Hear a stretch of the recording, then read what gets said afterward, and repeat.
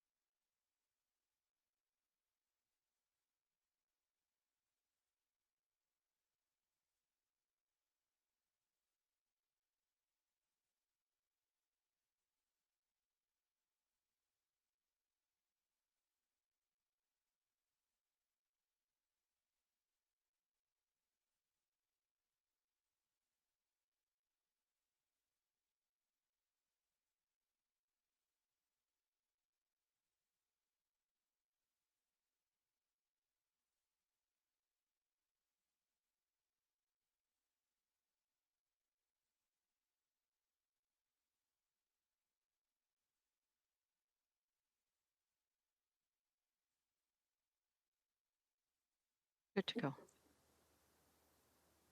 Thank you, Madam Clerk. Call the meeting to order. Members of the public are advised that our meetings are webcast live by the City of Hamilton and temporarily archived on the city's website, as well as a reminder that all electronic devices are to be switched to a non audible function during committee meetings. Members are reminded of the 5 minute time limit, which will be adhered to during this meeting. Members can submit another request to speak if they require additional time to ask questions or make comments.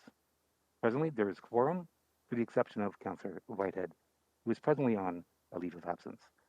Madam Clerk, are there any changes to the agenda? Yes, through you, Mr. Deputy Mayor, we do have quite a few changes to the agenda. At a communication item 5.1 is correspondence from Hamilton Acorn Tenant Union respecting item 10.2, the vacant homes tax and grant application for 540 King Street East. The recommendation is be received and referred to the consideration of item 10.2. At a delegation request, we have Darlene Wesley, Acorn Hamilton, respecting 10.2. Elizabeth Ellis, Acorn Hamilton, also respecting item 10.2. Carl Andrus, Hamilton Community Benefits Network, respecting item 10.4, which is considerations to implement a vacant home tax in Hamilton. Linda Lukasik, Hamilton Environment Hamilton, respecting item 10.4 as well. Veronica Gonzalez, Acorn Hamilton, respecting item 10.2. Dana Sparks, Acorn Hamilton, also respecting item 10.2. Kojo Damty, Hamilton Center for Civic Inclusion, respecting item 10.4. And we have 4 video delegation requests as well that will be played after all of the others. And they are from David Galvin, Acorn Hamilton, respecting item 10.4. Rebecca Guzzo, Acorn Hamilton, respecting item 10.2. Ali Shanner, Acorn Hamilton, respecting item 10.2. Bridget Howard, also respecting item 10.2. Change to the order and discussion items. Item 10.8 has been moved up to item 10.2, or sorry, 8.2, as there's a presentation with that report. Added general information, amendments to the outstanding business list. We do have several items that are being referred to the Planning Committee. And added private and confidential items. Item 14.4, Planning and Economic Development Realignments. And we also have item 14.5, which is the Red Hill Valley Parkway Inquiry Update. And staff have requested this morning, due to the number of external legal counsel that will be present, that that item be moved up to be heard first when we move into closed session. And the balance of the confidential matters will be renumbered. And that's it. Okay. Madam Mr. Clerk. Deputy Mayor, Yes. Who would like sorry, to it's speak? Councillor Pearson. Yes, Councillor. It's Councillor No. Pearson. I'm satellite. And Okay. I just wanted on record anything to do with Acorn, if it's to do with rentals, that I'm a landlord, and I will declare conflict, sir. That's on communications and the presentations. Yes, at the appropriate time, I will do the same, and I believe that Councillor Vanderbeek has consistently done the same as well once we get there. So I appreciate Yeah. your time. Thank you. Um, Thank you, sir. Now, getting on to the changes, and there were many of them. Madam Clerk, would you like to repeat all those? No, I'm kidding. Is there any discussion, though, regarding the amendments to the agenda? Hearing none. Hearing none? Okay. I'll look at Alicia now to see if there's any speakers on the queue, and there isn't. Thanks for that script note. May I please have a mover and a seconder to approve the agenda as amended? That's going to be moved by, I saw a hand, Farr and Clark. Moved by Farr, seconded by Clark. All in favor? And it's electronic vote, obviously.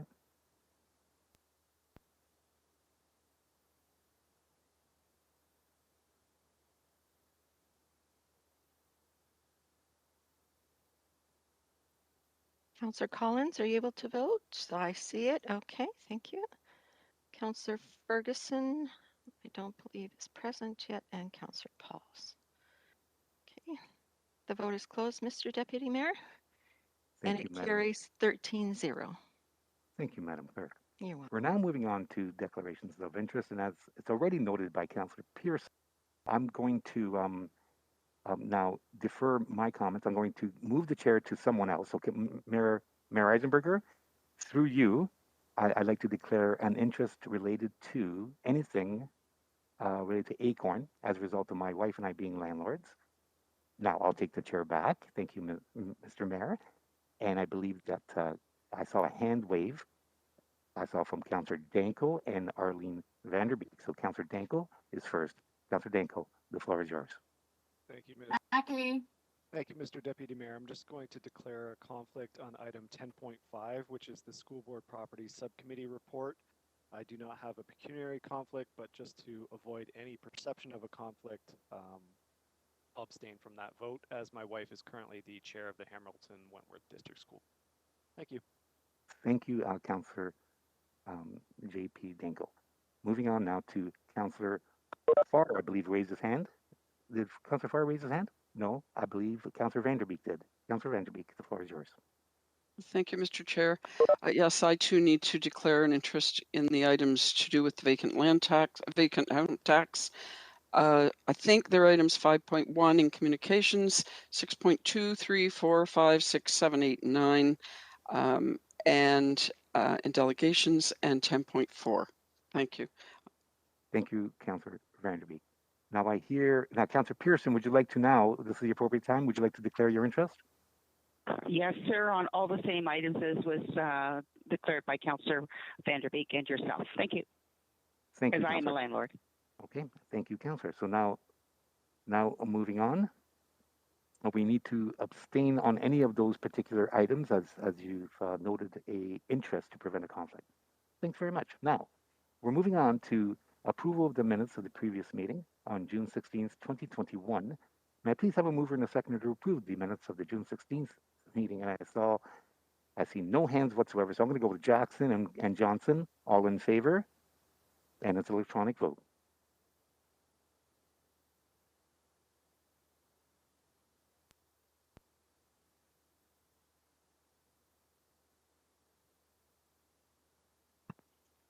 Councillor Pauls, are you able to vote? I can't hear you. All you have to do is vote. Thank you. And Councillor Collins? Okay, thank you. Councillor Pauls, do you just want to give me a thumbs up or a thumbs down, please? She doesn't have her headset on, so I'm going to mark her absent because she's... Okay, the vote is closed. Carries 13-0. Thank you, Madam Clerk. Moving on to item 5, which is communication items. And now, as mentioned earlier, we do have a number of interests, and to prevent the conflict, we need to abstain for those that did declare. So, may I have a mover and a seconder? And Madam Clerk, how do you advise that we vote on this to separate the issues? Through you, Mr. Deputy Mayor, we are going to vote on each item separately. In order to do that, I will combine the, I believe all of the delegations today are with respect to vacant land tax, one way or the other. One is the grant and the other is the report from staff. So anyone should abstain. It'll be marked in the minutes as a conflict. Okay. Okay. Thank you. You're welcome. So may I please have a mover and a seconder to put the communications item on the floor, which I believe we moved and we seconded. And yet. now, we haven't yet. So may I have a mover? Moved by Nan, seconded by Ferguson, all in favor, and it's an electronic vote.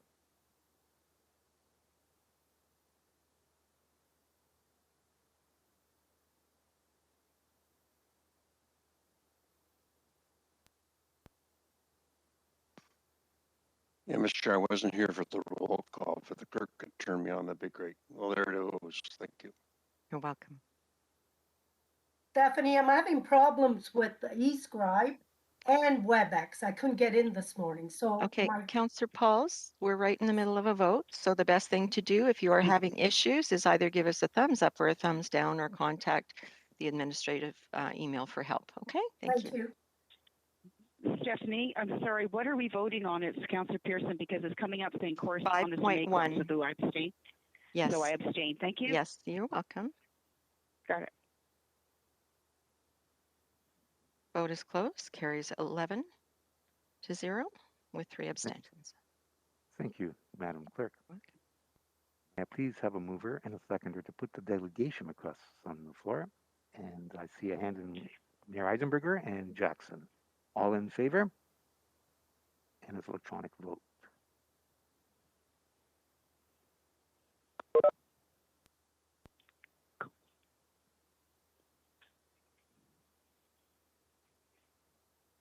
Councillor Pauls, would you give me a thumbs up or down, please? Thank you. Councillor Vanderbeek, are you able to vote? Well, I You have a need to question. abstain. I Then you need to abstain. some of them are not, or have nothing to do with Acorn. 6.1 is about the tech hub.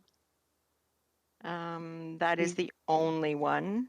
I can separate it out if you like, but all of the others are. Well, my question is, would I abstain to all of them regardless, or?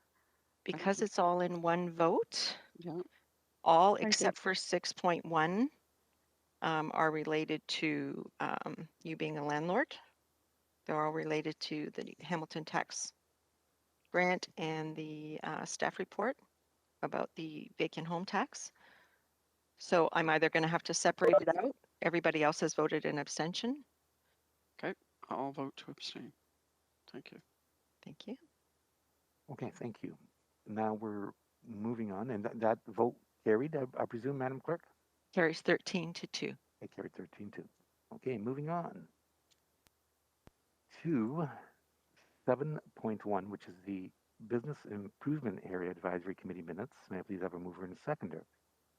And I see no one, so I'm going to go with Farr and Esther Pauls. All in favor and as an electronic vote.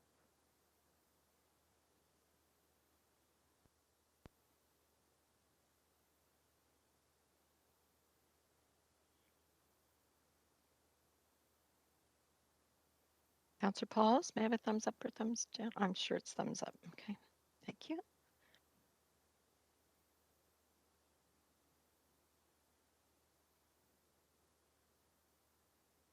That vote closes 15-0. Thank you. Thank you, Madam.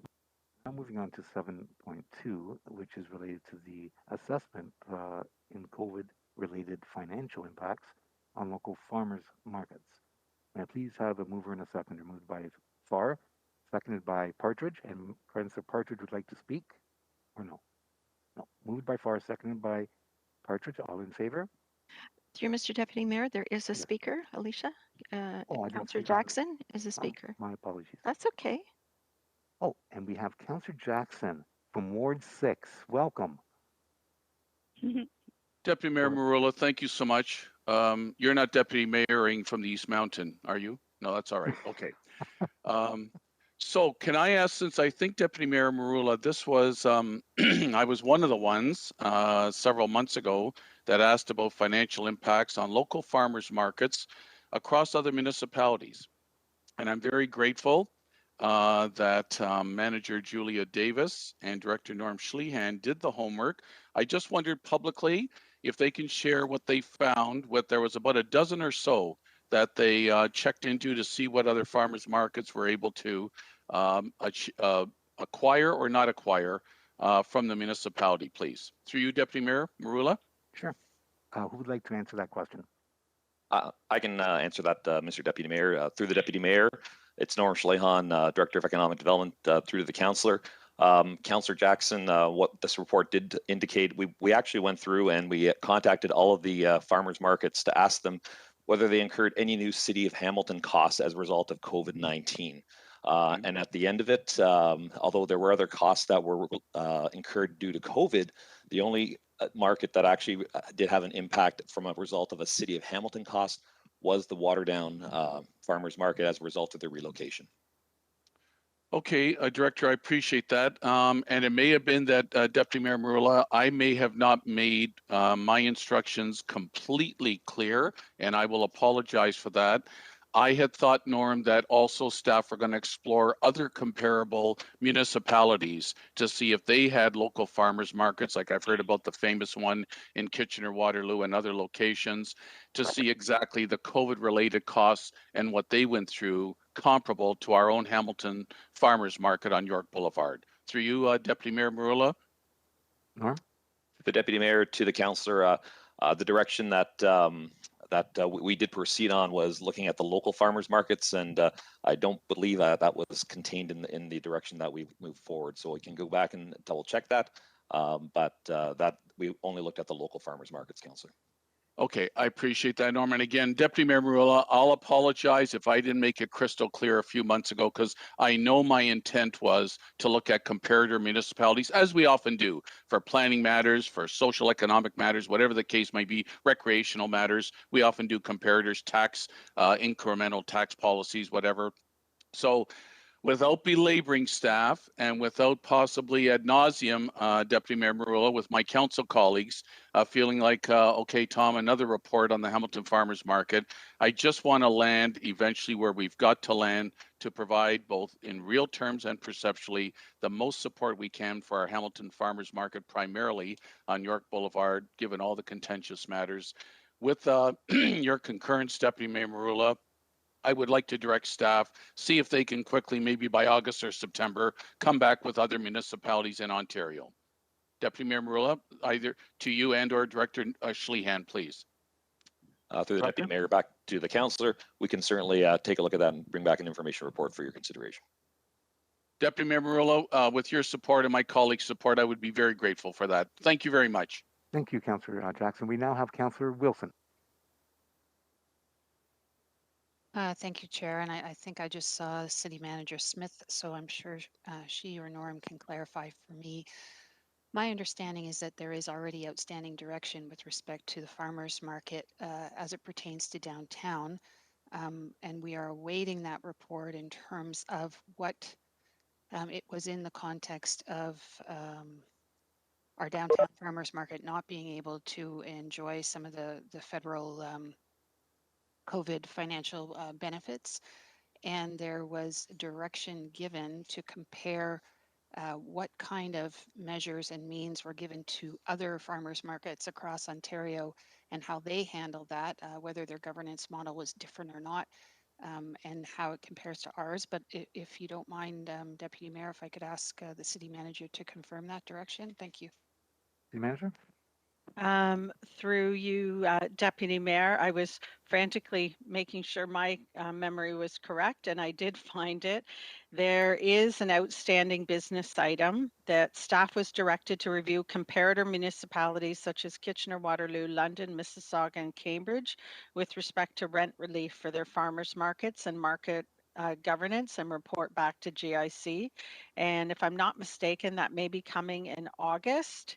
And then as well, there's the overarching review of the governance model for the farmers market that will be getting underway as well.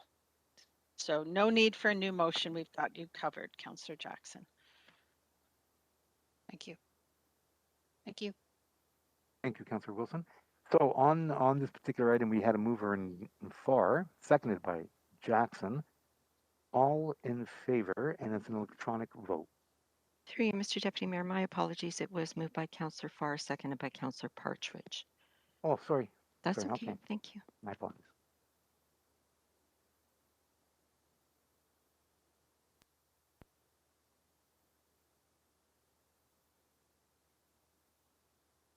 Councillor Pauls, can you give me a thumbs up or thank you so much.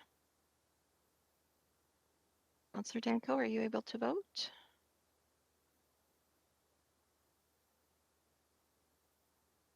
Okay. That vote is closed. Carry 14-0.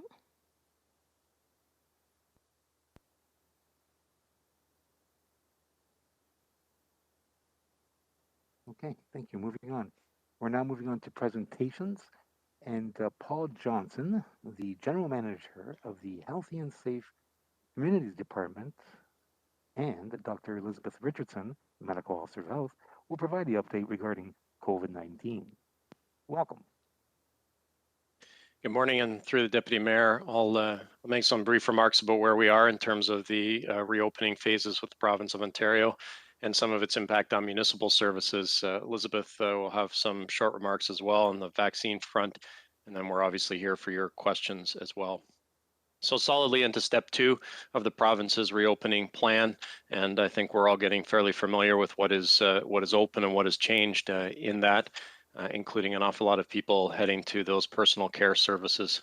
including myself. So those are some of the things that are happening, but lots of other activities going on in the community. From a municipal perspective, lots of outdoor activities that start this week. Our SUPI program, both the In the Park program with sign up for kids, as well as self-directed programs that are available for families who may want to visit the park as a family household and get some activities that they can do at a self-directed pace. Both of those started today.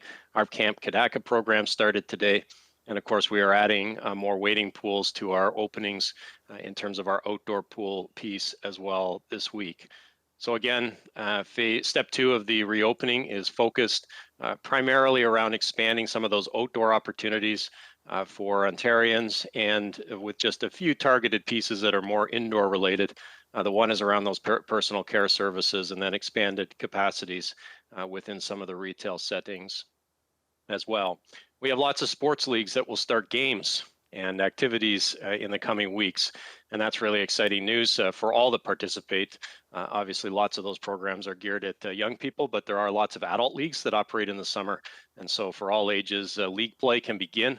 There is no limit on the number of players or the way that the games need to be played, except for the big one, which is they cannot be a consistent contact sport. So if there is consistent contact in the sport that's being played, it either needs to be modified to have no contact or not be played. But things like soccer, baseball in particular, those things are going to go full force, as well as obviously the things that have already opened around tennis and pickleball. So we are looking forward to that league play starting up very soon. One of the questions that we have clarified has to do with contact tracing within those situations, because spectators are now allowed also at a 25% capacity to view the outdoor activities. And our leagues are being contacted by Recreation beginning today. They will be responsible for collecting the names of the players, the coaches, and those who brought the players to the games, the parents or guardians of those players. And they will be responsible for collecting that information from a public health perspective for contact tracing, should that be required.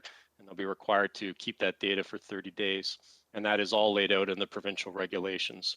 Where our question a little bit was, what happens if somebody just wanders by? We have 300 sports fields or so in the city of Hamilton. What happens if people are wandering by? They stop and watch a game for a little bit. They come and they go. The sports teams will not be responsible for tracking down every person that comes by the area and stops and watches for a little bit. It really is about those who participate regularly so that there can be some contact tracing. And again, all of that information will be made available to the user groups who have permits for the fields. And that's the other piece, is this is a requirement if you take out a permit to access our fields, which most of our leagues and teams do. If this is just a pickup game or families getting together, that requirement is not in place. So again, lots of activities that have been going last few days, more activities that are starting this week from a municipal perspective. From a municipal business perspective, appointments are now available at municipal service centers and City Hall, starting today for in-person service. And we will continue to monitor and expand those opportunities for walk-in services. We're expecting that would happen in step 3. But right now, appointment-based services are available, municipal service centers and at City Hall. And the next thing we'll be doing is preparing for step 3. Some of that has impact on city services. Indoor facilities for recreation, as well as indoor pools, are allowed to reopen under step 3. And so whenever that time comes, and there's all sorts of speculation about whether it'll be early, Dr. Moore, certainly from a provincial perspective, has said he's not so convinced that we're going to go real early into step 3. But whenever that happens, our recreation division will be ready. And as I say, we will look at all the other regulations and restrictions and accordingly start to plan for our own city services and provide some guidance for the community. So on top of all of that, the comment at the end of it is, while we're able to do lots more things and we're encouraging people to do lots more things, the encouragement also is to make sure it's done safely.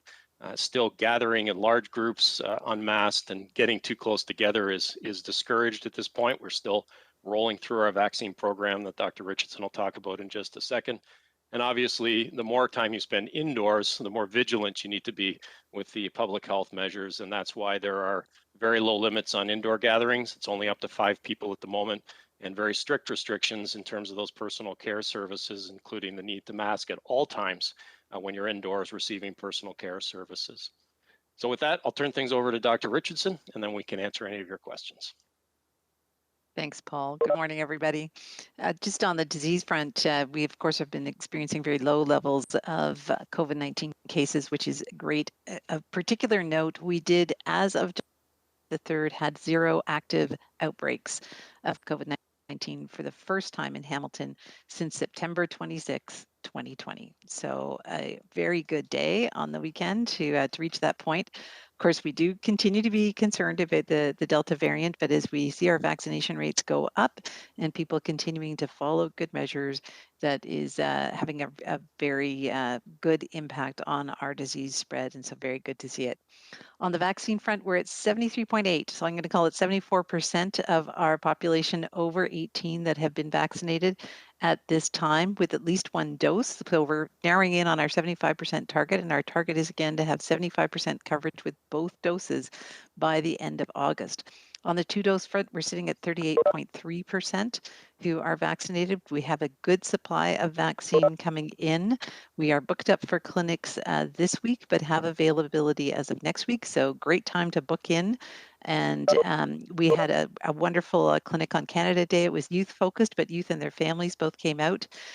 206, we planned for 200 people to be vaccinated at that mobile clinic that day.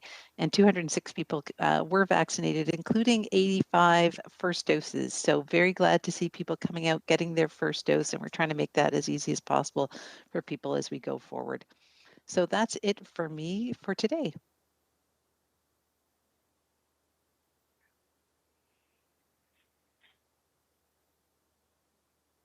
Thank you, Doctor, and thank you, Paul. We have no speakers that have been indicated. Oh, no, sorry, we have Councillor Wilson. The floor is yours. Thank you, Deputy Mayor. My question is to Dr. Elizabeth. Certainly, thank you, Dr. Elizabeth. That's promising news of 73.8 for those over the age of 18 with 1 dose. And I think you set a goal of 75% at the end of August for 2 doses. What I would like to focus in on, if you don't mind, we've had discussions in the past about the variability of vaccination rates within the city, and some of those postal codes that are perhaps not enjoying those kind of numbers.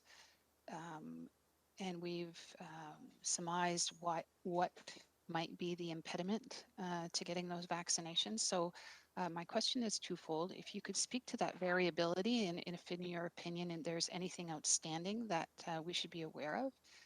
And my second question is if you could put Hamilton's profile compared to, say, the GTHA and how we're faring in terms of that variability. Thank you. Through you, Mr. Deputy Mayor. So in terms of variability, yes, unfortunately, we do still see variability by postal code across Hamilton. This is going to be an enduring issue as you know, the equity consider. Sorry? Deputy Mayor, You're breaking may I? up. Yes, Yeah. you're breaking up, Doctor. Thank you. Would it be possible, okay. Doctor, to just take the video off? That might help. Okay, thank you. Thank you. There we go. So hopefully this is better now. Yeah. All right. So yes, we do unfortunately still have that variability across Hamilton in terms of the vaccine uptake. And we see that in terms of first doses, second doses, and in terms of youth vaccination rates, although it's not exactly the same across all of those measures.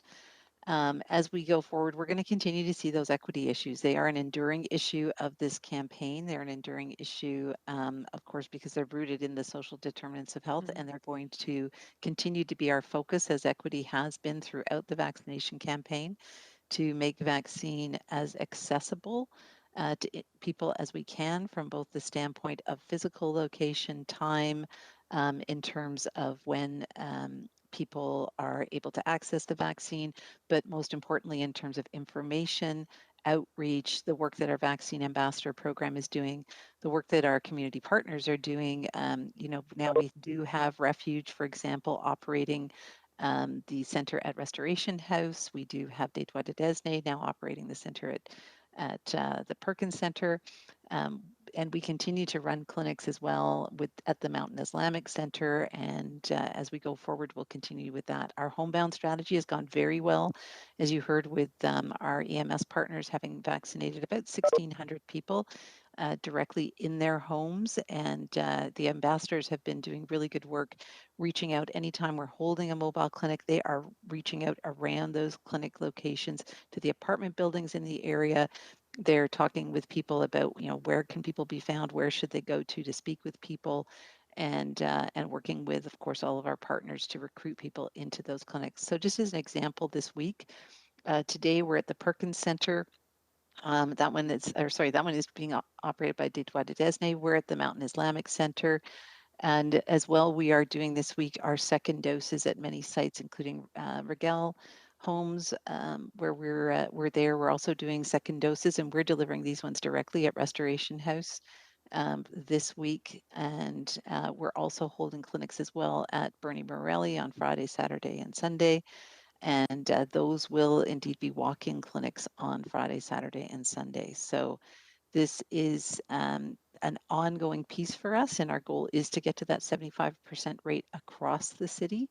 And it's going to be something we continue to work on as well with primary care partners. As you know, they're operating clinics right now up in Winterberry, as well as downtown at David Braley, and as well with our pharmacies, with many, many locations that are offering clinics across the community. But it's going to be an enduring issue, and one that we'll continue to work on, and we'll continue to track. In terms of comparisons with GTHA communities, I don't have something I can provide for you today, but perhaps we can look at that at the Board of Health on Wednesday. Thank you, Dr. Elizabeth, and thank you, Deputy Mayor. I'm glad you mentioned the Board of Health. If there is time within your busy schedule, rightfully framing it as the social determinants of health, which are determining, influencing these issues of equity, and how other communities may be seeking to deal with it. I do have two supplementary questions. And the first, you mentioned those postal codes where the vaccination rate is lower, and you mentioned it also. You mentioned high-rise apartments and ambassadors, and I'm wondering if you could speak to, do we partner with the owners and/or on-site superintendents in a distribution of information on those vaccination opportunities? Through you, Chair. Through you, Chair. The precise methods that the ambassadors use, they do use, of course, the groups that are in those areas. The community neighborhood associations, for example, are used. They do do some collaboration with the apartment buildings, but perhaps, again, I can bring you back something more fulsome at the time. And thank you. One other question in terms of midnight opportunities for those working shift work. Could you speak to that, please? Through you, Mr. Deputy Mayor, in terms of offering 24-hour clinics, we are not doing that. Our clinic hours are, from early in the morning, we operate through into the evening, and we operate 7 days a week across almost all of our clinic sites. And so we have found for those that are working shift work, because we're operating 7 days a week and we're operating usually about 11 hours a day, they are able to come in to be vaccinated. When we've spoken with others across who have done the 24/7 clinics, we don't hear that they have that they fulfill a great need on that front, and yet, of course, they're fairly expensive to run at those hours, and they don't necessarily get the throughput. So we're continuing with the schedule that we've got, that we do continue to get feedback across the board in terms of what would be helpful, what would people like to see. We did at one point hear about opening actually a little earlier would be greater, but we're not hearing that so much anymore. But we'll continue to be responsive as we go forward. But with the pharmacies actually being there, in neighborhoods and operating at longer hours, that might be why we're not hearing so much about that now. Okay, thank you. And if in advance of the Board of Health, if you wouldn't mind bringing forward that showed the variation based on that equity. So where in our city are we finding there to be the greatest turnouts for vaccination, and where are we having the lowest? And that would just help me in terms of overlaying those social determinants of health and in trying to understand that complexity. Thank you, and those are my questions. Thank you, Councillor Wilson. We now have Councillor Nan.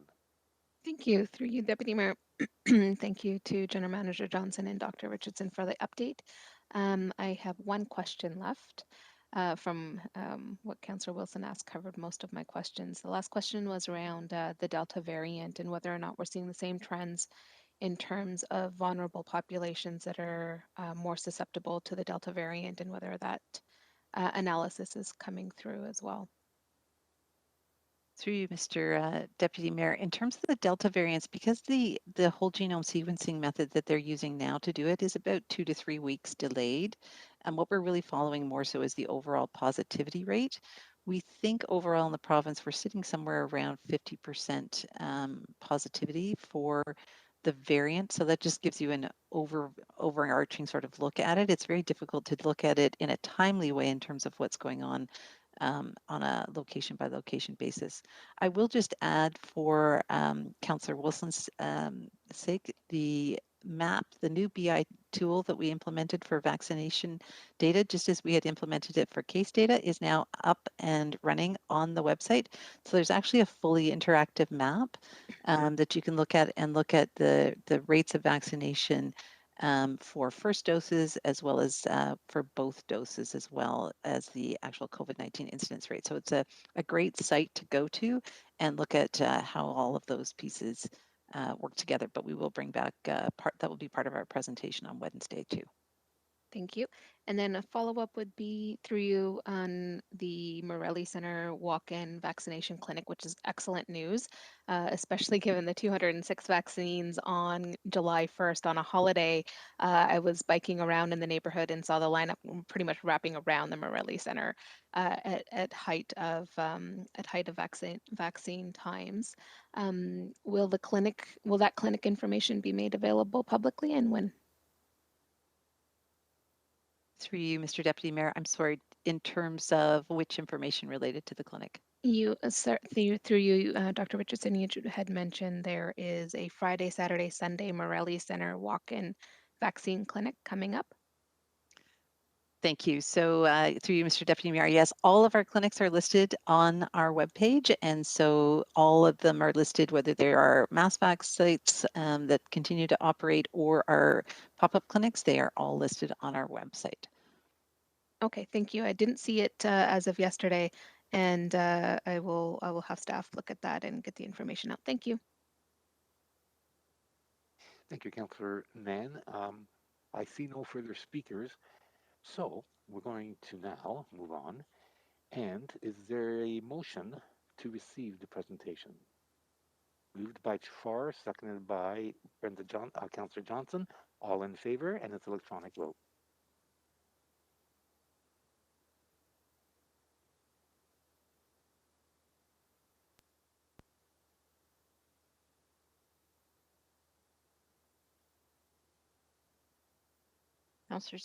Councillor Jackson, are you able to vote? Thank you.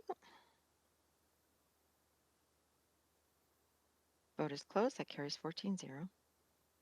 Thank you, Madam Clerk. Now we're moving on to 8.2, which is the Shadoka Creek Order, and Mr. Andrew Grice, Director of Hamilton Water, will provide the presentation for item 8.2. Welcome, Mr. Grice. Good morning, members of committee. Just give me 1 second here to get my screen shared, and if I could just get a verbal, if it's visible, that would be appreciated. Yes, it is, Andrew. All right, thank you, Stephanie. You're welcome. All right, so good morning, everybody. As mentioned, my name is Andrew Grice. I am the Director of Hamilton Water, and today I have a very brief presentation for you to provide an update on the Shadoka Creek Order. So I just have a dozen slides today, but it certainly is an important topic, so we did want to get in front of you. So I'm going to talk a little bit about the order itself, We'll talk about the two components of the order, that being the Shadok Creek component as well as the Coots Paradise work. And then I'll wrap up by talking about the Shadok Creek water quality improvement study that's been undertaken. So just as a reminder, because there has been a few different orders associated with the Shadok Creek work, that after a number of studies and discussions, the most recent ministry director's order was served against the city on December 4th of 2020. And although the order has various elements for the purposes of today's discussion, they can be summarized into two distinct parts. Part one being the targeted dredging in Shadok Creek to remove any sediment that is remaining from the spill. And then part two is strategies to offset the nutrient loadings that entered Coots Paradise in the Western Harbor but are no longer present. So I'll start off by doing the order update talking about the Shadok Creek component. And you may recall that we were in front of the General Issues Committee to discuss the Shadok Creek work plan prior to submitting it to the ministry on February 22nd of 2021. There's been a few discussions with the ministry over the last few months to clarify items, and recently, on June 11th, the ministry approved the Shadok Creek work plan. Now, it's important to highlight that the approved work plan shows that dredging operations won't start until Q3 of 2022, and this is driven by the length of time required to obtain the necessary permits to complete the work. And as we've highlighted in some of our earlier reports, there are approvals required from the conservation authorities, the Ministry of Natural Resources, Ministry of Transportation, Transportation Canada, Department of Fisheries and Oceans, Ministry of Heritage and Culture for archaeological elements, as well as the Ministry of the Environment for species at risk. So a lot of permits required to enter the work and complete these tasks. Of these, it is the species at risk that requires the most time from a federal and a provincial standpoint, and that is because there's a lot of field work and surveillance work that is required to even initiate that permitting process. Currently, we're set at about the 30% design stage, and we actually just had a meeting with the ministry and with the Royal Botanical Gardens last week to gain their input, and we're now moving towards our 60% design milestone. So we wanted to make sure we were moving as quickly as we could, and in the absence of having the ministry approval, we have been doing a lot of field work over the last 4 months. In April, LiDAR drone mapping was completed to capture a topographic survey of the creek to support the dredging locations. We've also done some additional sedimentation investigation and sampling to refine our targeted dredging areas. And we just recently completed a request for pre-qualification of contractors that will ultimately complete this work. That is now wrapped up on the city end, and letters will be going out to the successful proponents very shortly. Other works that continue to happen are the species at risk surveillance for various species of various species of bat, as well as the Blanding's turtle, freshwater mussels such as the lilliput mussel, as well as the American eel. We're continuing to engage with the Indigenous community as part of the project and the permitting process. And finally, we're pre-consulting with all the permitting agencies in an effort to increase the turnaround time for those approvals so we can get started as quickly as possible. So moving on to the Coots Paradise component of the order, we were in front of GIC in March to discuss the Coots report prior to submitting it to the ministry in March 22nd of this year. And at the same time as they approved the Shadok Creek work plan, the ministry approved on June 11th, the Coots Paradise report, and that started the 6-week time period that the city has to submit the formal Coots Paradise work plan. The Coots Paradise report required a number of components, such as consultation with the landowners, that being the Royal Botanical Gardens, an evaluation criteria for offsetting those nutrient loadings, as well as looking at short and long-term solutions to offset these impacts. Our consultant, who is Wood Environmental, is diligently working on the development of this work plan, and we're targeting to meet the ministry deadline submission of July 23rd. So unfortunately today, the plan has not yet been finalized. So what you have in front of you as part of the staff report is more of a menu of options that we are still considering as we are discussing these with the ministry and the Royal Botanical Gardens. And unfortunately, due to the non-aligned committee cycles and the ministry deadlines, it's our intent to have this discussion here today and then submit via communications update the finalized work plan before it goes to the ministry for formal submission. So moving on to the water quality framework study in Shadok Creek, which we typically call the framework study. This has been discussed at numerous times at Public Works Committee as well as the General Issues Committee. And this project is focused on evaluating the Shadok Creek watershed more holistically and looking for opportunities to improve water quality at the water's edge and even further upstream. You may recall that I restructured Hamilton Water in late 2020 to create a watershed office, and the mandate of this group includes our source water protection in our rural communities and our headwaters, as well as these broader watershed initiatives, such as our surface water quality program that we presented to Public Works Committee in June, and the water quality framework study that you see here today. Although this study was led by the city and our consultant, who was GM Blue Plan, supported by Wood Environmental, it was really done in collaboration with all of our stakeholders. We had Mark Runciman at the time and Tice from the Royal Botanical Gardens. We had Lisa and Scott from the Conservation Authorities, Kristen O'Connor from the RAP Office, Chris McLaughlin from Barrie Restoration Council, Linda Lukasic, who's on the line today for a later item from Environment Hamilton, was also at the table, as well as partners from MTO and other jurisdictions as well. We had numerous workshops to brainstorm different ideas and review these solutions or these options together. The outputs of these studies were some long-term and short-term capital investments, some potential operational changes, as well as some policy development that can improve the overall health of our watershed. So I did just want to talk briefly about this, and I pulled these directly from the report. And I think it's important we highlight this because this is why we wanted to examine the watershed on a whole and not strictly focus on the CSO tanks and the traditional gray infrastructure. So through data collection and modeling, you can see in this picture on the left that in an average year, the majority of phosphorus loading that is entering Shadok Creek is coming from our urban stormwater system and not the combined sewer network that is often believed.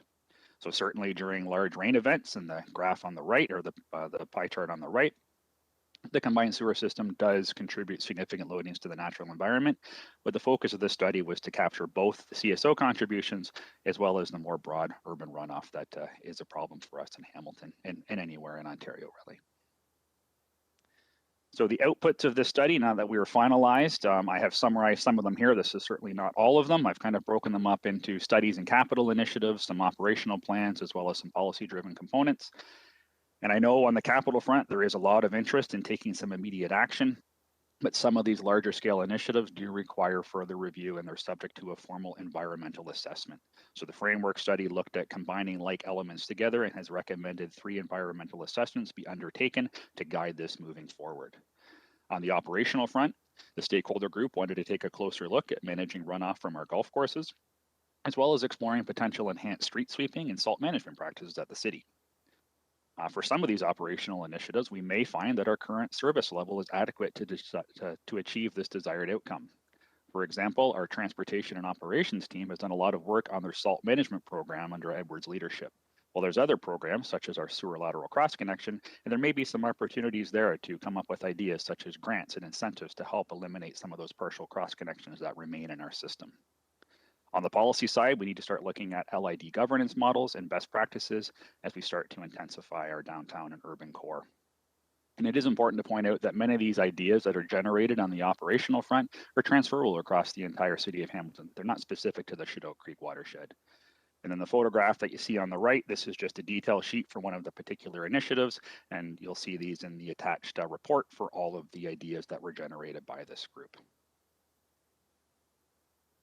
So I do want to talk a little bit about the framework study versus the order, because I think there has been some confusion over that. The framework study was initiated independently and prior to the issuance of the ministry director's order.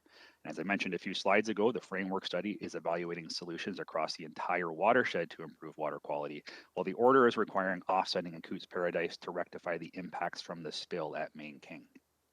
If you add up all the initiatives, or the initiatives generated in the framework study, it exceeds $200 million over the long term. This far exceeds the requirements for offsetting as stipulated in the director's order. However, it is our intent to use some of these initiatives from the framework study to satisfy the conditions of the order. But the framework study and the order are not one and the same thing. And I want to wrap up my presentation by talking about some of the quick wins that we're working on. I'm recognizing that dredging operations are not going to occur until 2022. We've been working in the background with the ministry and the Royal Botanical Gardens on some smaller scale initiatives that can be implemented this summer that will help improve water quality. We certainly need to be selective in choosing these solutions. We want to make sure they're usable after the large scale dredge operations, so we don't want to have any throwaway investments. But some of the ideas that we're looking at are floating vegetation mats that can absorb some of the excess nutrient loadings, as well as looking at localized small scale aeration for these particular anoxic zones that could benefit from increased dissolved oxygen. So we'll keep everybody posted on that front as things move forward out through the remainder of 2021. And that was really it today. So a relatively short presentation, but happy to take any questions that you may have. Carrie Vanderperk is with me today from Hamilton, City of Hamilton, to answer any questions you may have about the order. And I also have Chris Hamill from GM Blue Plan, who led the framework study, if there's any technical questions about the study itself. So with that, I will stop sharing my screen and answer any questions you may have. Thank you, Andrew. Moving on, we do have two councillors with questions, and Councillor Wilson, the floor is yours. Thank you very much, Deputy Mayor, and thank you to Andrew for that presentation and for the accompanying report to Carrie. I just have a few questions, but I would like to begin. I noticed, Andrew, in your presentation, you referenced ongoing consultation with Indigenous nations.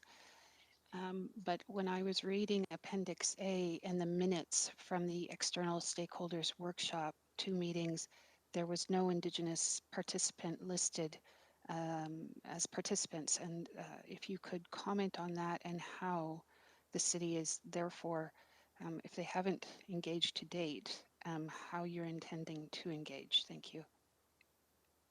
Certainly, so through the chair. So this again is the distinguishing piece between the order and the framework study. So within the framework study itself, so Appendix A that you're referring to, we did reach out to the Indigenous water walkers and made them aware of the work that we were doing, and we had a few consultations with them. They did not attend any of the workshops that we held, but certainly we did have discussions with them.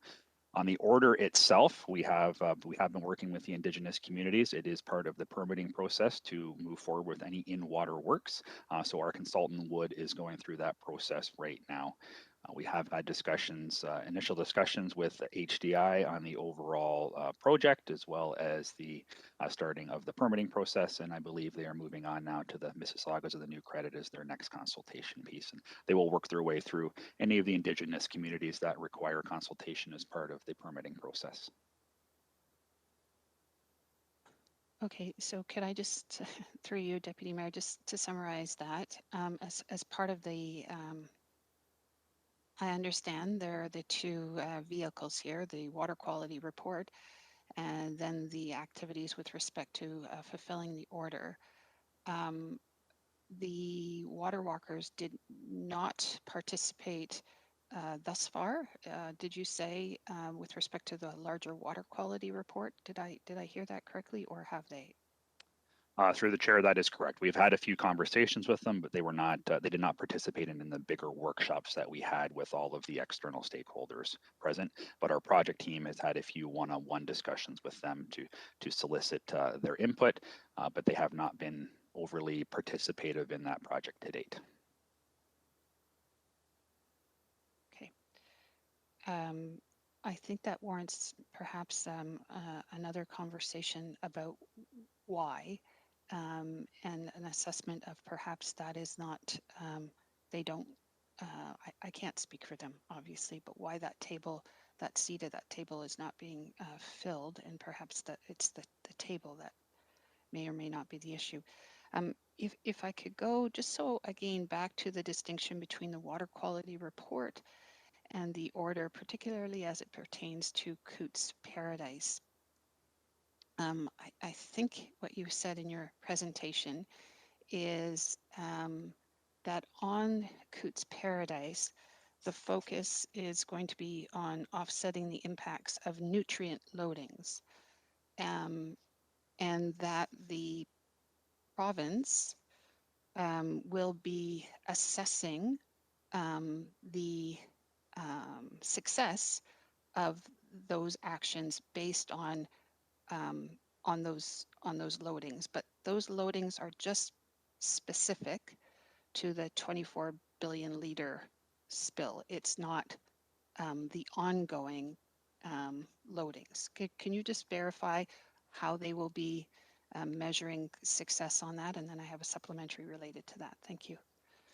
So through the chair, Councillor Wilson, you are correct. That is right. They will be looking at the impact of the spill and offsetting those loadings. It's not the historical and ongoing loadings. It's specific to the spill from 2014 to 2018. Okay, if I may, furthest thing from a scientist here to you, Deputy Mayor. The thesis of the water quality report is that Chedoke Creek and Cootes Paradise are suffering from historic design issues and ongoing points of contamination. And this is occurring in dry weather and in wet weather. So how will the province determine the success of those measures done for Cootes if in fact the body is being constantly infected with contaminants every day? Through you, Deputy Mayor. So through the chair, and that is really the intent of the framework study, is to look at things beyond the spill and what can we do for improvement. And that's kind of that laundry list of options that you've seen in front of you today. The ministry will be gauging success based on the loading. So we know from a period of 2014 to 2018, when the spill was identified, that the volume released was 24 billion liters, and we can determine based on modeling and sampling what the values of phosphorus and ammonia and metals that were released to the environment. So the projects that we will be implementing need to show that we are offsetting that volume of loadings in the future. And it doesn't have to be instantaneous offsetting of those loadings. It may be something that is achieved over a number of years, but that is what the ministry will be using to gauge the success of our program. And it is up to the city to justify that. So we have to show the ministry what we are doing, but we also have to do the ongoing sampling and reporting to them to show them what we did is actually achieving what we told them we would. Okay. Just before we continue, Councillor Wilson, with all due respect, I was just advised that the 5 minutes has lapsed. So if you'd like to close it up, or perhaps. No, yeah, please put me on a loop until I've exhausted all my questions. Thank you. Thank you, Councillor. Now we have Councillor Ferguson. Yeah, thank you, Mr. Chairman. Tell me if my video or my audio is breaking up. I'll You're turn all the good, video. but I noticed you had an issue with a fly earlier. You had the fly swatter out. I had a party here in the weekend. The house has got a few flies in it, so I'm trying to catch up to them. Oh, So through you, Mr. Chairman, to Mr. Grice, Andrew, thank you for your report and quite a thorough consultant's report. I have a couple of questions. Number one is 2 dailies on the weekend, and particularly the Hamilton Spectator, above the fold headline was $150 million to clean up Chedoke Creek. And I've gone through the Wood report and I can't find that number. If I go to page 184 on Appendix A, this is the report. It has some 32 recommendations, but a number of them have already been screened out with wide ranges in cost. So can you tell me, or do you have any idea where the $150 million comes from that was reported in the media? So through the chair, that specific number, no. I will say that in generally speaking, if you were to add up the initiatives within the Chedoke Creek framework study that has been completed by GM Blue Plan, it does represent a significant investment.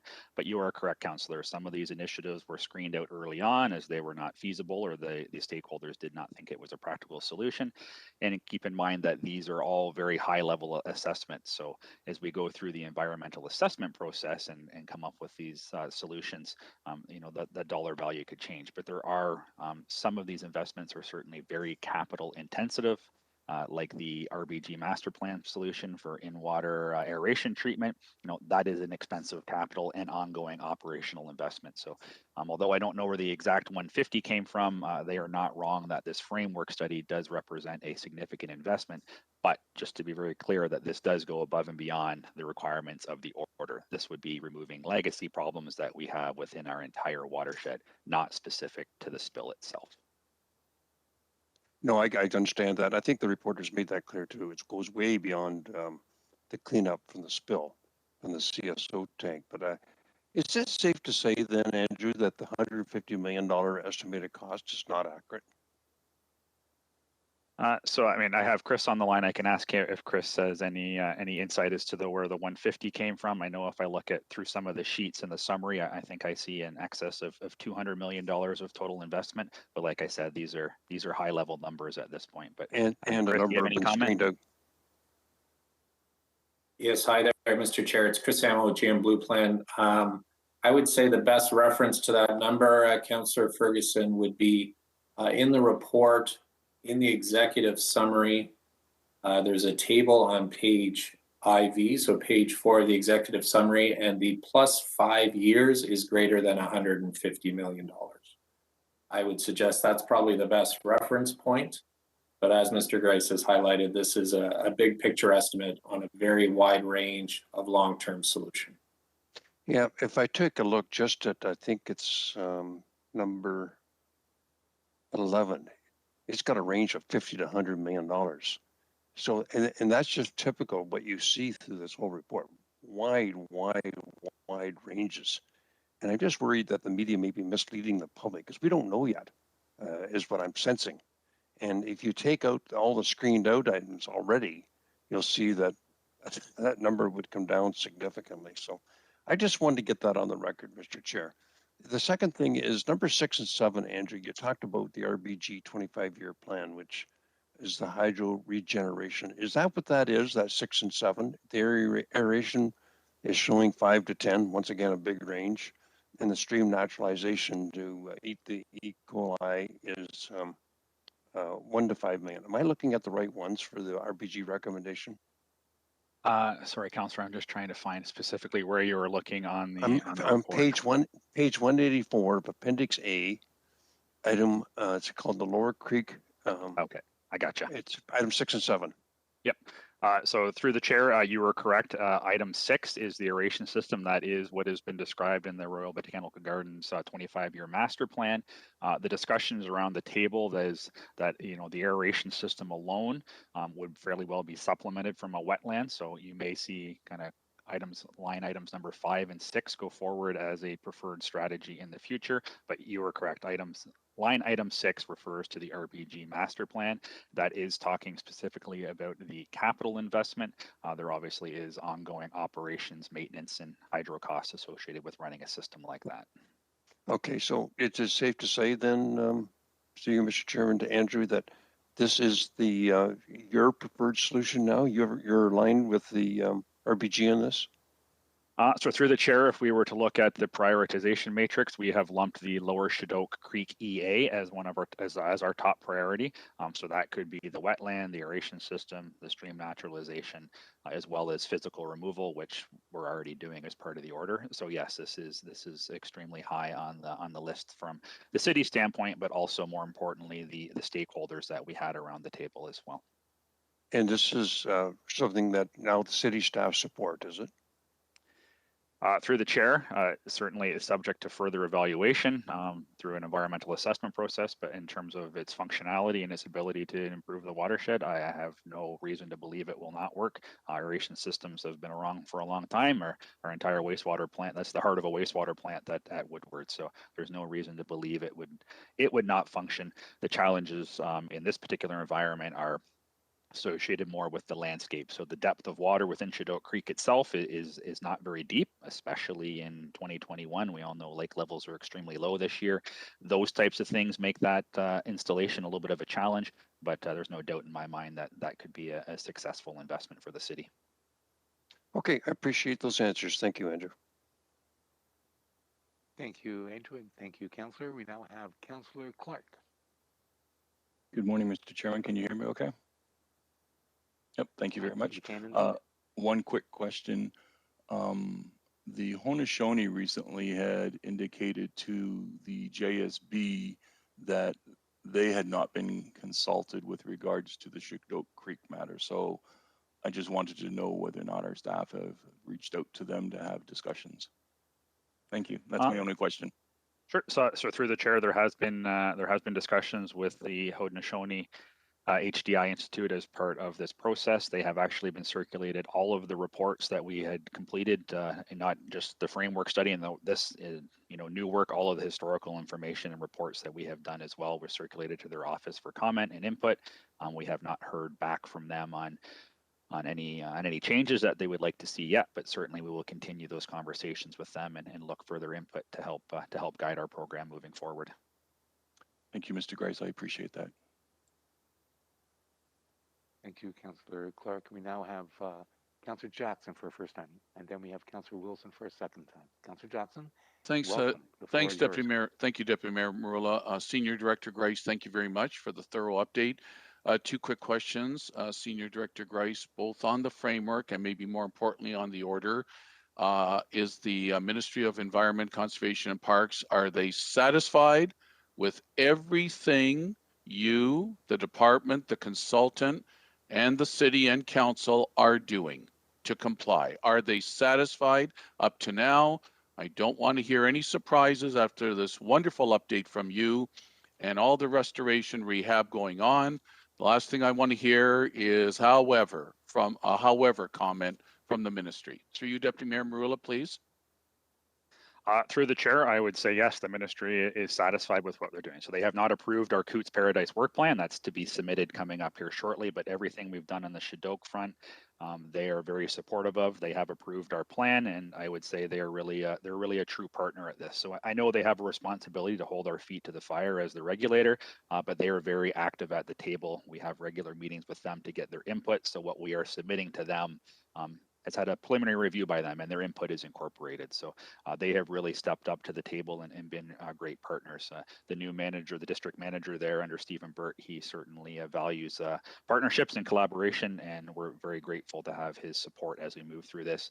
And not just the ministry, also the Royal Botanical Garden. So most of the meetings that are occurring are between ministry, the city, and RBG to make sure that we're getting feedback and input from all of these parties. As I mentioned in the presentation, we're at the 30% design review, and we just had a meeting with the ministry and RBG to discuss that. So I would say yes, all players are working very cooperatively together. I do think everyone does want to see immediate action, and that might be the one pain point is some of these things are going to take time, but we're all in the same mindset that no one want to right this wrong more than myself. So we're all moving in the same direction. Senior Director Grice, thank you very much. You've tremendously raised my comfort level with the assurances of your public remark and answer to my question. And you must have been clairvoyant because I said I had two questions.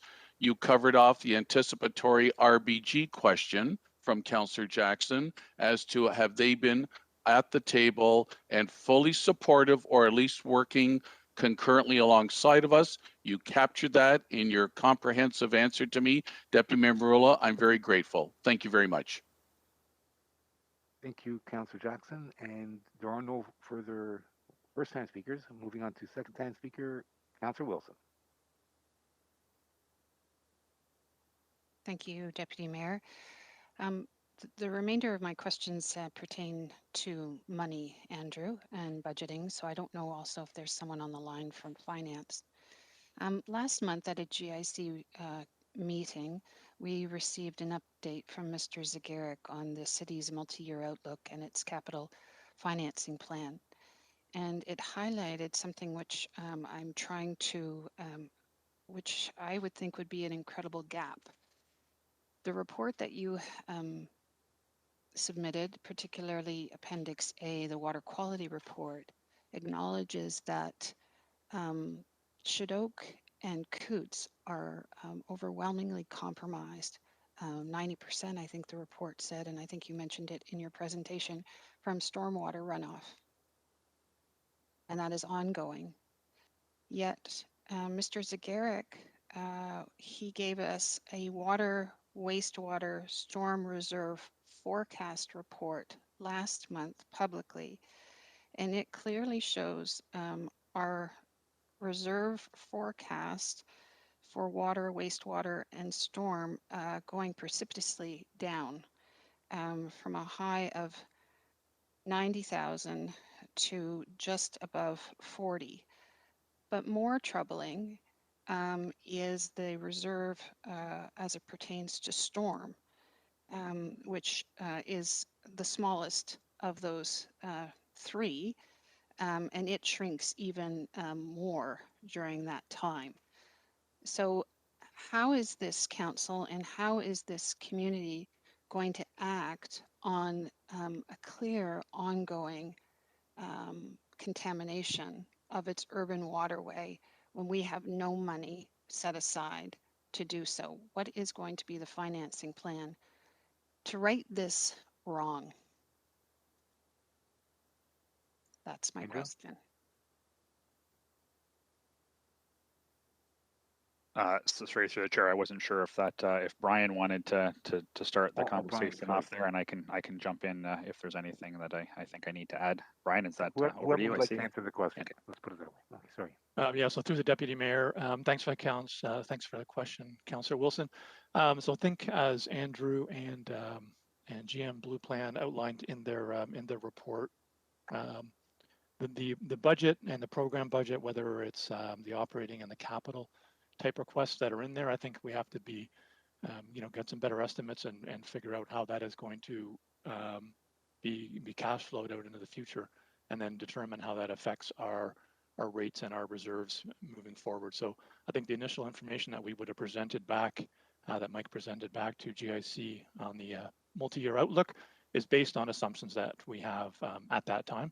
So as new information becomes available, we'll be building these better estimates into the future years and determining what the best course of action is, including bringing back recommendations to committee on the budget. So whether we need to increase debt and the related impacts that debt would have on the ratepayer as far as financing those debt payments in the future, or whether we would then increase contributions to reserves to build up those reserves to cover those future costs. Those are some of the options that we would have to bring back at a future date in preparation for the next capital budget.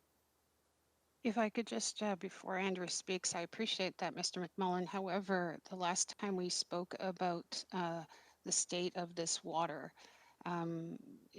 Zagaric stated that it would be appropriate for this city and this council to bring forward a financing plan that would assist in dealing with these legacy issues and this ongoing environmental assault on this waterway. And whether we're off by 10% or 25%, clearly what the reserve tells us is we're not going to be able to get there with the profile that is provided for us without a massive injection of federal or provincial subsidy. So I guess my question is, the water quality plan is inspiring and responsible, but we don't have a stormwater fee.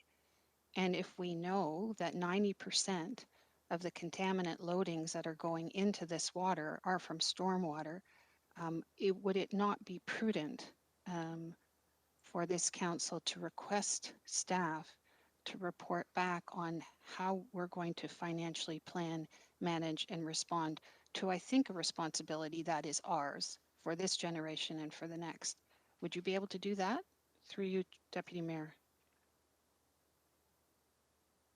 So through the chair, I can start again. Brian McMullen, Director of Financial Planning, Administration and Policy and Corporate Services. So yeah, that would be prudent to bring back a financing plan related to the stormwater. So that obviously could include a number of things, which would be including specific rates that we might want to have related to stormwater. And I know Public Works was looking at a report on the storm water rate. I don't know if Andrew, if I missed that when it was maybe coming back to committee or council, and whether that was an information report or just a recommendation report. I don't know, Andrew, if you can answer that. So through the chair to the councillor, so certainly maybe I should have expanded upon this in my presentation. Under the policy development from the framework study, there was a stormwater management policy and low impact development. Also very clear from the stakeholders around the table that they wanted to see a stormwater fee to support some of these investments. So that's something that is identified in the study and something that the city will be looking at and bringing information forward to committee and council for consideration. We were in front of GIC last year with an update on where we stand from a stormwater rate perspective, and we're currently working on a gap evaluation in our stormwater program, and I believe that report is scheduled to come to committee in September of this year to show you what we're doing, what we're not doing, and really where those gaps exist and how we propose that we can possibly close those. But you are right, Councillor, the funding for our stormwater program It certainly does not exist to this magnitude, and I always want to remind council that with the funds that we do have available to us, we always tend to prioritize our water systems for obvious reasons, but that does mean that our stormwater systems are not getting the investments that maybe they should.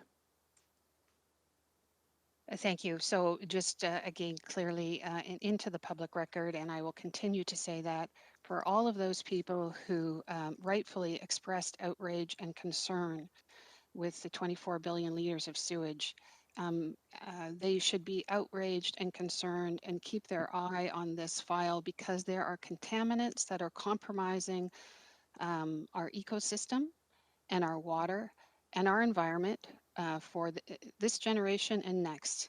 And 90% of those contaminants are coming from urban stormwater runoff. And we are one of the very few municipalities that has no funding, dedicated funding mechanism to help us deal with that reality. And we will not be able to improve our water quality. We will not be able to improve our natural environment. We will not be able to do the responsibility which is ours in the absence of a dedicated financial plan. And I will keep expressing that, and I will keep doing it anytime I have, particularly coming up to the municipal election, so that constituents who expressed a concern and an outcry with contaminants understand that those contaminants will not be able to be addressed in the absence of a funding plan. Thank you, Deputy Mayor, and those are my questions and comments. Thank you, Councillor Wilson. We now have no further speakers on this particular item, and on 8.2, may I have a motion? And I'll move by Wilson, seconded by Jackson.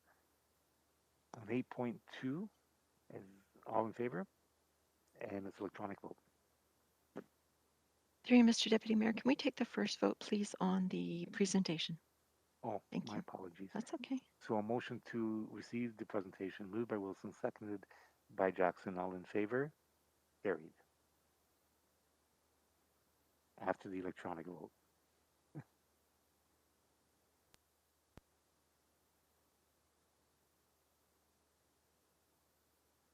Thank you.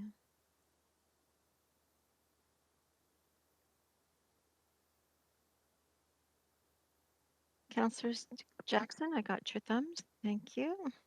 Councillors Partridge, Ferguson, and Danko, are you able to vote?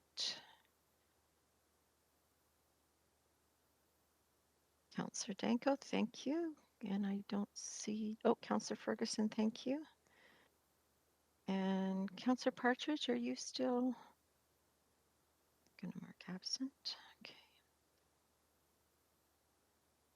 Vote is closed. That carries 14-0. Moving on to 8.2, we moved that up, and that's moved by Wilson and seconded by Jackson, and it's an electronic vote.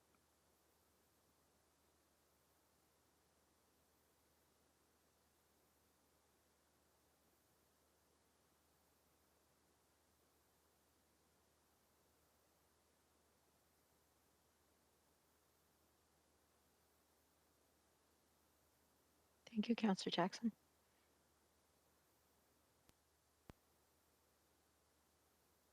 Vote closes, carries 14-0. Thank you, Madam.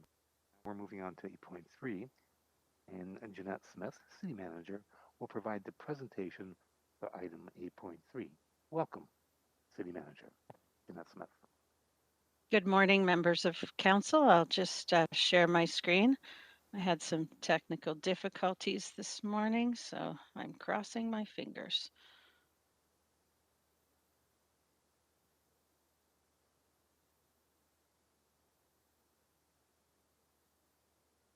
If you could just confirm you can see it.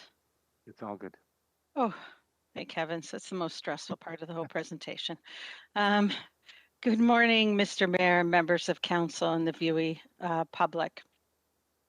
It's been almost 8 months since my last performance accountability and develop presentation to council. It's also the second time doing so virtually. and I'm optimistic it is the last time I will need to do so, given the significant progress Hamilton Public Health Services and its healthcare partners, supported by many city staff, are making on our city's vaccination rollout. While we still have more work to do to increase the vaccination rates and prevent outbreaks, particularly from the Delta variant that Dr. Richardson mentioned this morning, we are shifting to our new normal as the Ontario government moves through its three-step roadmap to reopen the province. And this will enable us to do more of the things we love to do in our city. When I last appeared before you, I let you know about the impact of the pandemic on our work and our workforce, as well as the focus that staff had continued to place on your term of council priorities. In addition to responding to the continually changing COVID landscape, we made some very strategic decisions and investments to protect our community. These investments include increasing spaces in the shelter system, increasing public education, and enforcement of COVID protocols, and enabling 25% of our workforce to work remotely. At the same time, we have also continued to focus on the term of council priorities as outlined on this slide. While some work has definitely slowed down with such a lengthy and evolving emergency response, staff was able to move some key priorities forward, which is no small feat in these times. Several key strategies and plans approved by Council in my first year continue to drive our work, including the 10-year Housing and Homelessness Action Plan, the Urban Indigenous Strategy, and corporate climate change mitigation and adaptation goals. You'll recall that I also committed to Council to further supporting these efforts through the City Manager's Office. This support focuses on assisting the city to better harness and use its data, ensuring our challenges and opportunities are better understood by higher levels of government, and by advancing our equity, diversity, and inclusion efforts. I'm pleased to say that since I was before you last, much progress has been made. As you heard from Dr. Richardson, our vaccination program that was not on the immediate horizon last fall when I presented is going very well, with 73.8% of adults 18 years plus and 59% of 12 to 17-year-olds receiving a first dose of vaccine, and 38% completing their vaccine series. The sustained emergency response continues to have a significant impact on the city's workforce, as outlined in this slide. From a quarter of city employees working from home to over 450 staff redeployed, and there have been an increase in the need for mental health resources and supports for staff. While in the midst of the pandemic response, recovery work began with the Mayor's Task Force on Economic Recovery. Many representatives from across our city and business sectors provided their expertise and insights to develop 103 recommendations for Council's consideration. To date, 50% of those recommendations have been completed or are underway, including freezing many city fees at 2022 levels, additional funding for business improvement areas and digital Main Street, establishment of a COVID concierge service, approval of surety bonds as financial security option, and a consistent advocacy to senior levels of government on business supports, mental health and addiction needs, the necessity of increased childcare spaces, and support for tax deferral programs and federal trade policies. While these are but a few of the initiatives that have come out of this important work, the task force recommendations and the Just Recovery policy recommendations, many of which are consistent, will inform staff work moving forward. These efforts are in addition to the ongoing planned work of the city, which is slowed but not stopped. Over the past few months, the city has also seen the approval of the corporate energy and sustainability policy, the approval of the Green Fleet strategy, the acceleration of the home energy retrofit opportunity detailed design study, the Vision Zero dashboard and monthly education campaigns, approval of the corporate privacy policy to ensure we remain diligent about our legislative responsibilities and principles of privacy by design. Staff and partners completed the Community Safety and Wellbeing Plan. Council approved the Downtown Entertainment Precinct Master Agreement, resulting in an estimated $155 million in savings to taxpayers over 30 years. The Equity, Diversity, and Inclusion Framework is being informed by a current state assessment, and a new independent board was recruited for the Hamilton Anti-Racism Resource Center. As mentioned earlier, COVID-19 recovery will be a focus for staff in the weeks and months ahead.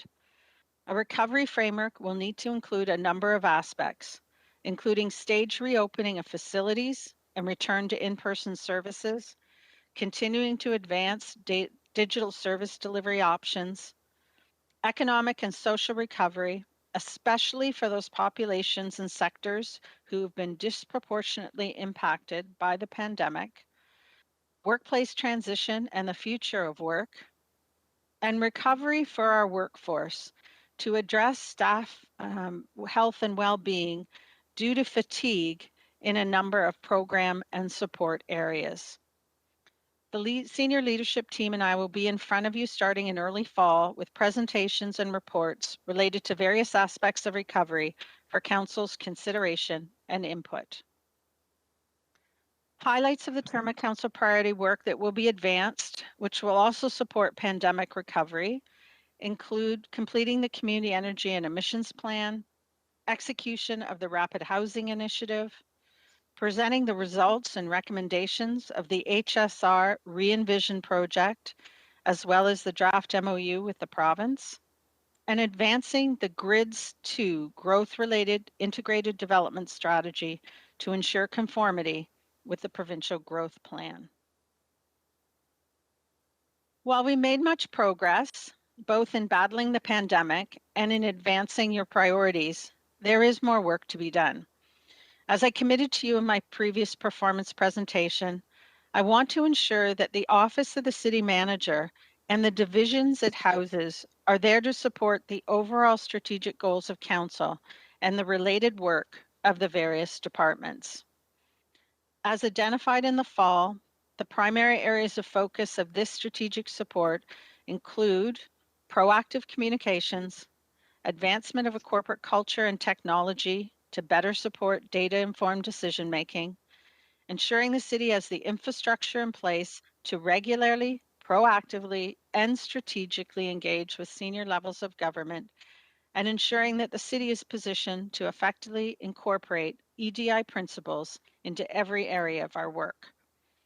While I can acknowledge that more work needs to be done in these areas, I'm pleased to say we've made progress on key performance dashboards developed by Human Resources, as well as customer service and Vision Zero dashboards.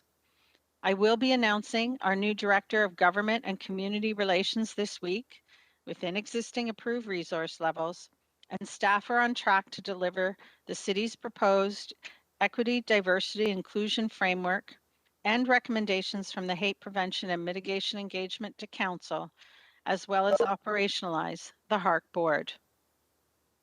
In addition, the second iteration of the Our People survey for all city staff will be undertaken this fall to better understand the impact of the pandemic and provide data on our employee engagement and areas for improvement. While it has been only 8 months since I last presented to you, I think we can all agree it has been 8 months, and in fact 15 months, unlike any others we have experienced. In addition to dealing with the unprecedented public health crisis, we have seen some significant shifts in our country and our community's expectations of equity, economic recovery, how we care for our seniors and most vulnerable, and the role municipal governments occupy in our society. I appreciate that our council will want to continue to meet these shifts and the new realities of a post-pandemic Hamilton. And I, as your city manager and the administration I oversee, are committed to assist you in meeting your collective priorities. Thank you. Thank you, City Manager Smith. And we now go to any questions or speakers about hearing or seeing none.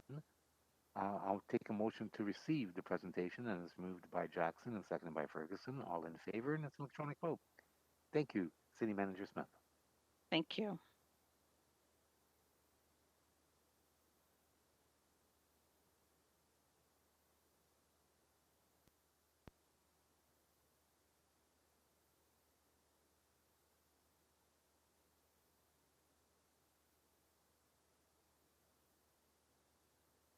The vote isn't showing up properly on my eScribe. Thumbs up then? Okay. Thumbs up. Oh, there it is. Vote carries 15-0. Thank you, Madam. Now, moving on, we're going to public hearings. Members of committee? Oh, through you, Mr. Deputy Sorry, I Mayor, think I just made an error. I might have missed something. sorry, Madam yes, Clerk? please, if you could just receive a motion to receive the report. Yes. Motion to receive the report moved by Ferguson, seconded by Jackson. All in favor, and as electronic vote.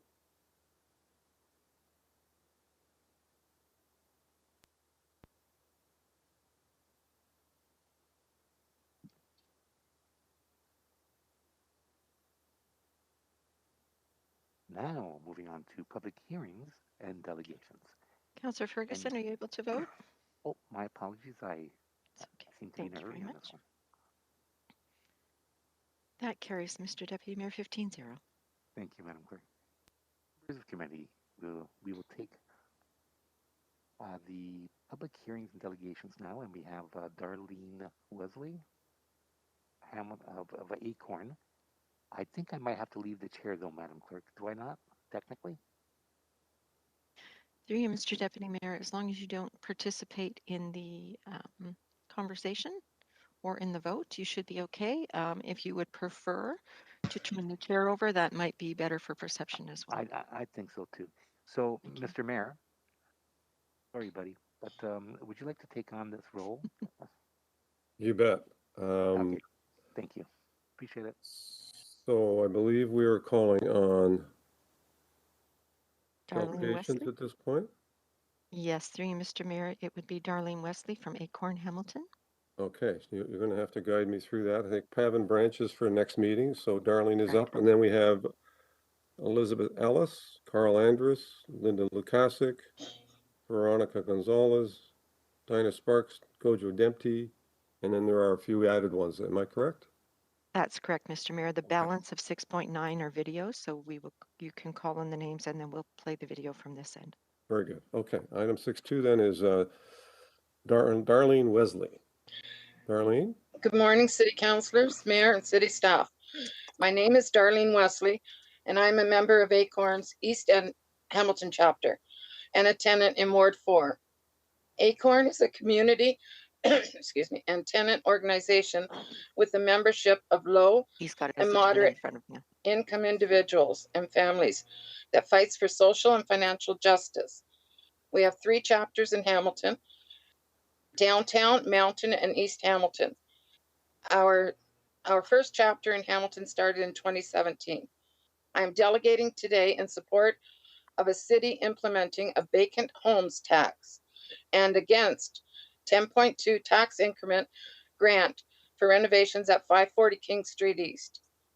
Hamilton is in a housing crisis, and we need to be doing everything we can to protect the tenants and discourage speculation and prevent tenant displacement. As a tenant facing rent eviction myself, I know what it's like to have a landlord who is only concerned about increasing their profits. Housing is a human right, but tenants are treated like a paycheck. A recent report by Hamilton Community Foundation found rents in Hamilton climbed 49% over the past decade, more than double the cost of living increase. In the past year alone, rents for a 2-bedroom unit jumped 25%. There is a strong economic incentive to force out long-term tenants paying below market rents.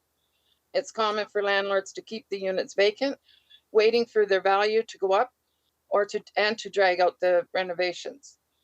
Toronto and Ottawa have passed a vacant homes tax, and we need Hamilton to do the same. The vacant homes tax could discourage landlords from keeping residential units vacant, and any money raised could go towards affordable housing, which Hamilton needs desperately. On the second point I'm speaking today, Acorn is asking for the City of Hamilton not to approve the grant for renovations at 540 King Street East. I've never lived in a building owned by Malium, but we have members of Acorn who have.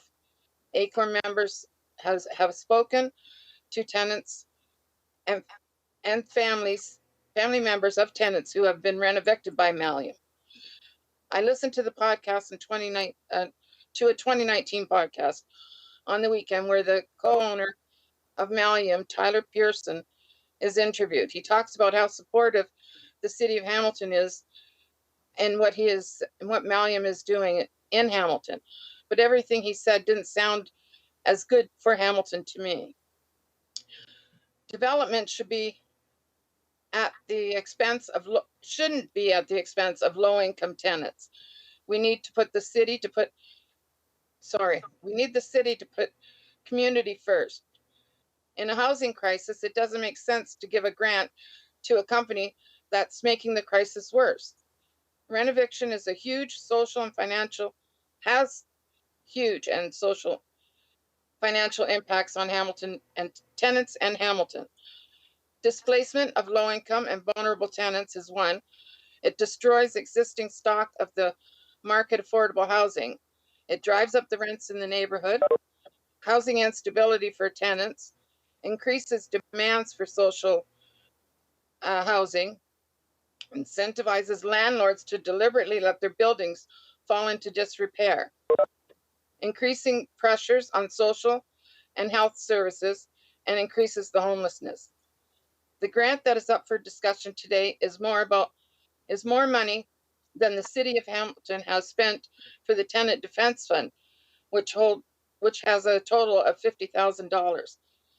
540 King Street East was part of Hamilton's existing market affordable housing stock up until 2019. With a wait list of 5,000 plus households for social housing, the city cannot keep up with the demand. And we need to preserve what we do have. By passing the vacant home tax and ending grants to developers that are known to rent-evict, Hamilton tenants need to know that the city has their back. Thank you for listening to my delegation. Okay, thank you, Darlene, and much appreciated. Any comments or questions from Media Council? Not seeing any. Thank you again, Darlene, for waiting so patiently. I know you've been there for quite some time, so much appreciated. Thank you. Thank you. I'm going to turn now to Elizabeth Ellis, Acorn Hamilton as well. Elizabeth?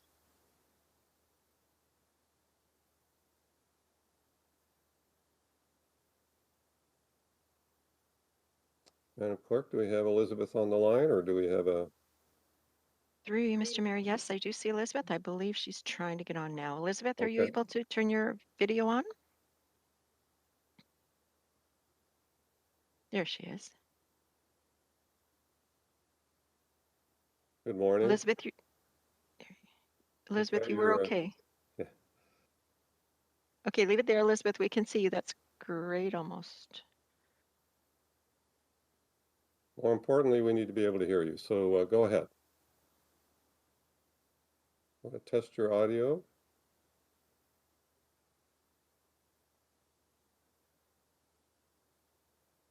I can't hear you just yet, so I'm not sure if you're speaking or if you're not speaking.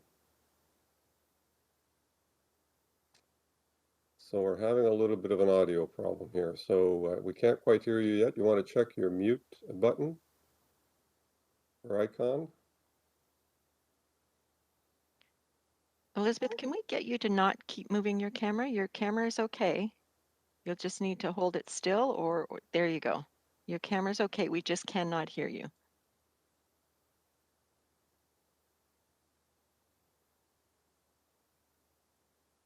Okay, you know what, we're gonna try, maybe, can you connect with Stephanie, or Stephanie, can you connect with Elizabeth to try and sort that out? I will have somebody connect with her if we Okay. can, Mr. Mayor. I can't during the meeting though. Okay, Okay. thank you. I will, you know, in the interest of time, go to Carl Andrus if Carl is there, and then we'll come back to Elizabeth. Hopefully we can sort out some of the audio issues. So calling on Carl Andrus. Carl? Thank you. Good morning, welcome.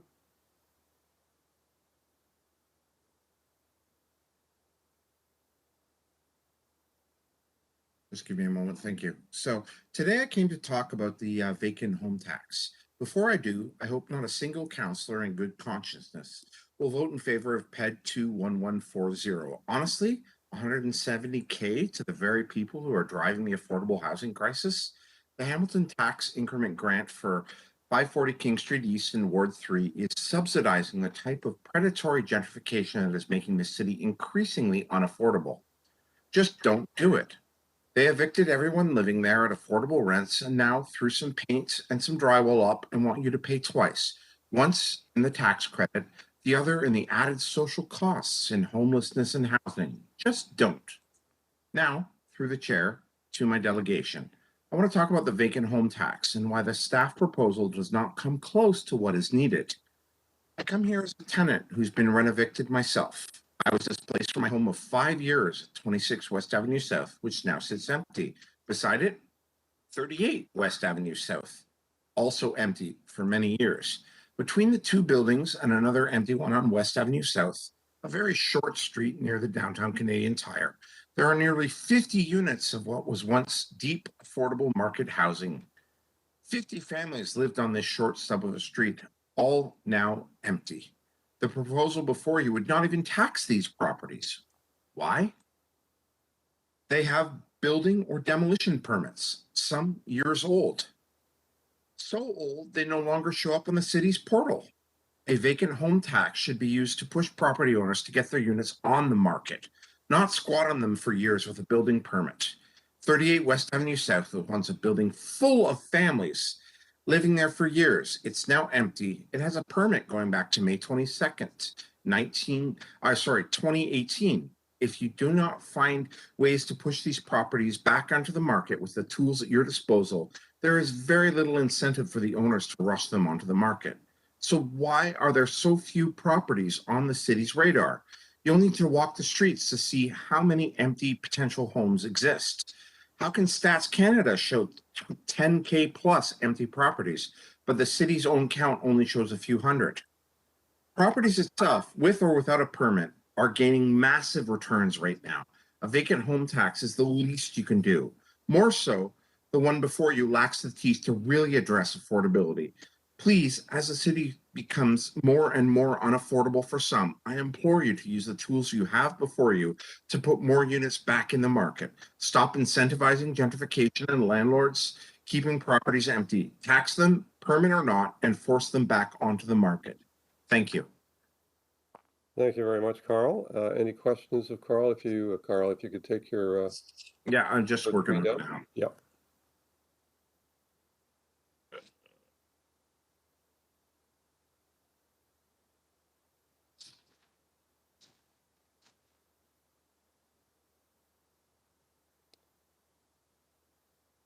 In the meantime, are there any questions from any members of council? I can't see you right now, but I don't see anybody on the chat.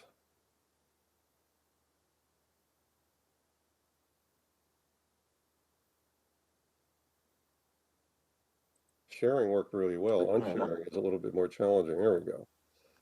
Thank you very much. So any member of council, any additional comments or questions? Hearing none, thank you. We're going to move on to, are we receiving this singularly so people can mark their abstention, or are we going to do them all as a group? Through you, Mr. Mayor, we're going to do them all at once at the end. Perfect, thank you. Thank you. I'm going to turn to Linda Lukasik, Environment Hamilton. Good morning, Linda. Good morning, Mayor Eisenberger and members of the General Issues Committee. Your audio is a little faint for some reason or another. Maybe Oh, sorry. bump up the volume or get closer to the microphone. Is that better? Better, yeah, Okay, I'll try to speak loudly. Is that that's good? good. That's great. Okay. Thank you. Thank you very much. I appreciate the opportunity to speak to you this morning about the proposal to put in place a vacant home tax program for Hamilton. That's all you can do. Any steps the City of Hamilton can take to add more housing options within the existing urban boundary, the better it is for everyone. Environment Hamilton is part of a growing movement of organizations and community members who are working together to advocate for a climate resilient, inclusive future for our city. And our future well-being really depends on all of us paying attention to this. We need to ensure that the 11,000 unoccupied houses and residential units in our city are lived in with new renters or new owners. Municipalities need to step up and use all tools available to address the growing challenges that have been created by the financialization of housing, a process that has really unfolded over several decades. And it's worth noting this process has only been fueled by legislation and policies pursued at both the provincial and federal government levels. I make reference to the Tenant Protection Act and vacancy decontrols and real estate investment trusts at the federal level. Financialization, according to University of Toronto researchers Martine August and Alan Walks, quote, refers to structural changes in the operation of capitalism in which finance has come to play an increasingly dominant role in the economy and everyday life, with broad-reaching and transformative impacts. Martine and Walks explain further that, quote, housing has always been a unique commodity in which the contradiction between its use value and its exchange value as a saleable commodity can lead to tensions in housing markets, policies, and day-to-day experiences of homeowners, landlords, and tenants. And with financialization, these tensions are intensified, with housing treated as a purely financial asset at the expense of people who view it as shelter. So it's a really academic way to say this is pretty messed up where we've landed with the way housing is being handled in our society today. And I think we've just seen an illustrative example of this with the request for public funding from Malium to fuel its financialization quest. As you know, several Canadian cities have already developed vacant home tax programs, including Vancouver and Toronto. And I understand the city of Ottawa is currently exploring doing the same. And Toronto and Vancouver have included a mandatory reporting provision as part of their program, and Hamilton really needs to do the same. Information from the City of Toronto nicely sums up the municipality's reasons for developing the program. Quote, a vacant home tax aims to increase the housing supply by encouraging homeowners to sell or rent their unoccupied home. And if they choose to continue to keep the home vacant, a tax is levied. This revenue can then be used to fund affordable housing projects. Homes are for people, not for speculation. A vacant home tax program is an integral tool for helping Hamilton to build that climate resilient, inclusive future that so many of us want to see become reality. Thank you very much.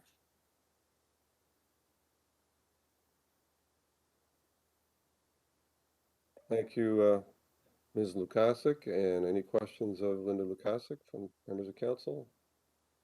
Not seeing anything. Thank you, Linda, again for your presentation. We're going to turn to Veronica Gonzalez, unless we've been able to get Elizabeth Ellis connected and able to speak.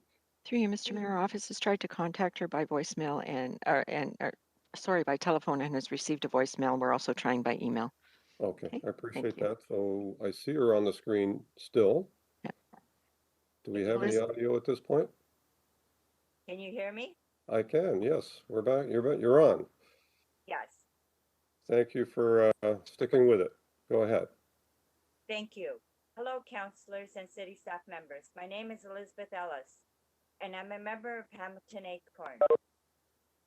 I am delegating today of the city passing of vacant homes and tax. The step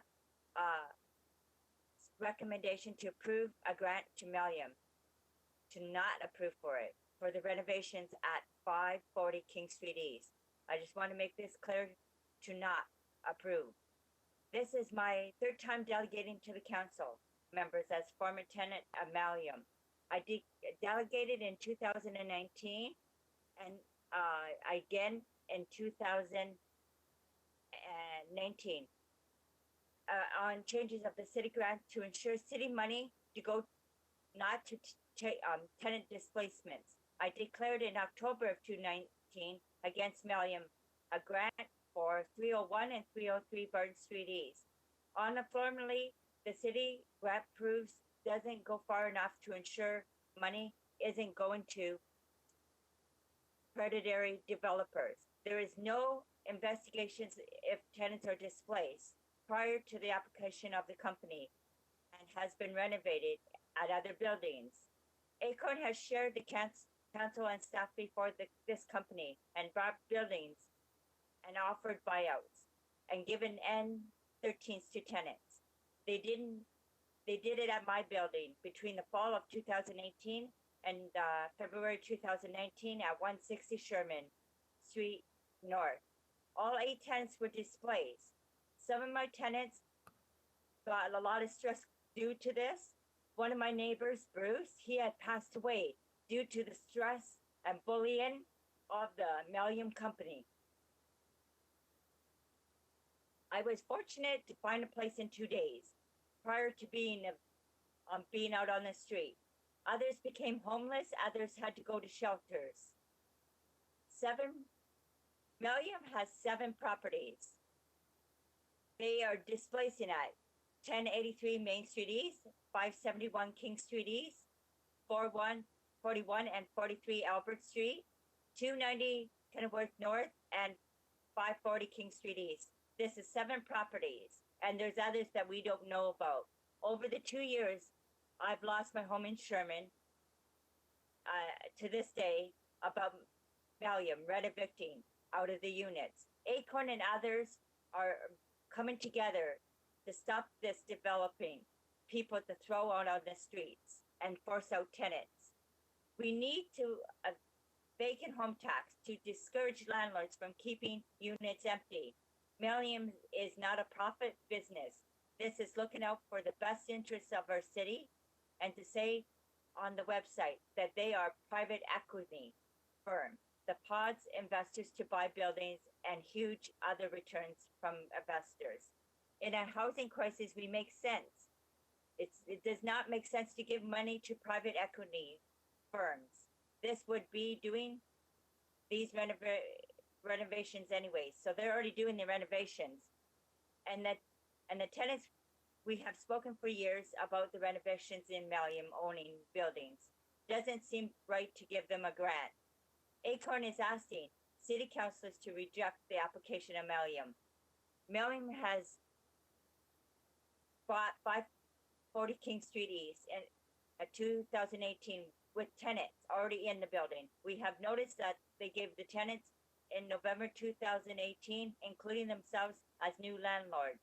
The last tenant held out to June 2019. It was a family with children. Rents at 540 King Street East are now starting at $1,495 per month for 1-bedroom suite. This is out of the reach of low to moderate income tenants. Rents at the buildings in 2018, there were 825. It is hard to understand why the city is giving money to these companies that force me out and my neighbors from my home and has done the same to other tenants. So let's stop making homeless people and let's do something about it. Thank you for your interest and listening. Thank you, Elizabeth, for your presentation. Any questions of Elizabeth from members of council? Not seeing any. Thank you again, Elizabeth, for sticking with it. Councillor Nan. Thank you. Through you, Mayor, I apologize. I'm having connection issues. I'm trying to press the icon on WebEx. Good afternoon. Good morning. Can you hear me? Could you try turning Is it off coming your through? video? Might improve the audio. The audio is coming in very spotty. Go ahead. Let's try that again. Is it coming in clearer now? Every second word. bear with me, I'll turn off my VPN. Okay.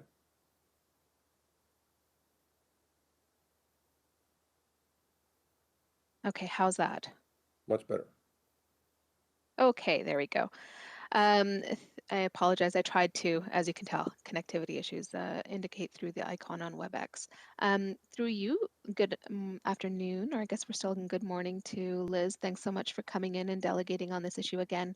Elizabeth, you had mentioned that when you were living in the building on Sherman, that you were able to find housing, but that there was a negative impact to some of your neighbors who were in that building. And you mentioned that there are several of your neighbors who ended up becoming homeless as a result of the renovations and the renovictions that happened at the Sherman address. Do you have a sense of whether or not your neighbors, are you still in touch with them? Do you know if they found housing since? Yes, a few of them have found housing. A few of them were still forced in and staying in shelters. A few of them have found housing that is inadequate. So what I mean by that is, like myself, I live in a basement apartment, no windows. Mm-hmm. Some of my tenants have been forced into rooms. Not my tenants, I mean my neighbors have been forced into rooms. So they live in a rooming house. So 3 of them, 2 of them have found housing, and 2 are living in rooming houses, and 1 of them, as I'm aware of, they're still on the street. Thank you. Thank you. Councilor Nan, those are your questions? That was it. Thank you. Okay, great. Thank you. And thank you again, Elizabeth, for staying with us. I'm going to turn now to Veronica Gonzalez, also a member of ACORN. Veronica. Good morning. Good morning. Just waiting on the video.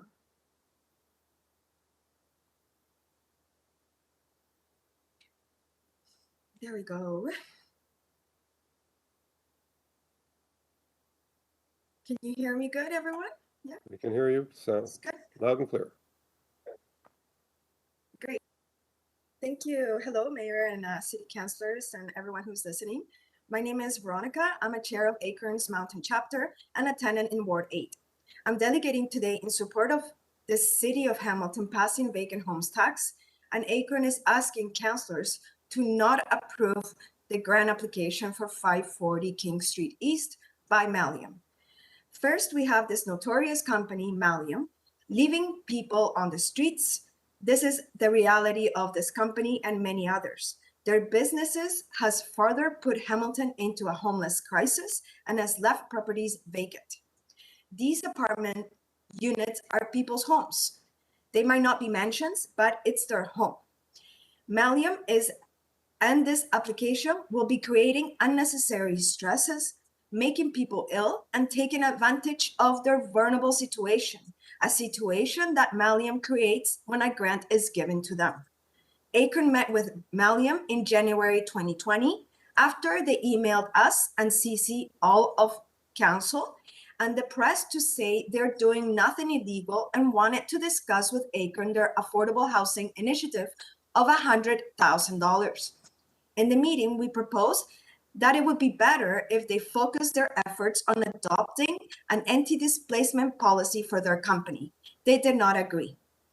540 King Street East was not vacant when they bought the building in late 2018.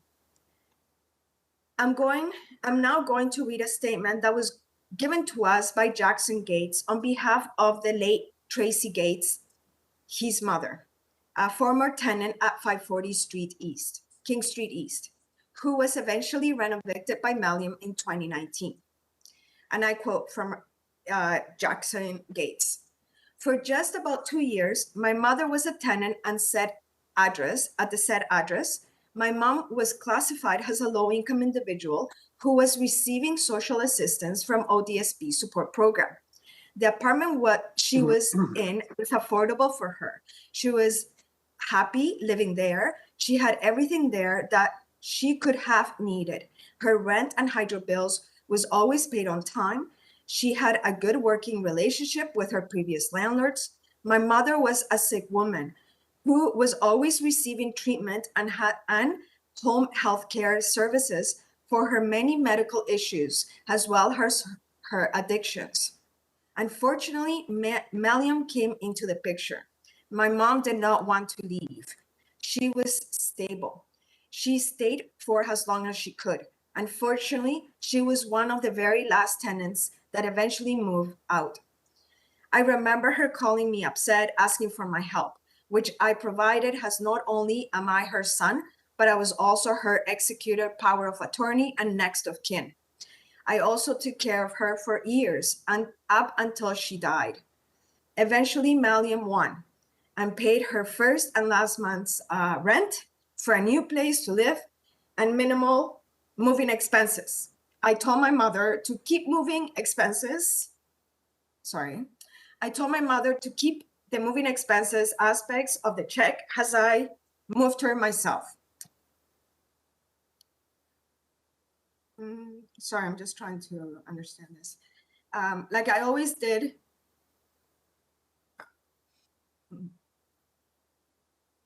Sorry about that. It's a little bit emotional, you know. I know the story personally. Okay, so I moved her myself, like I always did for her when she needed to move. I moved her from place to place she had once loved and called home to the apartment she had lived and passed away in. Her rent went from $800 monthly to $1,200 monthly. This grant only encourages gentrification and eviction for low-income and vulnerable citizens that are supposed to serve. Make the right decision and reject Maliam's application. Sincerely, Jackson Gates. That's the end of the statement. Okay, that's the end. I end the quote. Are we moving towards housing people in this housing crisis, or are we moving towards more homelessness? These applications are not creating affordable housing that general public cannot afford. Rents at 540 King Street East are starting at above $1,400 a month, and they're not conditions for affordable housing or sustainability. We need to use all available municipal tools and powers to protect tenants and Hamilton's existing market affordable housing stock. Passing a vacant home tax can be one place to discourage tenant displacement, speculations, and keep residential units vacant. Continuing to give money to companies with a known history of renovictions is only making the crisis and people's lives worse. Thank you for listening, and I apologize for my breaking up and not being able to speak clearly. Thank you. I think we heard you loud and clear, Veronica, and sorry for your challenges. My heart goes out to you, and thank you for making your way through this presentation. I know it was difficult for you. Thank you. Any questions of Veronica from members of council? Not seeing any. Thank you, Veronica, very much for your presentation, and all the best to you going forward. Thank you. Thank you. I'm going to turn to Dana Sparks. Dana, are you with us?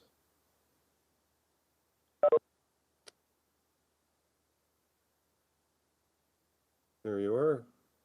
I'm not able to hear you just yet.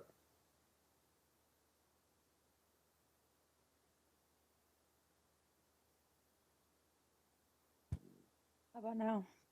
Better. Yeah, we can hear you. Okay. Perfect. Okay. Good morning, everyone. Good morning, everybody. City councilor, city staff, everybody else who's here. My name is Dana Sparks, and I am also a chair of ACORN in the East End Hamilton chapter and a tenant in Ward 5. I am speaking today in support of the city implementing a vacant homes tax, and I am also speaking against the tax increment grant for renovations at 540 King Street East. ACORN is in support of the city of Hamilton passing a vacant homes tax. Hamilton is in a massive, huge housing crisis and needs to use all available tools that we have municipally and powers to take action on the issue. With a strong vacant home tax program, the city would discourage the developers and landlords from keeping residential units vacant, and with other anti-renovation policy, prevent affordable units from becoming vacant in the first place. Acorn members have seen firsthand where buildings and units that have been renovated from and remain vacant for years. A vacant home tax should cover residential units even if a building permit is issued or under review if the units remain vacant past an acceptable amount of time. The vacant home tax should also cover buildings that are not completely vacant but have vacant units. I think that's a big thing that should be looked at as well. We would also urge council to explore a vacant tax higher than 1% to ensure that the tax is strong enough to work and do what we're looking for. Vancouver is increasing their empty home tax to 3% for 2021 vacancies. The City of Toronto voted in favor of a vacant home tax in December 2020. And tomorrow, a staff report is coming out with the next steps to start the program in January 2022. The money raised from the tax would go towards the cost of the program, and anything else could go towards the affordable housing project and tenant protection initiatives like the rent bank or the tenant defense fund. This is an important tool Hamilton can use to prevent speculation of the city's market affordable housing stock. I live in a townhouse complex at 240 to 280 Montmorency Drive, which is just around the Green Hill and Mount Albion area. And it is owned and run by Equity Builders Limited. Their main goal is stated right in their name. They took over the complex in 2017 and immediately started displacement tactics, giving N5s to people for having air conditioning units, offering buyouts to people who were grandfathered in, no complete work orders, and or not completely completing them sufficiently, and in some cases taking tenants to the landlord and tenant board for damage that the tenant did not cause. Some tenants did take the buyouts because they saw no other way, and units were left vacant for months. Acorn is also asking today to deny the grant application for renovations at 540 King Street East. This property is owned by Mallium, as you've heard. Mallium is well known for their predatory tactics in hopes of renovating their tenants. Mallium has used many of the tactics that the owners of my complex used, and it is incredibly disheartening that so many have lost their homes and have also got a new set of problems that come with the displacement that Mallium caused. Please reconsider not giving them the grant. Changes made effectively January 2020 to the city's incentive grant programs to ensure city grants are not contributing to tenant displacement do not go far enough. No weight is given to the applicant's impact in the community or investigation to see if the tenant displacement at the building took place. If the city wants to continue giving incentives to landlords, it shouldn't be going to companies with a history of tenant displacement, and definitely not to help with renovations at a building where tenants were displaced. In closing, Acorn is asking the city to protect the tenants over the profits of developers. I couldn't imagine how I would feel if I found out my landlord was going to get a grant from the city after everything they put as tenants through. And imagine how former tenants of Mallium feel to hear the level of support that they are receiving from the city when low-income tenants are struggling to get by, when we still don't have any local policy in place to restrict renovation. Thank you. Thank you, Dana Sparks. Any questions of Dana for her presentation? Not seeing any. Dana, thank you very much for making your presentation today. Thanks for All having the me. best going forward. Thank you. And turn now to Kojo Dempsey, Hamilton Center for Civic Inclusion. Kojo? Good morning, Mayor, City Councilors. Good morning. Can everyone hear me? We can hear you loud and clear. Okay. Yeah. So today, we're here in solidarity with Acorn Environment Hamilton, our Just Recovery Coalition, to support the vacant tax and to also ask that the grant to Milliam be declined. I would like to start by quoting the city manager who gave a presentation today about the importance of equity. Um, when we talk about equity, we are asking ourselves, who has been left out? Who benefits from a situation and who doesn't benefit from a situation? And when we find out what's going on, what are we going to do to address those situations? So when we talk about housing and we see that, the incentive for housing is to achieve profits, it has an impact on tenants. And we see that people are being displaced. This is fact. We've seen it during the pandemic. So what are we going to do to address and protect tenants from losing their homes, from pitching up tents, for going to shelters and other places? Those are the questions that we need to ask ourselves. And this tax would give you an opportunity to receive some revenue and also get a better sense of how housing is affecting the most vulnerable in Hamilton. You're going to be adopting or approving a community safety and well-being plan. In that plan, some of the highlights there are addressing mental health, addressing substance use, addressing housing and homelessness, and access to income. The Ontario Human Rights Commission have said that adequate housing is essential to the sense of dignity, safety, inclusion, and the ability to contribute to the fabric of our society and neighborhoods. Without housing, people suffer with employment. Without housing, they suffer from recovering from mental health issues and other disabilities. They can't escape from physical and emotional violence. And when we're talking about women that are experiencing domestic violence, it puts them in a precarious situation with respect to their lives and their children's lives. So this is going to give you an opportunity to address some of these issues. Is it a huge task for a municipality? Yes, we get that.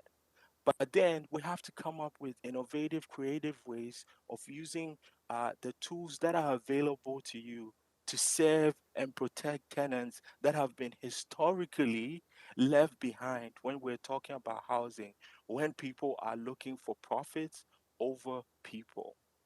So this is why we are here today to say this is something that needs to be done. The city manager made it in her comments today. The community well-being safety plan and well-being plan also talks about it. And you've heard the stories from people that have been affected today, right? So everything is laid bare for you to support tenants, to support residents of Hamilton, so that we can build a society of care.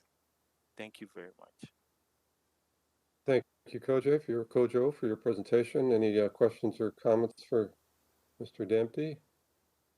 Not seeing any. Thank you very much. Again, Kojo, for your presentation. Now we have some video presentations, I believe, Madam Clerk. Do we have any? Yes, thank you, Ms. We're, okay. we're going to play all four in a row. We're having a little technical difficulty, so just bear with me here. I'm going to share my video.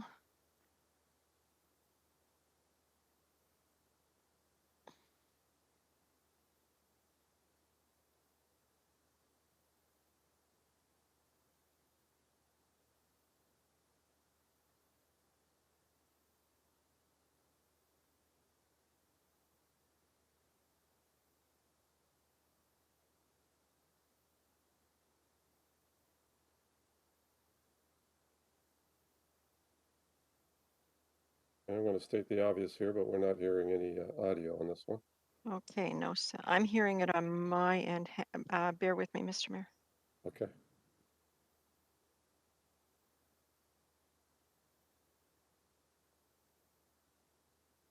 Okay, just bear with us. We just had quite the technical issue over here, so bear with us just 1 second. Take your time.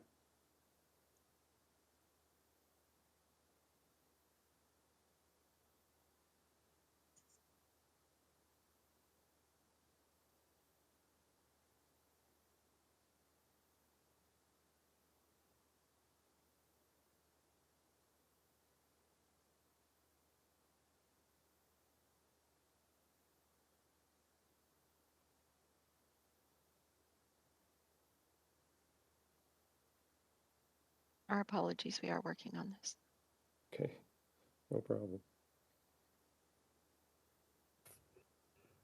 Hamilton There Acorns we go. downtown chapter and a tenant in Ward 3.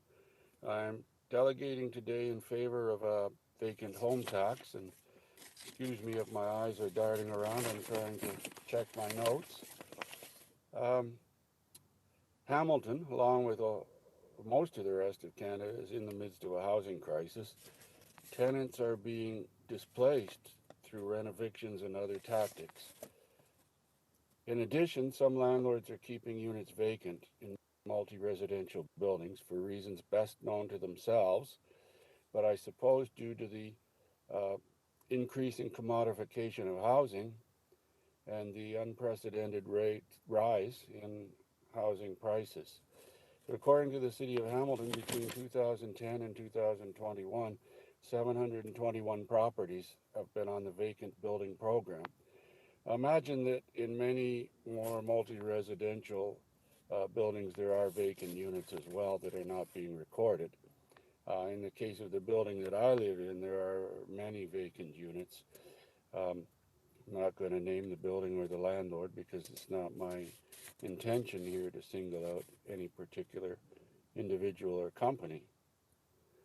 But money raised from a tax on vacant buildings, on vacant units, could help discourage developers from speculating and could also contribute to a fund for public housing, which is desperately needed, considering that over 5,000 people in Hamilton alone are on the social housing list.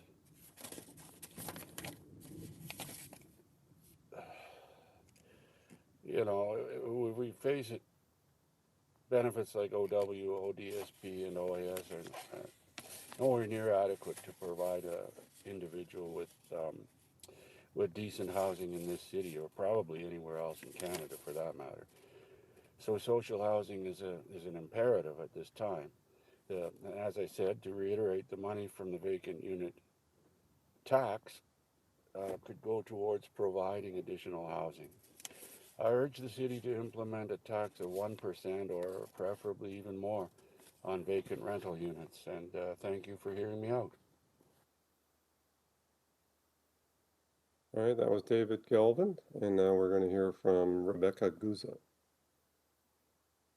Hello, councillors, fellow delegates. My name is Rebecca Guzzo. I'm the secretary for Hamilton Acorns Mountain Chapter, and I'm here today to speak with you because it's come to our attention that the private equity firm Mallium has applied for a grant for renovations for 540 King Street. Notwithstanding these renovations have already been completed, and this is a grant for future renovations, might I add that 540 King was, until 2019, part of Hamilton's affordable housing stock, until the last family with children was displaced from their home by Mallium. This doesn't sound like economic growth to me. This sounds like the city is interested in a tax increase of $56,000 a year, Well, based on an entry price of $14.95 per unit at 36 units, Mallium stands to make $645,840 per year, with a gained profit increase of $278,640 per year. So we're literally talking an 11% tax. I pay more for the tax on my socks. This is laughable. As I said, Mallium is a private equity firm. Acorn well knows of the history of interactions between this firm and Hamilton tenants.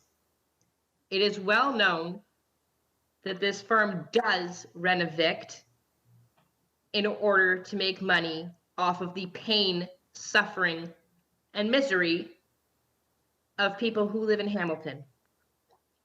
Why then should we be handing out money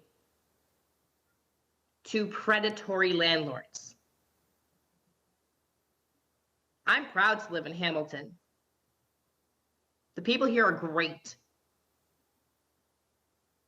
Mallium isn't the people here. They are a predator.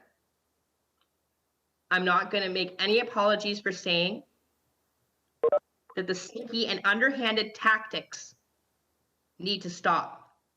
Sneaky and underhanded tactics like, oh, say there has to be an investigation when applying for this grant as to inquire to whether tenants will be displaced by the renovations that will be performed. Well, Mallium's gone ahead and before applying for the grant already has cleaned the building out and the renovations are already done. Is this what we want to do for our economic growth?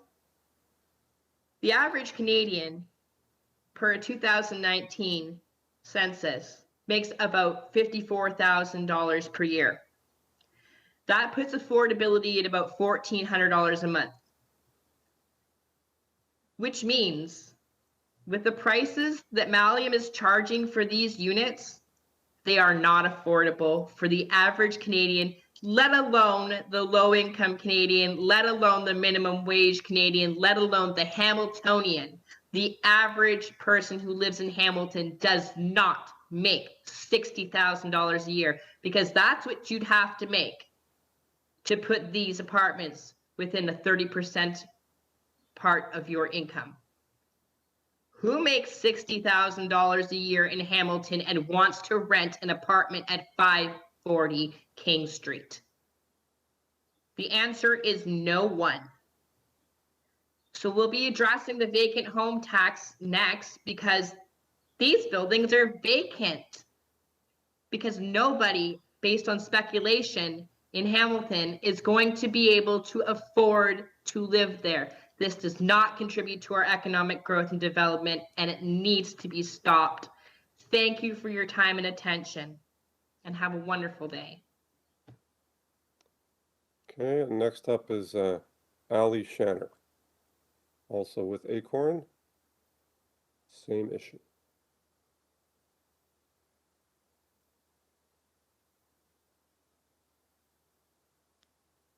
Bear with me, Mr. Mayor. We're having some power issues in here. Okay. Thank you. Hi, my name is Ali. I'm a resident at 540 King Street East since November 2020. I'm submitting this video today to ask councillors to not give Mallium 540 King Street East the grant. My rent for a small bedroom is $14.45 plus hydro. I was the second tenant to move in. They offered me $500 off my second month of rent. Other tenants that have moved in later get $200 to $300 off their rent, and we still pay full price. It was cheaply renovated. The walls don't keep heat in the winter. Easily damaged if touched. Not cleaning inside the halls, and nowhere to put our garbage, which makes it messy outside. We have homeless people laying in front of the building, telling my neighbors that they used to live here as well. In my opinion, I think the city should give their money to housing. Thank you for listening. And the next up is Bridget Hort. Hi, my name is Bridget Hort. I'm a resident at 540 King Street East since November 2020. I'm submitting this video today to ask councillors to not give Mallium 540 King Street East the grant. My rent for a small bedroom is $14.45 plus hydro. I was the second tenant to move in. They offered me $500 off my second month of rent. Other tenants that have moved in later get $200 to $300 off their rent, and we still pay full price. It was cheaply renovated. The walls don't keep heat in the winter. Easily damaged if touched. Not cleaning inside the halls, and nowhere to put our garbage, which makes it messy outside. We have homeless people laying in front of the building, telling my neighbors that they used to live here as well. In my opinion, I think the city should give their money to housing. Thank you for listening. And the next up is Bridget Hort.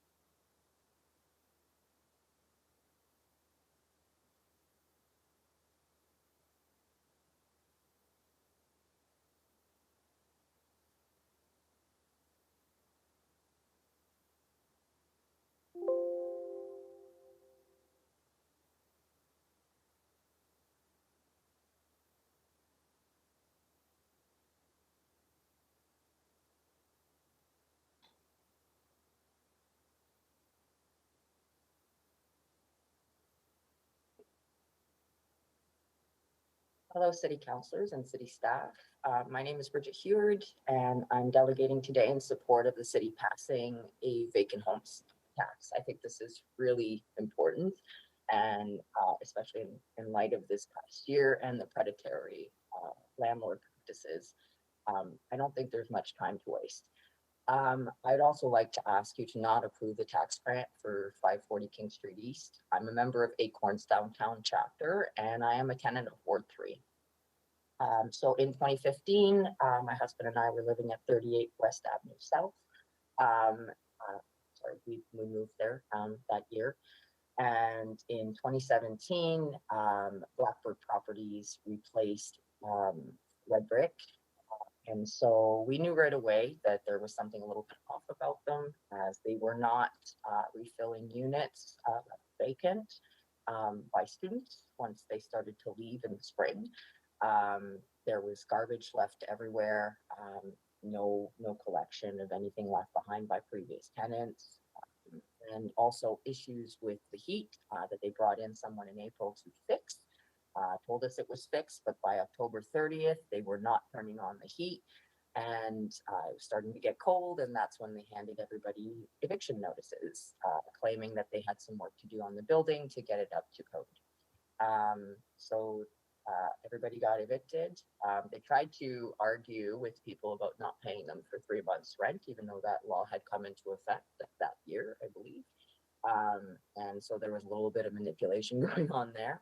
And I called the city. The city said it had already been reported and that it had already been taken care of, which I don't know what that meant, but certainly it hadn't.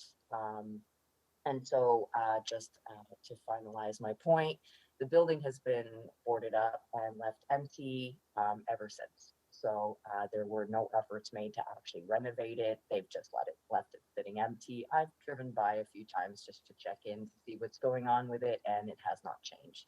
They maintain the grounds and that's about it. So thank you for listening to me today. I really appreciate it, and I hope you'll take some action on this. We have a crisis, an affordable housing crisis in this city. I think citizens are very aware of it, and by and large, bearing the brunt of it. So we would really appreciate some action, and please protect your community. We have a right to be here just like everyone else. Thank you for your time.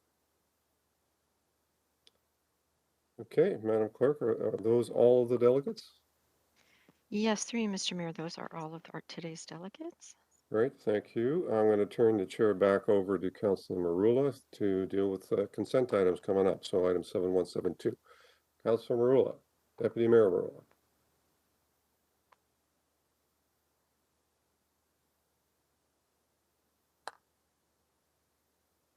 There we go. Thank you, Mr. Mayor.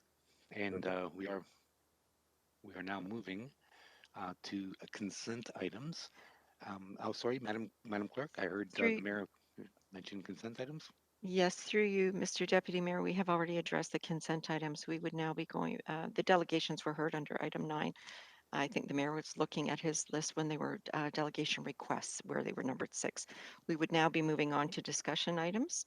So let me just take the chair back. We have to receive all of those delegation items, and I think Councilor Marula would want to register his abstention as well. So let's have a motion to receive all of the delegates related to the vacant property tax and the PED report regarding Millium incremental tax. I have a motion to receive those, moved by Councillor Ferguson, thank you, seconded by Councillor Nant, thank you. All in favor, electronic vote.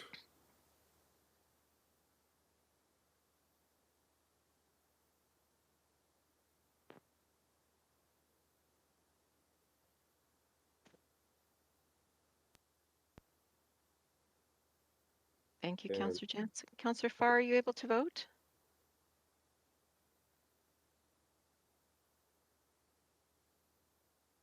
Vote's closed, Mr. Mayor. Thank you. Okay, so where are we at now then, Madam? We would be at item 10.1, beginning of discussion items. Okay. So Unless thank the you. So committees I'll take wish over to from take here. a break. Thank you, Mr. Mayor. All righty. Thank you. Thank you, and my apologies for having thrown that at you at the last moment.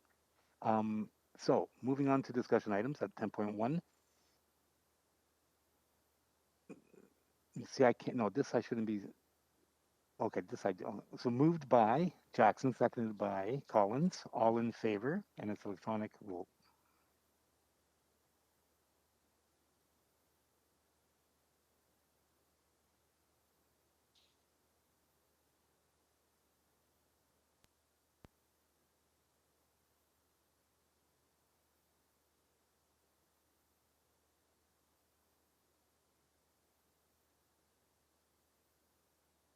Thank you, Councillor Jackson. We're going to have to re-vote on that one, Mr. Sorry, Madam Clerk. Certainly, I can cancel that vote. Thank you. I'm going to reopen that vote for item 10.1. Just a reminder to anyone that declared a conflict.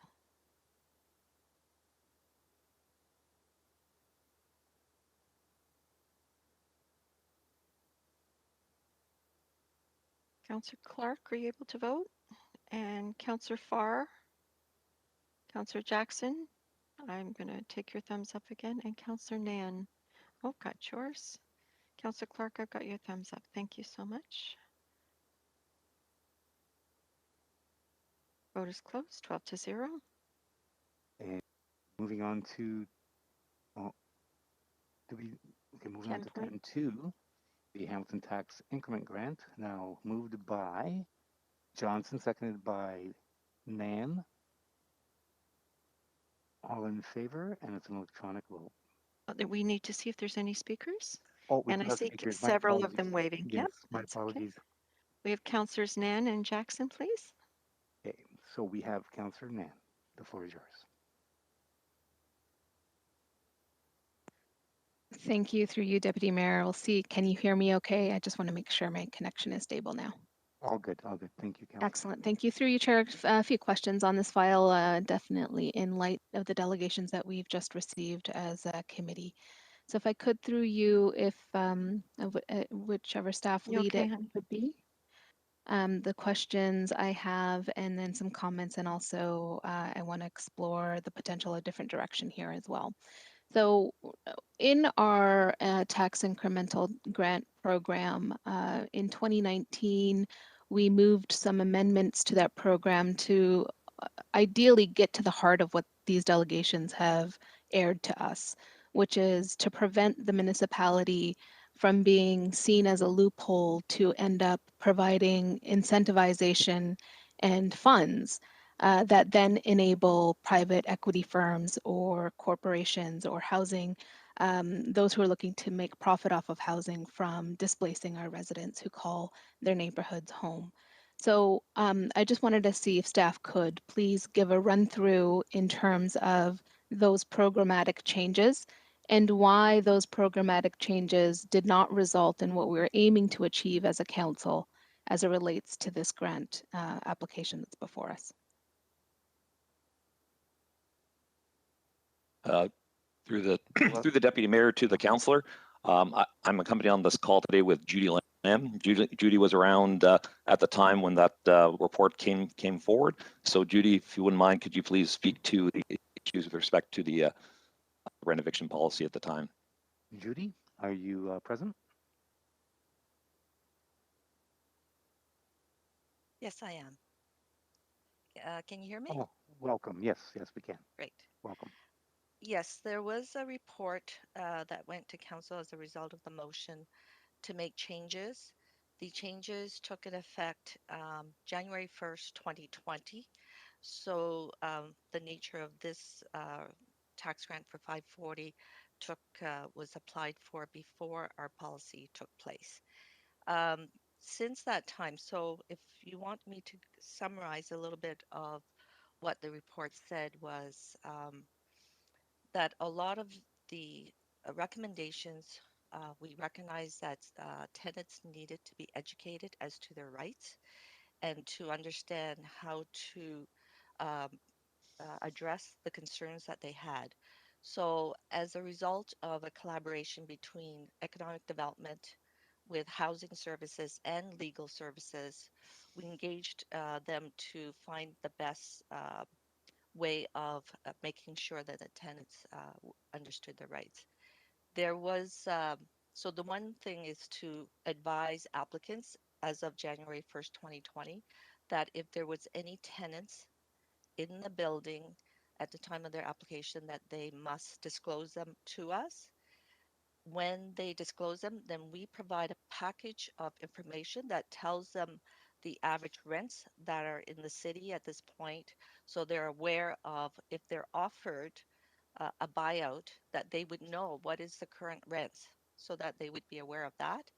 They would also be told their comprehensive education package regarding legal rights, the rental market conditions, as I said, and available resources that are available to them if they require them.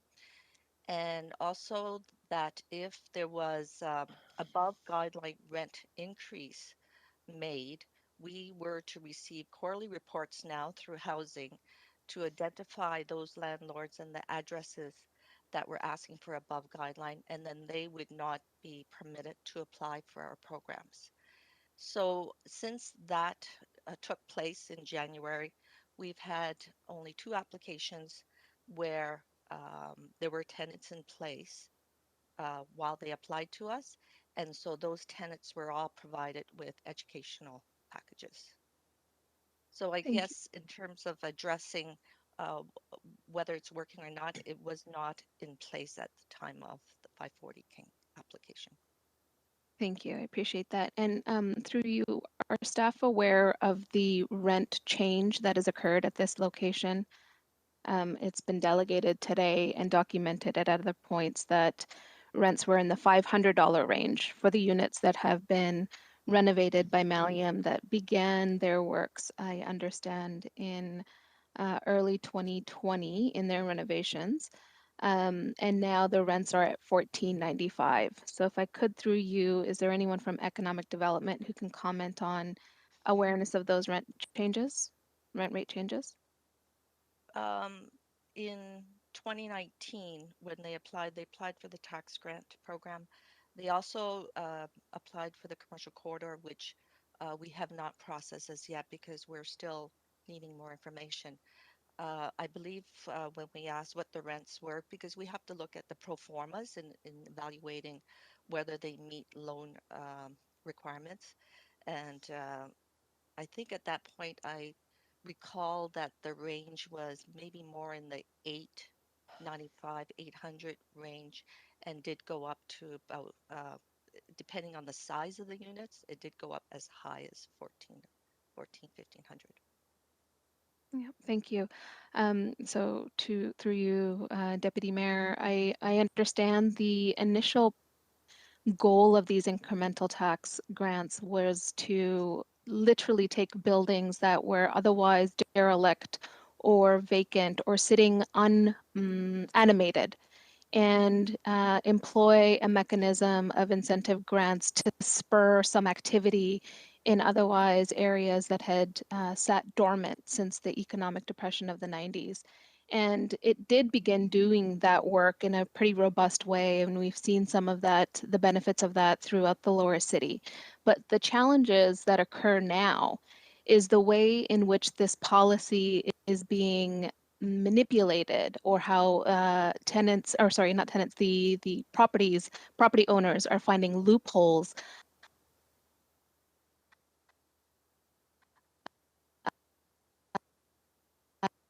Sorry, to empty out the Councillor building, Nan, do Councillor Nan, renovations, you're and then breaking up. hike Councillor Nan, up Western. Councillor Nan, you're breaking up. You might want, yeah. Oh dear. Okay, you might want to restart that. Okay. Okay. I'm not sure how much you heard, so I'll just start from the beginning. Deputy Mayor, my understanding, can you hear me clearly now? Yeah, yes, we can. Yes, now we can. I would restart it because Okay. you were breaking up pretty early. Thank you. So the goal of these grants initially was to take derelict buildings or buildings that had sat empty and vacated from the 90s economic downturn and reanimate commercial corridors in the lower city.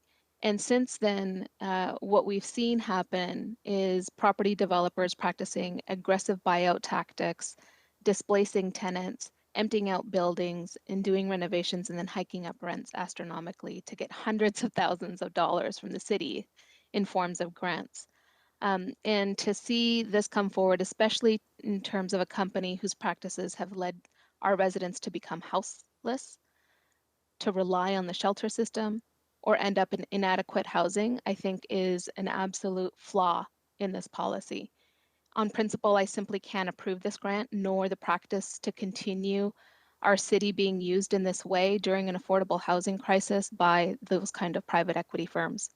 We're in a recovery stage from a pandemic, and we must begin acting now to ensure a triple bottom line is met with each dollar of city funds, including grants. And that triple bottom line, as per our strategic priorities, must deliver positive social, environmental, and economic impact for our residents. And so if I could, through you, Deputy Mayor, I think it's appropriate to refer this report back to staff until such time that they can meet with ACORN to better assess the situation and find some solutions to prevent this from occurring moving forward. And if there is a seconder to refer that, I would appreciate it, though I do recognize that there are other speakers on this, so I will hold that referral until such time that the speakers list is exhausted. Thank you. Okay, fair enough. And we do have a speakers list, but in Councillor Jackson and then Clark. So Councillor Jackson, the floor is yours. Thanks, Deputy Mayor Marula. Before I get to what the Ward 3 councillor has just offered and suggested, I do my best to listen to delegates, and especially when there seems to be a theme, although I won't necessarily always agree with delegates, even if there's a theme on a particular topic, but I'm very sensitive on this one. Could I just ask through you to, I guess it'd be either Manager Carlo Gorni or Manager Judy Lamb. I just want to make sure when reports like this are brought forward, such as 10.2 540 King Street East, that it is not just a formality. Like staff have done their due diligence, they're bringing this recommendation to use taxpayer money, but I want to make sure it's not just a formality, Councillor. It's just for the minutes and record, if you will. I want to know that I have the ability and authority to either support or deny this application. Through you, Deputy Mayor Marula, please, whoever on staff want to respond. Who'd like to take a shot at that? Hi, I can respond to that. Yes, I guess staff's responsibility is to administer the program description that's been approved by council. In this case, they've met the requirements and the report is written with a recommendation. However, council has the discretion to approve or to deny this application. Thank you, Manager Lamb. And that is then our authority, our ability, without, if you will, how can I best diplomatically put this, without any repercussions, that we are in our right to deny any application hypothetically. Just to reaffirm that, Manager Lamb, please, through you, Deputy Mayor Marula. Yes, and you know, legal might have another response, but in terms of it's very clear in our program description that approval is at the absolute discretion of council. Thank you, Manager Lamb. So listen, I am all prepared to vote against this application based on what I've heard from the delegates. So I wanted the Ward 3 councillor to be aware of that. However, being site specific in her ward, although this is a citywide problem from time to time, and I've worked wonderfully with ACORN representatives with one particular site in my ward, which I feel we've been fairly successful on achieving improvements and working with Veronica and Olivia O'Connor and Mike Wood in the past. So I'm very congratulatory and appreciative of ACORN. However, if the Ward 3 councillor wants a deferral back to staff for more opportunity of all players type meetings, I'll support that. But if it comes to a hard vote today, I'm prepared to vote against it. Thank you, Deputy Mayor Marula. Thank you, Councillor Jackson. We now have Councillor Clark. Thank you, Mr. Chairman. May I ask a question of our legal staff if they are present? Is there anybody present from legal? Hello, Deputy Mayor. Stephen Spracklin here, City Welcome. Solicitor, but thank you. Michael Kine, who was acting City Solicitor before my arrival last week, has kindly agreed to step in to respond on behalf of Legal Services. Michael? Perfect. Welcome, Michael. Good morning. Good morning, Mr. Kine. Good morning. The question that I have is with regards to any potential liability to the municipality. I understand that council has the discretion to say yes or no. Is that discretion an absolute? So through the chair, Deputy City Solicitor Michael Kine responding. So Ms. Lamb is absolutely correct. You do have fairly strong language in the policy itself because it talks about the absolute discretion of City Council to approve and deny. That said, there are few absolute guarantees in life. And my understanding is that there have been no refusals for applicants for this kind of application in the past. And the challenge for City Council is, if you do exercise your discretion to deny the grant, is that courts will expect some plausible reason for doing so. In the policy itself, it does talk about such elements as a deterioration in the relationship between the city and the applicant. Are we in litigation together? Have they failed to pay their property taxes, etc.? So if council is inclined to consider that, they are better placed, I think, to investigate or review those elements or concerns that might lead them to consider rejecting the application. And staff can review those concerns and come back to council with a report that might better support a decision of that nature. The last point I'll make is you might have caught on the news this weekend that Redeemer University, in fact, was successful in its challenge against a federal government denial of a grant that had been eligible for a number of years. And the court cited in particular there the federal government's failure to provide what it called procedural fairness with respect to the consideration of that application and in denying the grant. So I just offer that as some recent perspective. I hope that responds to your question. It does. Mr. Chairman, might I suggest that to ensure that we have the strongest position if council decides to exercise their discretion and deny the grant, that we refer it back to staff to get a fulsome report to ensure that they respond to any potential issues around procedural fairness. I think I would rather have a fulsome report outlining our alternatives and any risks involved prior to having the hard and fast vote today. I'm inclined not to support the application, but that's based on the anecdotal information that we've received today and not necessarily the fulsome legal advice that we may receive from staff. So if Councillor Nan decides to proceed with her referral motion, that would be my request, that we get a fulsome report from legal in terms of the risks and what our absolute authority means. Thank you, Mr. Chairman.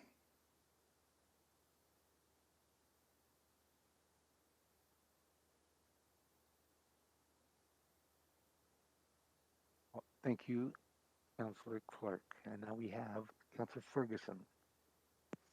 Thank you. A question to either Judy or Norm. Councillor Ferguson, you're breaking we up. put through it all.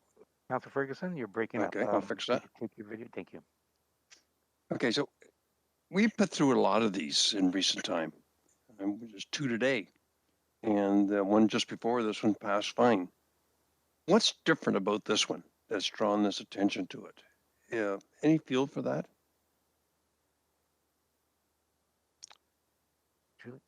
I can answer that if you like. I think the difference is on 154 Main Street, the one that was approved before us, was a brand new residential units created. It wasn't eliminating or renovating any existing one. It was a commercial building prior. And so we're creating 200 and some new residential units. Okay, because I also heard the comment that maybe applicants are figuring out a way to, I think it was manipulate, find loopholes, and do a aggressive removal of tenants out of buildings. And, that concerns me. If we have others like us, because we've had other buildings that are being renovated with these grants. And so how is this one different? And do you feel that we're, what came back to me when I was listening to this was the backwater valve issue. Contractors found a way to manipulate that and formed 3 companies and put out 3 quotes at the same time. And is it your feeling as our staff in charge of these that maybe the development industry has figured out a way to manipulate these applications and find loopholes to be able to get these very generous grants? Through the chair, I think there's always opportunity to probably go around. There was in our report introducing the renovation policy is that it would be very difficult for staff to retroactively address tenant displacements. And a lot of the claims are settled through the tribunal, through the landlord tenant board, and not through economic development. Limiting, understanding those limitations about what we can control and not. Um, I think education was a big piece, which we can provide to the tenants. And I think a lot of cases could be alleviated if they knew what their rights were and how to fight the landlord if they were faced with these issues. But there's always probably ways that developers can, for example, if when they apply for application under a program, if there are no tenants in place, then they've met the requirements, right? There's because we can only provide education packages to those tenants that are in place at the time of the application. Okay, so just in summary then, Judy, you're telling me that the development industry may have found a way to manipulate or I don't want to, I guess, state opinion. We work with so many developers, and I wouldn't want to sort of brush them all with the same brush because overall, they, in terms of the intent of the program description, they are creating new and addressing deficiencies in existing residential units. So overall, I think the programs are achieving what they're meant to do, and I think it's really difficult for me to say, to sort of brush everybody the same. I think overall they're creating many more residential units in the city that we definitely need. Okay, so Mr. Chairman, I support referring this back also. I would not only like to hear how staff makes out talking to Acorn, but how they make out dealing with the developer, and do want to take a second look at this. Are they comfortable with what they're recommending based on what they heard today and this allegation of loopholes and manipulation going on? Because these things are a lot of money, and we're doing a lot on a very regular basis. And I want staff to get real comfortable with this, that they haven't found a way to manipulate us like what we experienced with the backwater valves. So I've always supported a referral motion back to hear from both the staff, the applicant, and Acorn, and then come back to us with a new report. Thank you. Thank you, Councillor Ferguson. And we now have Councillor Partridge. Following that will be Councillor Farr. But right now, Councillor Partridge, the floor is yours. Thank you very much, Deputy Mayor. So my question through you is to Michael. Michael, I thought I heard you say that up to this point, there had been no refusals of a tax increment grant by this council prior or any other council. Is that accurate?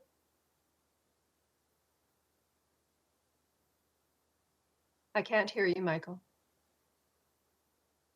Through the chair, the program can confirm, by the information I received, that there have been no prior denials of an application under this program. Thank you. So if we were to vote against this, and it was to be denied successfully, that would be setting a precedence. Is that accurate? Through the chair, it would be a variation from the way you've historically decided these applications. So as I indicated earlier, if you're inclined to consider that as a viable option, I think council and committee is better placed to research the concerns you might have and see if there's any evidence that might support that kind of decision. Thank you. So, Chair, I agree with the previous speakers.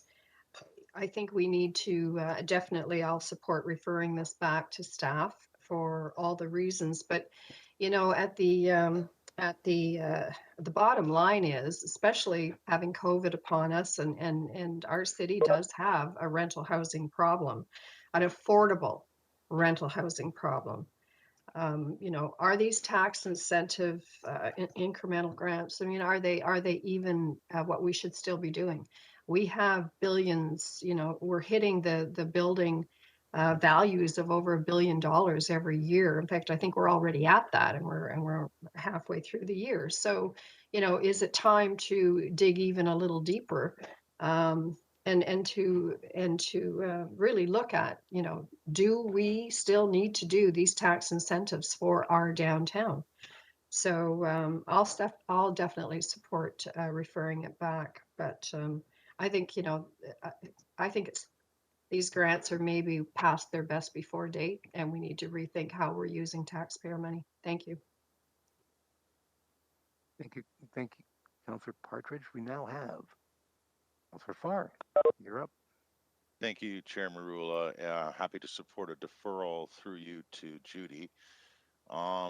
What prevents this council, if you could potentially look at this as well in reporting back, because, you know, we got a downtown secondary plan that actually covers making tenants living affordably whole where any developments are happening.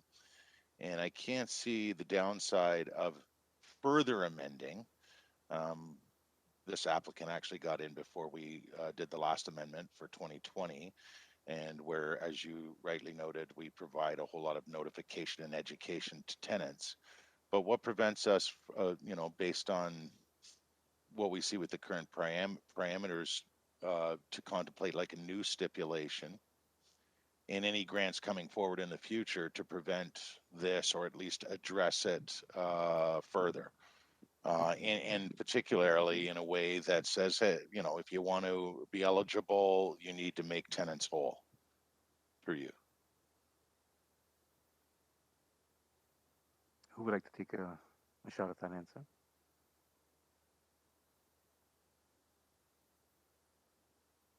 Yes, Councillor Farr, we can take a look at that. You know, we address some of the limitations of what our department can do. However, we can, you know, give it some more thought and see if there's any ways of addressing that. Thanks, Judy. And Mr. Chair, I'd love to see that, because locally, and we heard a delegate or two talk about finding local solutions.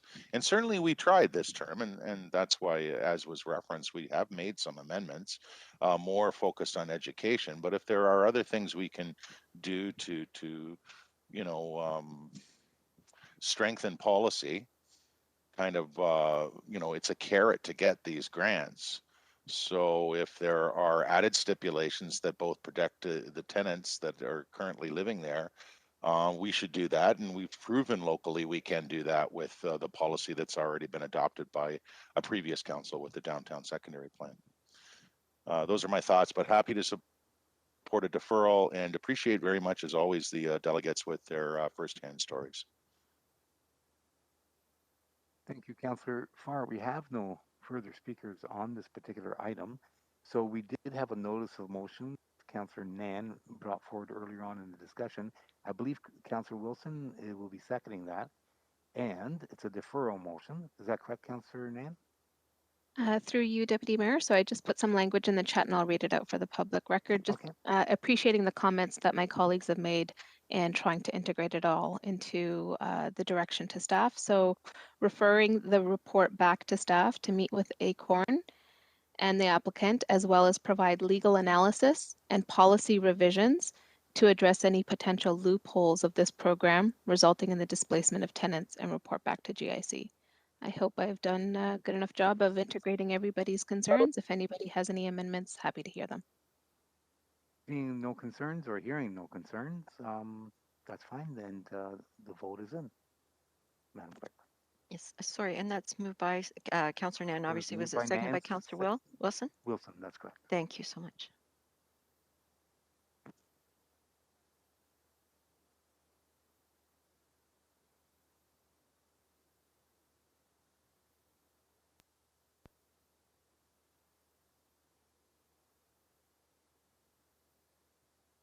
Councillor Collins, are you able to let us know how you want to vote one way or the other?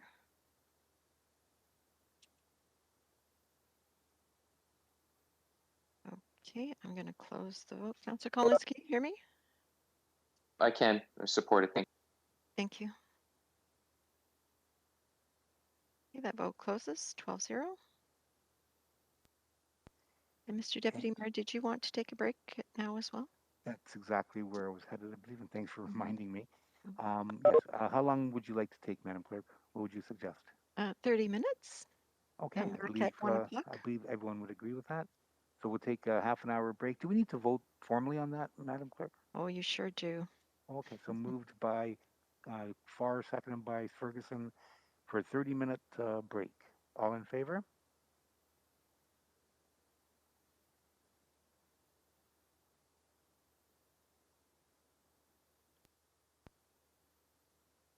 See you in a bit, folks.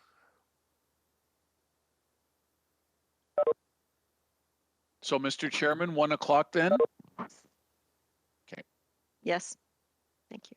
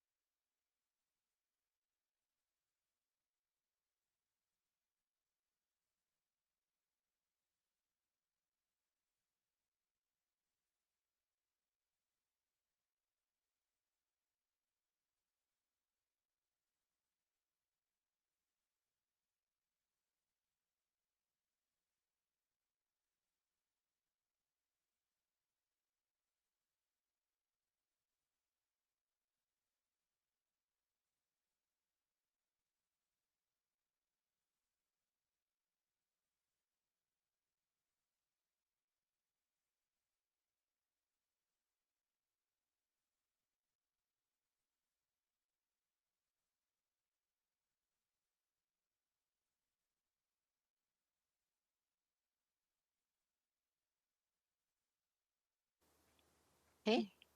Perfect. Okay, welcome back, folks. And we're at 10.3, which is the Capital Projects Work in Progress Subcommittee Report. May I please have a mover and a seconder?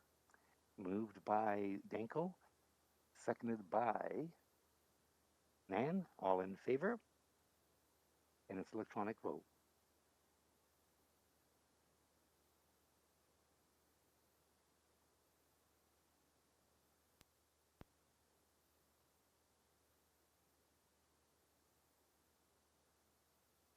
Councillors Farr and Collins, if you're back, I need you to indicate.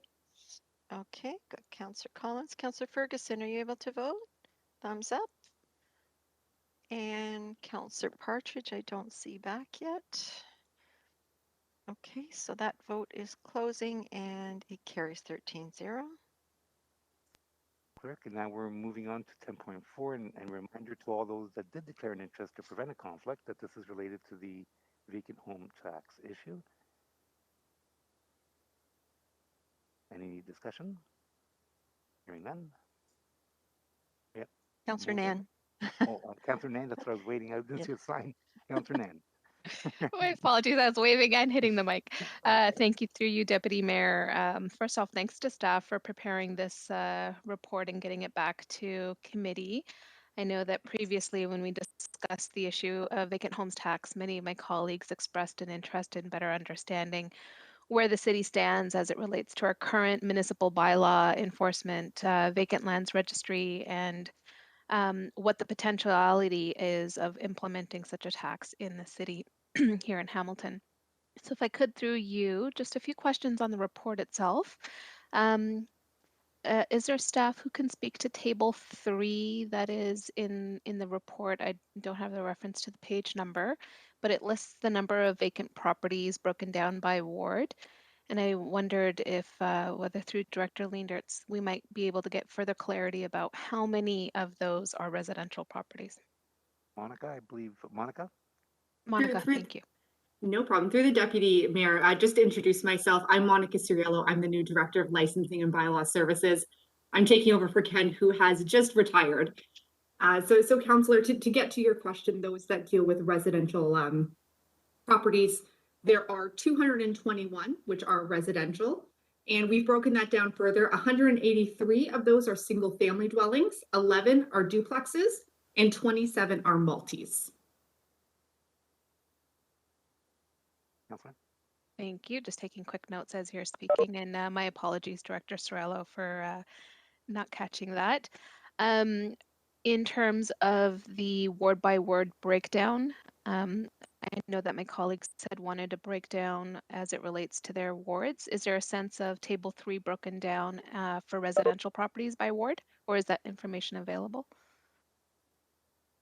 Through the chair, I'm also accompanied by my my counterpart, Robert Ustricky. He was the author of the report. I may ask him to jump in with further details regarding table 3. Thank Robert, welcome. Yes, through the chair, Rob Ustricky, Senior Project Manager for LBS or MLE. And unfortunately, that isn't readily available to us. We're just doing a simple count to capture the percentage, or certainly the number of throughout the citywide, the number that are actually single family dwellings, the row house and duplexes, and for apartments. Okay, thank you. And then confirmation through you, these numbers do not include a breakdown of units. They're simply dwelling buildings, correct? Through the chair, Yes, that's correct. Yes, correct, through the chair. Thank you. Through you to staff, in each of the comparator cities that are referenced in the report, there's reference to the fact that the revenue generated by a vacant homes tax, or in the case of Vancouver, the empty homes tax, it goes to pay for program for not only the cost of administering the tax program, but also excess revenues then go towards a bank for affordable housing. Could you explain how the affordable housing funds generated result in population outcomes and what we've seen in other municipalities in terms of number of new affordable housing units that have been developed as a result of this tax? Yeah, so through the chair, or Deputy Mayor. Brian McMullen, Director of Financial Planning, Administration, and Policy. So one of our staff co-authored the report with Rob, and we spent a considerable amount of time doing some of the research with, and we provided in the report a bit of an update. I know it wasn't necessarily requested back in the GIC direction. A bit of an update regarding Vancouver, Toronto, and a little brief update on Toronto and Ottawa. So, in the case of and some of the delegates made a point of recognizing that Ottawa has recently moved forward with a vacant home tax. Vacant home tax. I think they're calling it a vacant residential unit.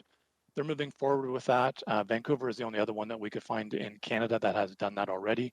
Different legislation in probably in BC than there is in Ontario. Toronto is moving forward with it. They have another report going to one of their committees this week on it. And like I said, Ottawa has recently approved in June. If you through the report, if you want to, I can reference page 6 and 10. So in the case, 6 of 10. So yeah, Ottawa's gotten forward with it. So they're obviously looking at using Vancouver and Melbourne as some of the examples of someone who has already municipalities that have already done that as they move forward and develop their program. In the case of Vancouver, it was implemented in 2017, and they've been generating significant revenues from the program over in this case, in Table 6, we show the key indicators that's referenced in their 2019 report that's available on Vancouver's website. So what they've done, and it's accomplished the goals of reducing the number of vacant properties or vacant homes. So they've reduced their vacant properties from 2,500 down to about 1,900 in 2019. They've generated significant revenues of around $36 million, and additionally there's penalties and fines that they have implemented under their program that have generated revenues as well. But the goal of the program is to so it's not necessarily a revenue tool. It is supposed to be it's a policy tool for housing. So what they've indicated in their report is that that they continue to use these funds for initiatives that aim to improve the living conditions and increase the supply of affordable housing, and that's all part of their 10-year housing strategy. So specifically, those revenues that they generate would be going towards housing initiatives. Now, I don't have specifics on that, but that was information that we have from their report. In the case of Ottawa, the city of Ottawa, that is, they're in the process of developing their program, and they're same thing. Similarly, they're looking to use these funds, use the revenues that are generated from a vacant home tax or a vacant residential unit tax to use that for housing programs. They haven't clearly defined what those programs look like in the reports that are available on their website. I tried to connect with some of their staff, and I wasn't able to do so last week to get any updates on that. And if you want, if you have another question, Councillor, I can get to some of the timing that they're looking at if you're interested. Yeah, that would be helpful to get a better understanding of the implementation stages that Ottawa has gone through and steps that they've taken and where they're at right now through you, Chair. Yeah, so thanks for the question, Councillor. Yeah, so between when they first introduced the motion in December 2020, the mayor from Ottawa introduced the motion. They'd been doing the research and public engagement, so that's from December till June. They had a public engagement session which involved a survey and stakeholder consultations, and that went from February 22nd until April 15th, and then they presented their first report June 1st to their committee and June 9th to council.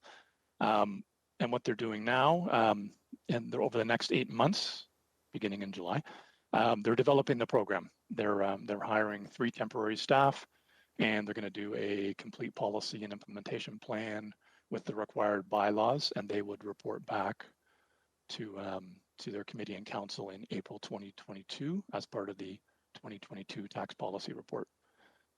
Just as not that you asked, but other municipalities that we've tried to get some information on. We know there's some information from Mississauga and the region of Peel. So in Ontario, the upper tier municipality is the one who has to implement the tax policy, and they have to work with the Ministry of Finance on the changes required.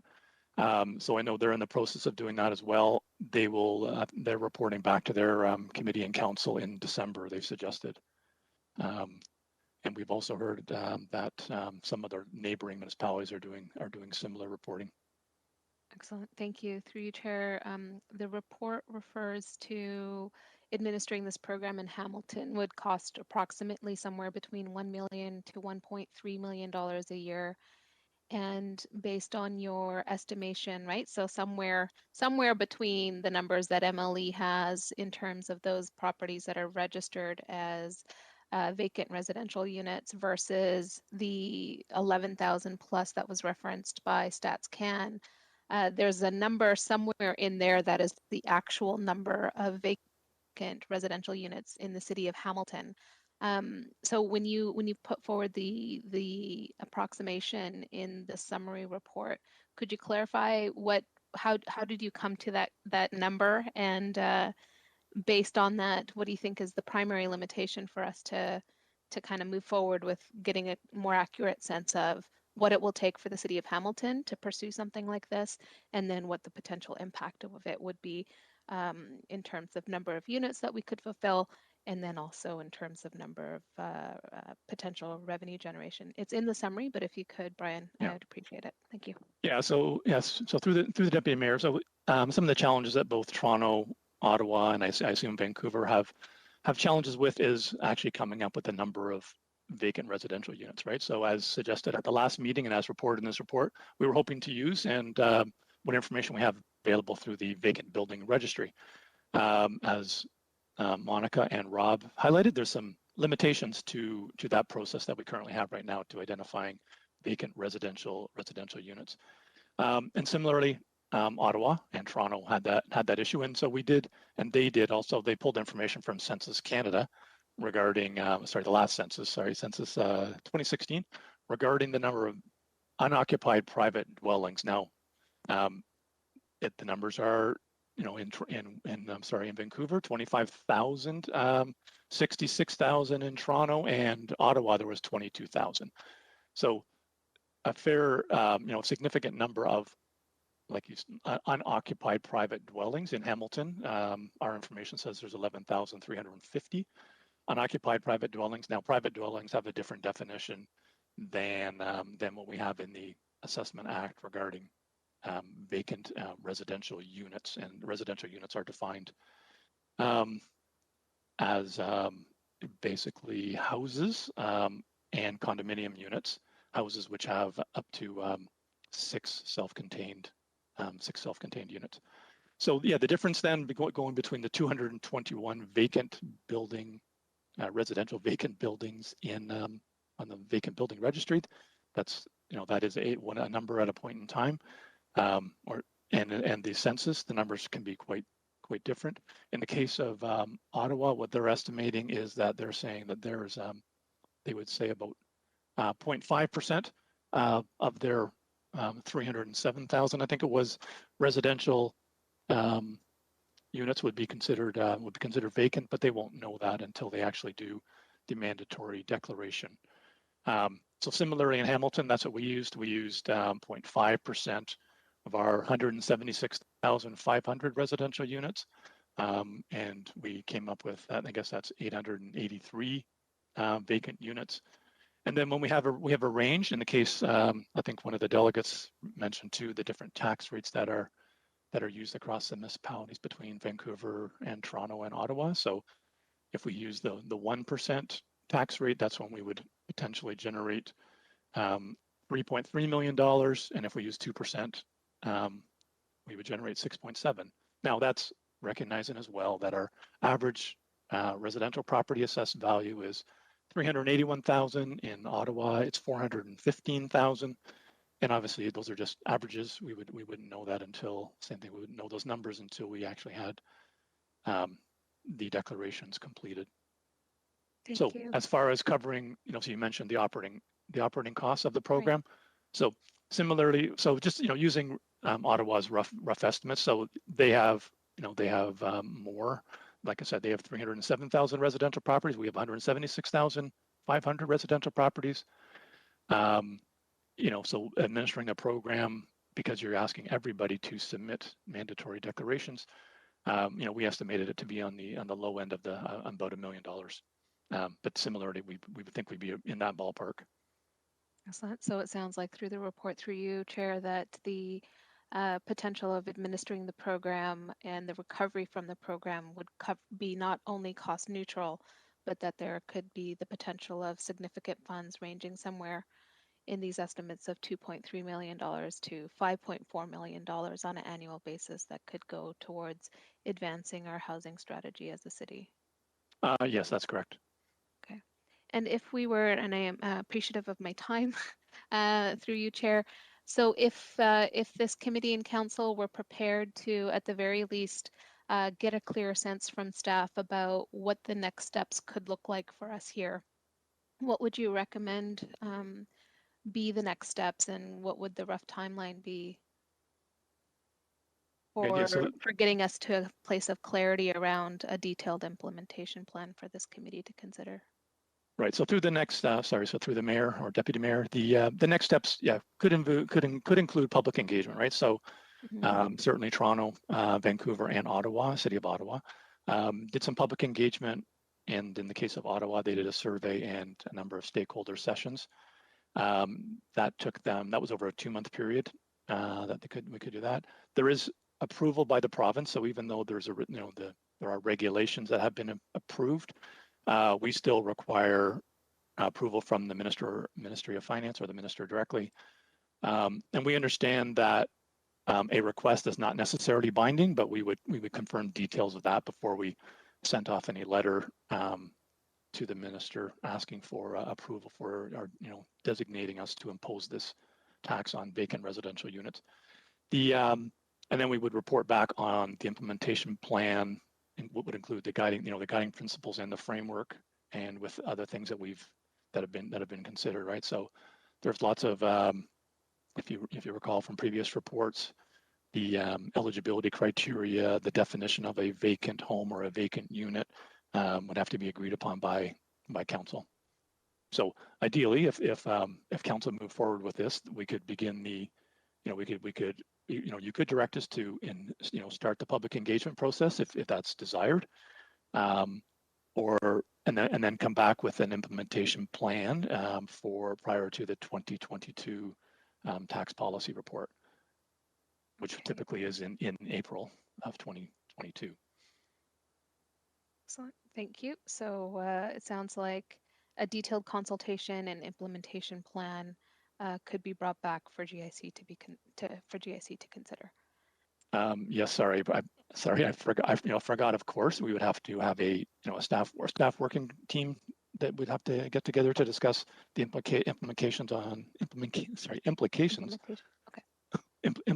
other policies, as mentioned previously on the other 2 examples of the Hamilton Tax Increment Grant Program, and also obviously housing would be involved to determine these additional funds, how would they be utilized, and what would that program look like? Okay, thank you for the time, Chair. I will come back for a second time. Thank you, Councillor. Well, if you want to continue, you can. You don't need to.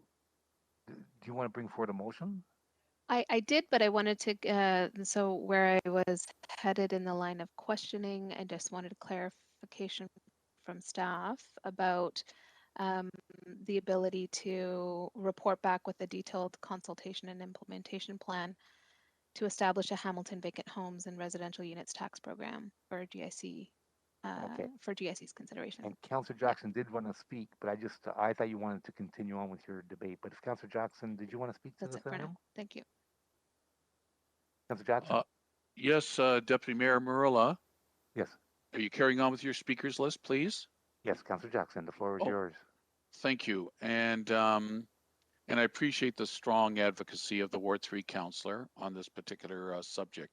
And I was one of the ones that wanted more information, so I'm grateful to a new director. Again, congratulations, Monica Cirillo of MLE and Director McMullen jointly from the 2 departments, bringing this report forward about considering implementing a vacant or empty home tax. So can I just ask a couple of questions to either Monica or Brian for clarification? So if a house that rents 2 units has 1 filled and 1 empty, if a multi-res building that has 100 units has 80 filled but 20 empty, would those type of situations be eligible for the empty home tax to be registered, or would they be exempt? Through you, Deputy Mayor, whoever wants to try that, please.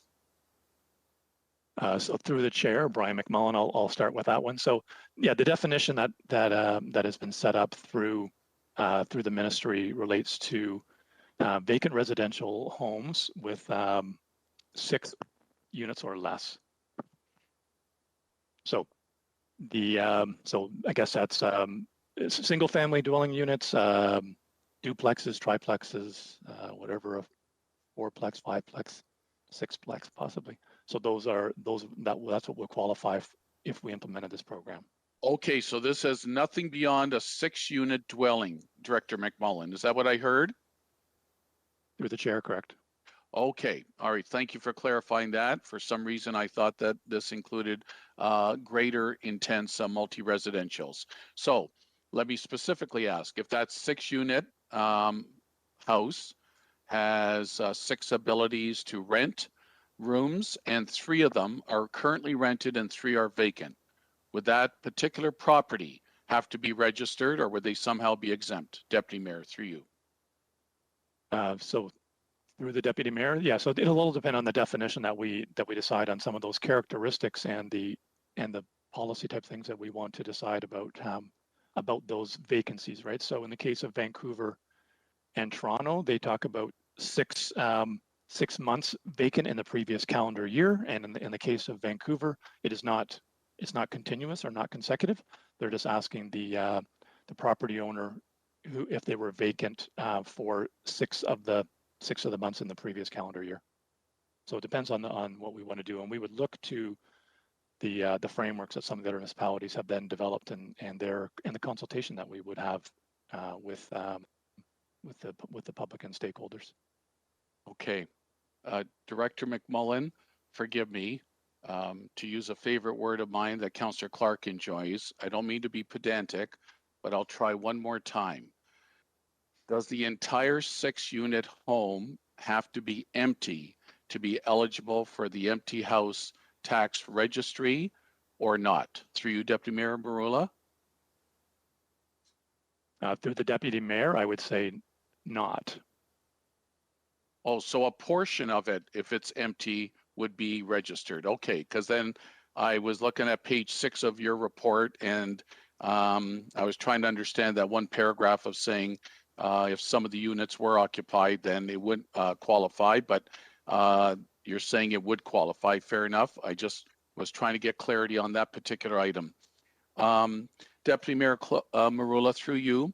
So if we hypothetically start this program, 1.3 million a year, a little bit bothersome to me, upfront costs, fully 8 FTEs is what your joint report is suggesting for the administration of this new program. So let's do some foretelling here. We start up the program. Revenue is coming in, as Councillor Nand referenced, from the other 3 municipalities, offsets the costs. We got some money in the bank to do some good things for affordable housing. You would need to annually maintain the 8 FTEs and that $1.3 million cost, Brian or Monica, even if the registry and number on the registry decreases and is reduced over time. Through you, Deputy Mayor Merulla. So through the Deputy Mayor Merulla, thanks for the question, Councillor. So yeah, that's what a number of municipalities have been looking at, obviously, is that the goal of the program is to reduce the number of vacant residential homes. So the revenue will decline in future years as the success of the program and as these taxes are assessed. So at some point in the future, there would have to be a change, and staffing levels would then be reduced. Correspondingly. Okay, thank you for that. Director McMullen, a couple of more questions, Deputy Mayor Merulla, before a comment. Does the report touch at all about implementing this type of empty home tax in Hamilton? Does it touch at all about property standards, absentee landlords, out-of-town landlords, that type of issue? Through you, Deputy Mayor Marula, maybe that'd be more towards Director Cirillo or Director McMullen. That's fine. No, through the chair, I know from our vacant buildings, it definitely touches on the property standards, but I'm going to pass that question to Robert Ustricki, who is authoring the report. Thank you. Yes, thank you. Through the Deputy Mayor to excuse me, to the councillor.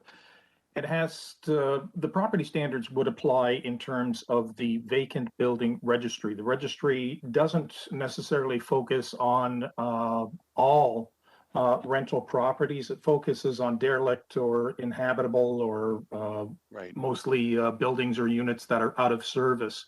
So if any of those criteria that make it derelict or uninhabitable, then certainly the property standards would step in. Okay, Manager Ustricki. Deputy Mayor Marilla, thanks for your indulgence. My big focus on this whole issue and this potential empty home tax for Hamilton was to add greater enforcement abilities, authority on the MLE side for delinquent property standards. That has been, for my constituents, primarily the biggest issue when a home has either been rented and or possibly vacant for a period of time and or abandoned. That's been my big focus. I'm struggling during this COVID time with the upfront costs of 8 FTEs, 1.3 million annually. I understand this is an issue, and I see the chart where greater numbers are in certain wards of the city. It looks like mine is an extremely lucky one on the East Mountain where we have one of the fewest. However, that's my struggle at this time still. And I suppose if it came to a hard vote today to implement or not to implement, I would have to vote against it, but maybe somewhere down the road I would reconsider. Thank you, Deputy Mayor Marula. And thank you, Councillor Jackson. We now have Councillor Eisenberger, Mayor Eisenberger and Councillor Clark. And then for a second time, we're going to have Councillor Nan. But Councillor Wilson just stepped up to the plate for the third first-time speaker. So Mayor Eisenberger, the floor is yours.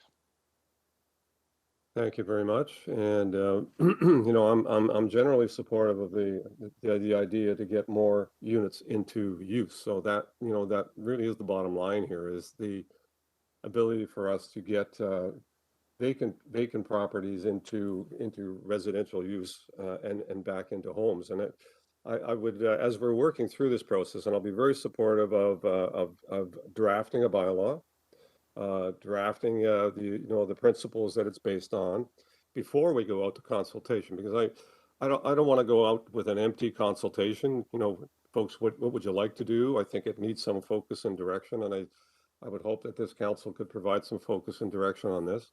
But it also is important to look at the offset, which is, what does it cost us to provide affordable housing units that we have to provide? I mean, if the private sector isn't providing them, then it lands on the public sector to be able to provide them. And, you know, you would quickly eat through $1.2 million on possibly 3 units.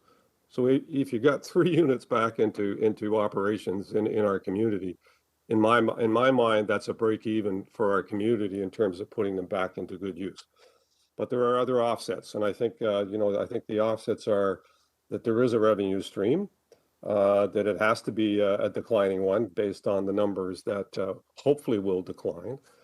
And so I'm much more interested in having our staff prepare a bylaw, prepare the principles that it's based on, outline the costs associated with that, make a comparison with our housing providers as to, you know, what it would take us to be able to provide that level of housing in our community, and then have that go out to public consultation at the appropriate time. That, in my mind, is a better step forward than, folks, what would you like to do? Let's get some consultation happening before we actually draft a final bylaw. So I'm, if Councillor Nan's prepared to move, that we step into drafting a bylaw and all the elements that are associated with that, and prepare that for public consultation. I'm there 100%. You know, we have to take steps to provide more housing units in our community, and we have. You know, the secondary housing unit, approach, I think is going to be, very successful. I really have hopes that that'll open up a lot more rental opportunities in our community for those that are looking to find space. And you know what? That competition actually drives pricing down, should drive pricing down if more units become available. And so I'm very supportive of that, supportive of that direction, and happy to second that when it comes to the floor.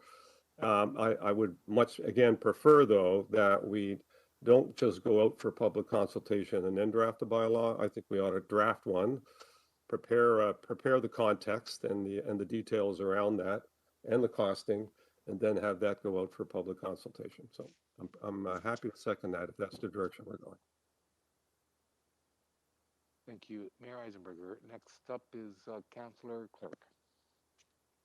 Thank you. Thank you, Deputy Mayor Marula.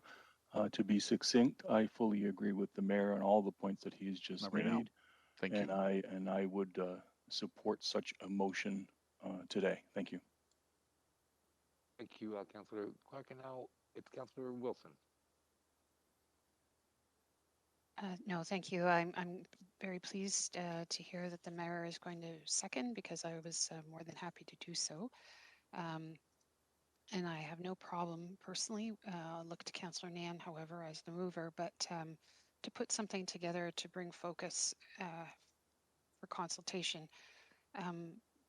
However, I really do, I know we will heed that feedback, because I think it could be valuable in terms of scope and practice. And I respectfully, on the issue of enforcement, I think if anything has taught us COVID is we cannot police and enforce our way out of a crisis. We need to create a culture, and we need to create expectations. And we heard this morning from our delegates on the many intended and unintended consequences of the financialization of our housing system. And it's when we look at Table 3, which Councillor Nan was referencing throughout her comments and questions, it certainly does underscore that basket of the social determinants of health when we're trying to incorporate and appreciate the cost of this financialization of this vacancy, which is based on your financializing shelter. And the real costs of underhousing and unhoused, which we don't cumulatively put together. And I suspect that if we did, the administrative costs of this would pale very much in comparison. So I'd like to thank Councillor Nan for all of her due diligence and her homework on this, and very pleased to see that it will be moving forward with a report coming back on implementation. Thank you. Thank you, Councillor Wilson. And next up is Councillor Ferguson. Yeah, thanks, Mr. Chair. Through a question to you to Brian. Brian, how does the tax surcharge work? If a home is vacant, do they get a reduction in their property taxes? Or if not, is a surcharge applied to them? If so, how does that determined?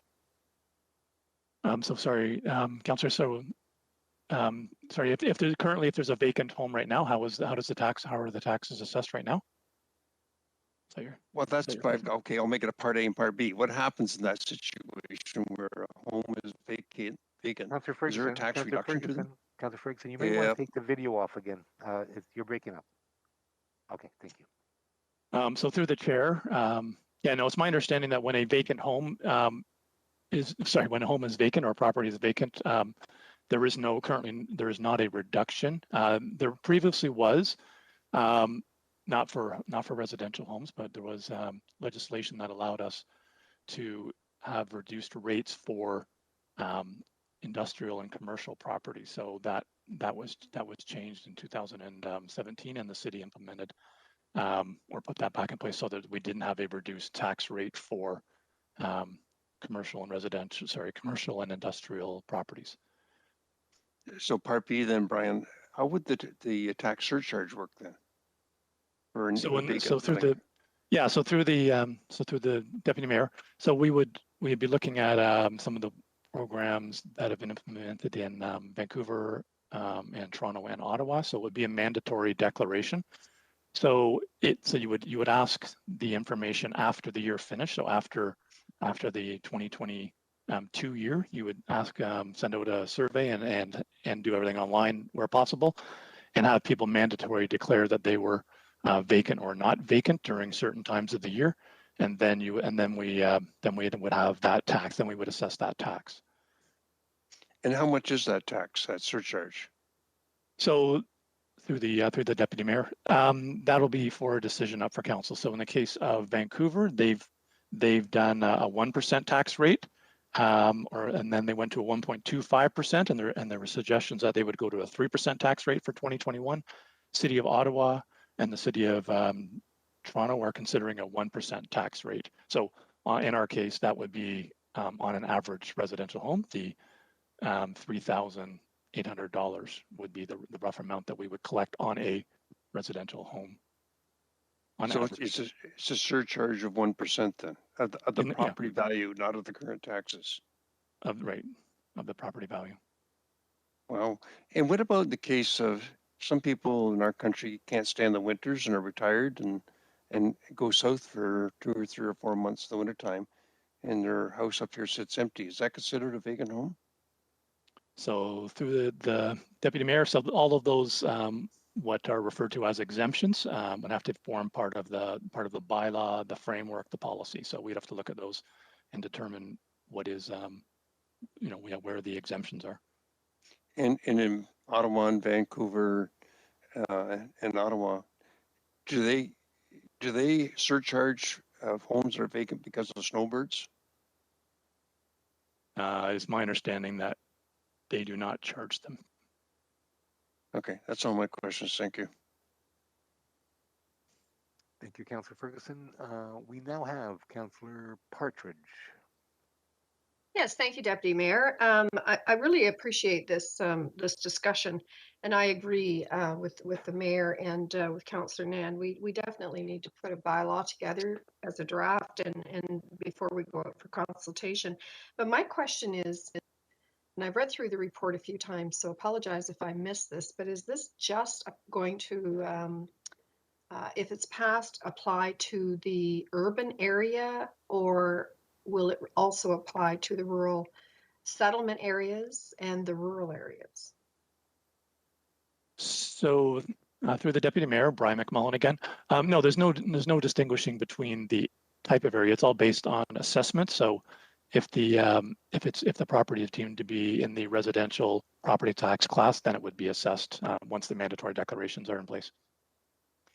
Thank you. And I guess my concern here is that if the goal of this program, which I agree with, by the way, if the goal is to improve the amount of affordable housing available to the market, I'm really pushed to see how a farmhouse out in the rural area could be affordable as part of an affordable housing. So I'm just scratching my head on that. Is that something that will be worked out through the policy and the bylaws? Is there going to be determinant or a level that of how much can be charged or should be charged for affordable housing? I'm just trying to understand where we're going with that part of it. Brian, can you help me with that? Yeah, so through the deputy mayor, the program development can be defined, and as suggested in the by the mayor, and it sounds like the draft motion that's going to be coming forward, the program can be defined and voted on about how we do that. So if that is a consideration of council, then we can put something like that in. We'd have to then look at the parameters on how we decide where those boundaries are and how that would work. So yes, that can be considered if that is the intention of committee. Yeah, and I think that's important because I really, I want to stay focused on the fact that this is about affordable housing, or at least that's what it appears to be. And I think it's really important that we achieve that because we do have an affordability issue in terms of housing in the city. So the other question I guess I have, Deputy Mayor, is we certainly have more than 4 vacant houses in Ward 15, and appreciate that, we still need to gather that information. But what about a developer buys up a couple of acres, there's a house on it, and the house is empty, potentially vandalized? Is this going to apply to that as well? Because while they're putting their permits in and getting applications in and getting approvals, sometimes that can be 3 to 5 years before that happens. So, I'm just, that needs to be a consideration as well. I'm not suggesting they should be exempt, but I am suggesting that if we do go down that road of charging the tax, it's probably not realistic to think that that home or that house will become an affordable residence for anyone. Can you comment on that, Brian? Or anybody else? Monica perhaps would like to chime in on that as our new director. Through the chair, thank you very much for the question, Councillor. And I think I'm going to echo a lot of what Brian has said. I think that we've raised a lot of great points around the with the councillors today that we'll take back and we'll ensure is included in our draft bylaw for circulation and for comment. And we'll ensure that those types of things are taken into consideration because great points are raised. Yeah, and I appreciate that, but so if it's going to be about affordable housing, then there needs to be some parameters put in this bylaw, I would think, or this policy that would direct the owners of those units or homes toward that. I think you're very, very hard pressed to, in a rural settlement area of Freelton or Carlisle or Millgrove, to have any vacant homes in that area be affordable for purchasers as well as renters. But it is a serious problem that we have in Ward 15 and across the entire city. It's not just about in the downtown 8, I should say, wards. It is a serious problem out here in Waterdown, Flamborough as well. So those are my comments. Thank you, Deputy Mayor. Appreciate it. Thank you, Councillor. And we now have Councillor Nan. I believe you have a motion. Thank you, through you, Deputy Mayor. And just on that last point, Councillor Partridge, I'd be happy to check in with our colleagues in Ottawa, as they did also look at rural vacancies as well and have to figure out what their bylaw stipulations were and what the framework spoke to. So happy to share that information once we get it back from Ottawa as well. I appreciate that very much because, Ottawa, as we know, is a very similar geographic setup to Hamilton. And I think that's a great suggestion. So appreciate that.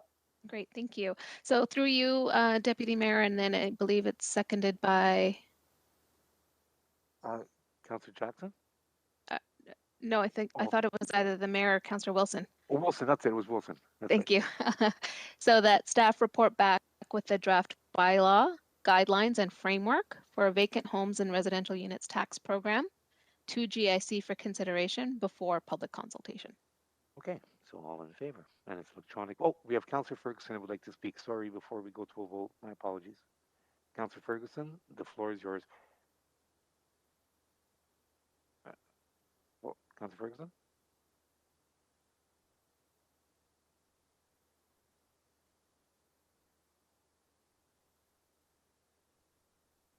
Councillor Ferguson, are you able to hear us? No. No. Okay, folks, what would you like to do? He did indicate he wanted to speak, Madam Clerk? Through you, Mr. Deputy Mayor, I'm not quite sure if he just stepped away or if we've lost him altogether. Councillor Ferguson, are you able to hear us? Oh. Yes, I am. There you go. Councillor Ferguson, did you want to speak? I already did. Oh, you did? Okay, fine. Yes. Okay, thank you. Alrighty then. So now we have a motion that's been presented by Councillor Mann, seconded by Councillor Wilson. All in favor? And it's electronic vote.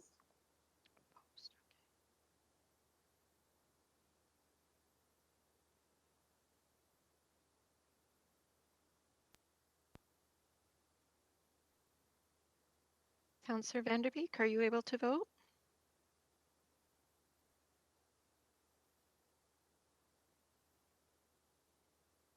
Okay. Vote is closed and that carries 10 to 2. Okay, so now we are moving on to 10.5, which is the School Board Properties Subcommittee report. May I please have a mover and a seconder? I see Partridge, seconded by, do I see a hand? No. Clark? All in favor? Electronic vote.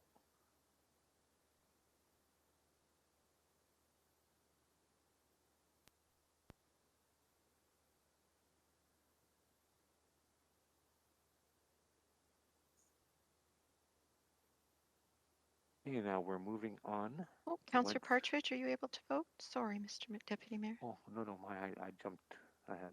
Sorry. Yeah, Stephanie, I don't know why, but the entire motion is coming up, and at the very bottom is the vote, but it won't scroll up on my screen. I'm supportive, and it's okay. that, I'll put your vote in for you as supportive. Thank you, Councillor. okay. And I just wanted to remind everybody not to forget Councillor Chad Collins, who may want to second some things. Thank you. Councillor Collins, are you there? I am, yes. I'd be happy to. Okay. Moving on to 10.6, moved by Collins, seconded by Partridge. All in favor? Is there any discussion? It's about time. Thank you. Oh, Councillor Wilson, the floor is yours. Thank you, Deputy Mayor. Just on this report, I've heard of her name, but I have not had the pleasure of meeting her personally. Just a question through you to clerks, if I may. Do we give due recognition to those citizens who have a tenure of volunteering on our advisory committees when they have to move on for whatever reason? Thank you. Through you, Mr. Deputy Mayor, no, it is not our usual practice to do so. Committee has requested that the clerk's office do it. So if it is approved by committee today, we would, but it is not our normal practice, no.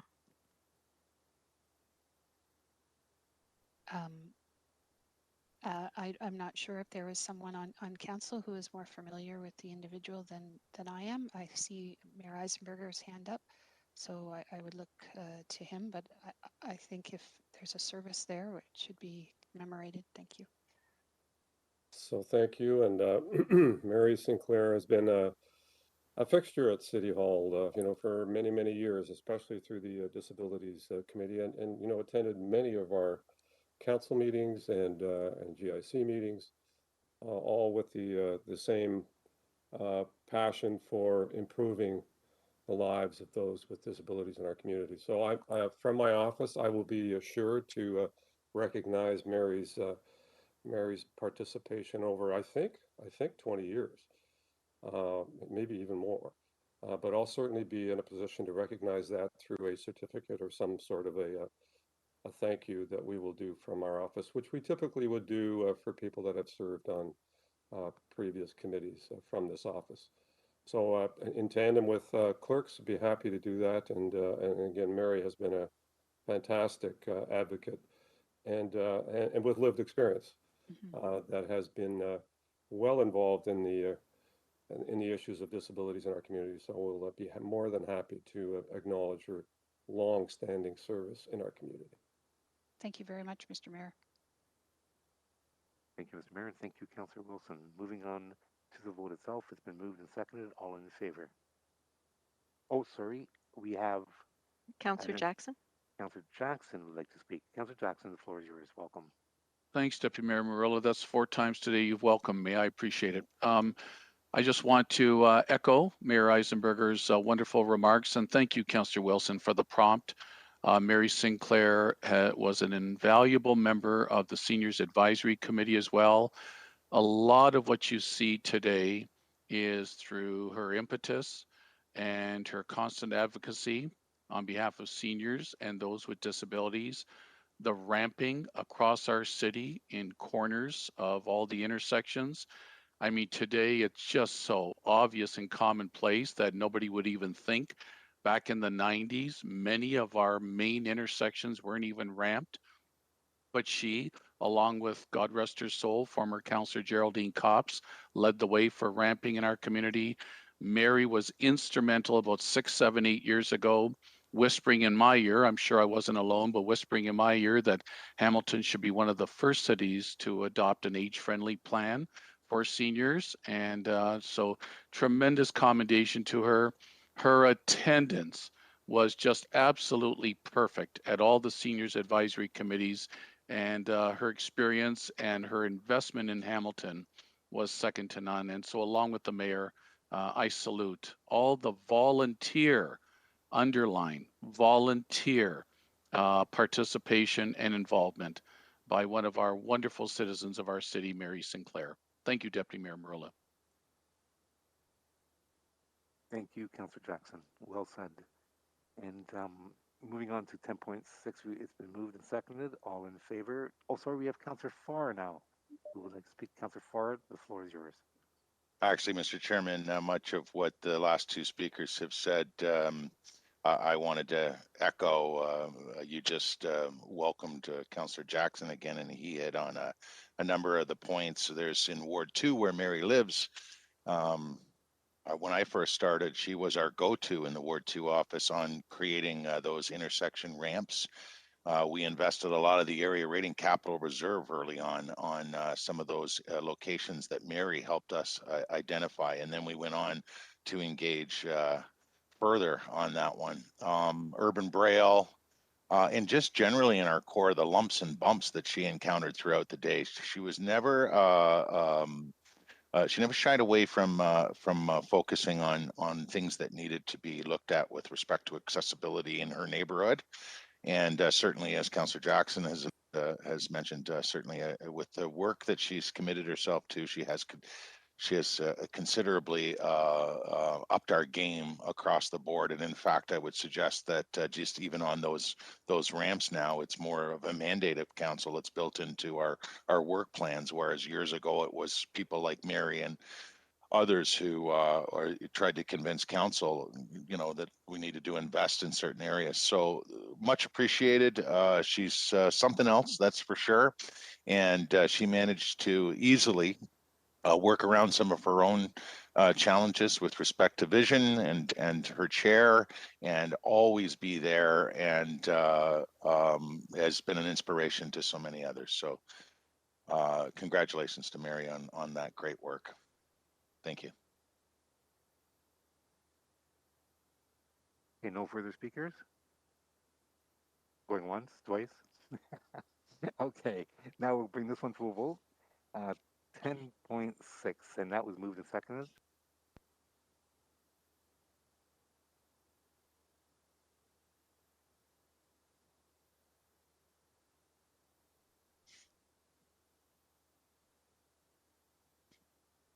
Councillors Collins and Clark. Councillor Collins. Collins, I got yours just now. As soon as I ask, it pops up. Councillor Clark, are you with us? Councillor Vanderbeek, I see you. I'm going to put you back in because you were absent. Okay, you can vote now.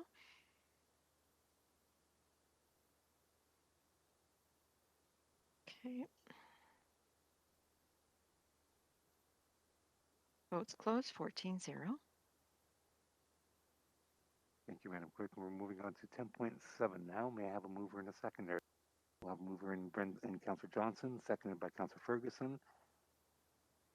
All in favor, and it's an electronic vote.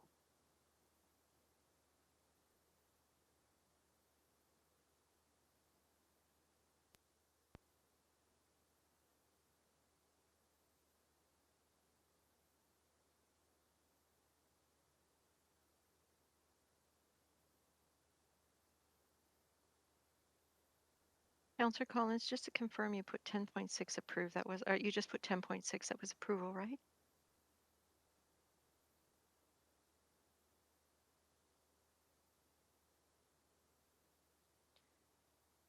Okay, vote is closed, 15-0. Madam Clerk, now we're moving on to notices of motion. And we have Councillor Collins, would you please introduce your motion? Yeah, can you hear me okay? We can. Super, thank you. So I would move what's in front of you. I think this was included with the agenda. I did have a number of people offered a second, and I believe Councillor Ferguson was the first to beat everyone else to the punch. And so it's fairly straightforward, much like we did in 2018 in terms of providing additional resources for road and sidewalk. And I did have staff ask me whether this also includes, as we've done in the past, bike lanes, pathways, and trails, and it does. I believe that is part of the minor maintenance eligibility. It's also eligible under federal Good, gas I'm just tax in committee, so I'm doing two things at the same. Councillor Farr, your mic's on. Sorry. He's good. He's done. Thank you. And so as you know, Mr. Chair, we've had a lot of federal programs for transit, housing, heritage, culture, and recreation. And not a lot has come our way in terms of roads and bridges and other things. And so this will certainly assist in the area of hard infrastructure and getting at the big deficit that we have in all wards. So moved by myself, seconded by Councillor Ferguson for the motion. Okay, That's so the first, I would need to waive the rules. In yes, order I was just going to say that'll be the first motion. So moved by Collins, seconded by Ferguson. All in favor to waive the rules, electronic vote. One moment, I'm just adding that vote. Oh, and we have Councillor Partridge that would like to, you can't speak, well, yeah, we want to speak to the, yes, Councillor Partridge. No, sorry, I'm going to speak on the motion, please, when it's time. Thank you. Okay, fair enough. Thank you. And Wilson, Councillor Wilson at this point? Okay, Councillor Wilson, the floor is yours. Thank you. I'd like to understand from the mover the reason for the rules having to be waived in terms of the timing. Thank you. Councillor Collins? Yeah, I believe we were, and I've had several discussions with purchasing and finance about getting at some of the inflationary increases that we're looking at. And as you know, the motion speaks to the procurement process in terms of trying to lock in with some of the unit prices that we've secured for road work in 2020 and 2021. So this is essentially trying to get at better pricing ahead of what's to come, I think, later this year and next year as it relates to the continued inflationary prices we see for all things that we're purchasing right now. Yeah, well, therein sort of lies one of the issues. The alleged inflationary pressures are being faced on across the board for all municipal goods and services. So I'm not quite sure why this one has to be treated any different in terms of moving expeditiously on it. So I won't be supporting the waiving of the rules. No problem. Thank you. Okay, so any further speakers on this item?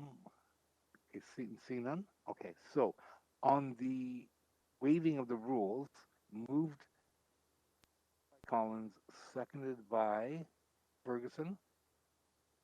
All in favor, it's electronic vote.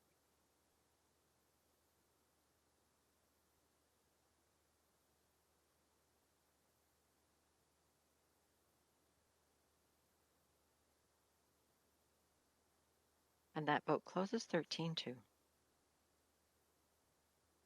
Okay. Moving on to the actual motion itself, Councillor Collins. Moved by myself, seconded by Councillor Ferguson. And any speakers or comments? Councillor Partridge. Councillor Partridge, the floor is yours. And sorry, Councillor Partridge and then Danko. Councillor Partridge, the floor is yours. Yeah, thank you, Chair. And yeah, I just want to mention that I mean, one of the things that I'm on the Federation of Canadian Municipalities for representing the city of Hamilton, and you know, the FCM, they have been instrumental in lobbying the government and going for this doubling of the federal gas tax. So I just you know, I wanted to mention the very hard work of all my colleagues to do with FCM. And I mean, I know certainly you know, there's lots of roads in the rural area, and even within Waterdown and the rural settlement areas of Freelton and Millgrove, that there's just never enough money in the annual budget to address the concerns of these roads, and it affects you know, our school buses. It affects in Waterdown, it's the HSR buses. And so with all the construction going on in Ward 15, you know, the heavy trucks constantly, there's thousands of them, you know, ripping through Waterdown, and it damages our roads and the annual capital budget and operating budget. There just is never enough to address everything that needs to be done. So this will certainly be put to good use. I also want to mention too that, you know, we made the commitment to put in more and more cycling lanes in any of the road work that we do in Waterdown and throughout Ward 15. So I'm very pleased to see that we'll be able to do that as well. Thank you so much. Thank you, Councillor Partridge. We have now Councillor Danko. Thank you, Mr. Deputy Mayor. So first of all, just like to thank Councillor Collins for identifying this funding source for new funds for our city's roads and transportation corridors. It is definitely needed. But I guess my concern just with this motion is not the identifying the funding, but the arbitrary allotment of $2 million for each ward. Just later this week, we have before the Audit and Finance Committee a roads value for money audit that is presented by our city auditor, which is very specific about the need for a strategic plan to articulate the full breadth of goals and strategies necessary to achieve improvements to pavement management, and specifically calls for a more rigorous application of life cycle costing principles and strategic investment in our maintenance of our roads. And in order to achieve that, we need to provide our staff with the funds, but also not be specific that it's just an arbitrary $2 million per ward. So for those reasons, I'm afraid I'm not going to be able to support what's in front of us today. Thank you. Now we have Councillor Ferguson and then Johnson. Councillor Ferguson, the floor is yours. Yeah, thank you. I too want to thank Councillor Collins for putting his fingers on this, and I'm very privileged to second it. You know, us suburban councillors in suburban areas don't have access to area rating funds, and I have, as I'm sure others do, a lot of residential streets that are in real tough shape, but they never make the cut through the operational budget because they focus on arterial roads. And so this is a special treat to us to be able to attack these because we can't do it through an area rating fund. So I'm very, very supportive of this. And once again, thanks, Councillor Collins. Thank you.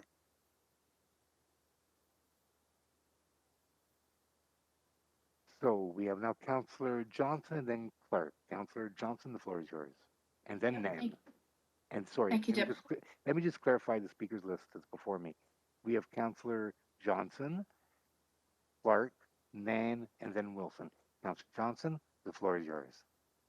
Thank you, Deputy Mayor. I just have a couple of quick questions, and I asked Councillor Collins, and I think there was almost the answer wasn't really confirmed for me, and I'd really like to go to staff and ask, would this also mean any infrastructure? It says road infrastructure. Does it mean any other infrastructures like sewers and water to our municipal centers or to our city properties that want to put in drinking fountains or that sort of thing? So I'm just asking if that would apply, and rec centers, building of rec centers. So through the Deputy Mayor, Brian McMullen here. So the way the motion is written, it's related to roads specifically, generally under the category in the federal gas tax agreement. So, but within the federal gas tax agreements, there are 17 or 18 different categories of where the money can be spent. And that does include, like you mentioned, it does include water, wastewater, solid waste, and other type of buildings. So the categories are quite broad. If that is the intention of council, if you want us to refine something in that definition. Yeah, thank you. And that's one of the reasons that I was asking for this. Glanbrook has been pushed back a number of times for the rec center, and we've been trying very, very hard this last 10 years trying to pull the pipe across the road so that we can pull it into the municipal center. Our Glanbrook Arena is very fragile septic system, very fragile well. And I would like to be able to pull that pipe over to the rec center, to the rec area that we have right now, in order to create the rec center that Glenbrook has been promised for the last 20 years. So that's where I'm wondering if this motion needs to just change, or is it okay on its own, as long as we all understand that as long as it falls under the tax, the gas tax rules. So that's my question, please. Brian, I think based on what you said and based on my understanding of what you said, we need to amend it to ensure that all other 16 categories could be considered. Is that correct? So through the deputy mayor, yeah, that'd be correct. So there actually is end up being 18 different categories, but they are quite broad. And I don't know if you want to make it specific to some of the categories. I can read some of the categories if you'd like. Would you like that? Sure. Yes, please. So specifically the top, so like local roads and bridges, public transit, drinking water, wastewater, solid waste. There's community energy systems. There's capacity building, which includes long-term planning practices. A number of things that might not apply: short sea shipping, short line rail, airports, broadband connectivity, brownfield redevelopment, sport infrastructure, recreational infrastructure, cultural infrastructure, tourism infrastructure, and disaster mitigation. So I think based on what Councillor Johnson said, recreational would fall into that category, would it not? Yes.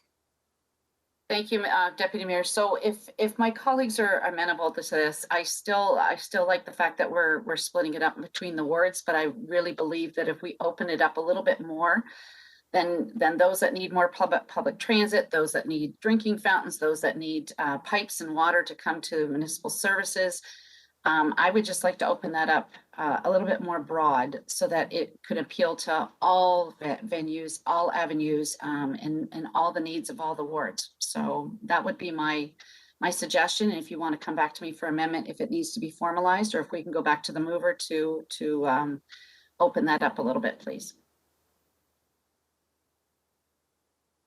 Councillor Collins? Well, I would prefer that to keep it in the minor maintenance, and I think the procedure is that all of us have to come back at some point in time to committee to put our projects through the standing committee process. So I don't know if and we might be splitting hairs here, but if through you to Brian, does it suffice to have it invested in minor maintenance as the motion suggests, and then motions as such as the ones that Councillor Johnson has referred to, they would flow through committee for committee and council approval at a later date? Is that I just don't have the information in front of me in terms of what's included in minor maintenance. That's all. Right. So through the chair, I don't know whether Dan McKinnon or if Gordon McGuire happens to be on the call or in the meeting, but yeah, the way that I think the minor maintenance right now, it is focused on, the council priority projects, right? It is focused on right now on sidewalk and road repairs. But if that is a recommendation to change that, I think we could suggest that minor. Well, I guess we could define minor maintenance in a slightly different way if that is how council would like to see it. I have no problem helping Councillor Johnson with their infrastructure needs. I mean, for me, this is about getting at the basics, the meat and potatoes of road and sidewalk work, which we all have needs. But if she has specific infrastructure issues that fall outside of that, I don't mind trying to assist. I just don't know procedurally how to do that. So I don't know if you were the clerk, if you're suggesting then that the minor maintenance will include that because it has to come through the committee at a later date, then I'm okay with that. Thank you, and thank you to the mover. My concern is that if I do come to council with a motion, it can absolutely bite me in the rear end later, because that wasn't the intent of the motion. And I think that's something that I would really like to broaden that motion just a little bit, or somehow if we could wordsmith this so that it's happy with the mover and bring it back at council, I'd be happy with that as well. So we're not doing this on the fly. Councillor Collins? Good. Okay, thank you. Thank you, Deputy Mayor. Thank you, Councillor Johnson. We now have, Madam Clerk would like to interject. Sorry, yes, just so clarification, and I do understand we still have a speaker's list, so my apologies, Mr. Deputy Mayor. But just what I understand correctly at the moment is that it will be put forward as is. And then between now and council, Councillors Johnson and Marula will work together to send me wording for an amendment. No, Collins, sorry. Councillor Marula is allergic to this, so we'll go to a motion. I So can we'll see go with, his we'll face. go with Oh, sorry. Councillor Collins. Okay, thank you. All right. Thank you. Okay, so everybody understands that now, and we're moving on to the speakers list, and the first speaker is Councillor Clark. Thank you, Mr. Deputy Mayor. I'll be brief. I wanted to thank Councillor Collins for his motion. As many of you are aware, I have been pushing for more investment into sidewalk repairs and road repairs. Sidewalk repairs in my ward alone is very challenging. This year we were able to find the reserves to allow us to repair 6,000 meters worth of sidewalk bays, or 6 kilometers, which is unprecedented in Ward 9. But we have many, many more sidewalks that are on the list that need repairs, and we're simply managing the issue with limited resources from year to year. So this one-time infusion of cash will be very helpful in my ward, and I wanted to thank Councillor Collins on behalf of my residents for bringing this motion forward. Thank you. Thank you, Councillor Clark. We're now moving on to Councillor Wilson. Councillor Wilson, the floor is yours.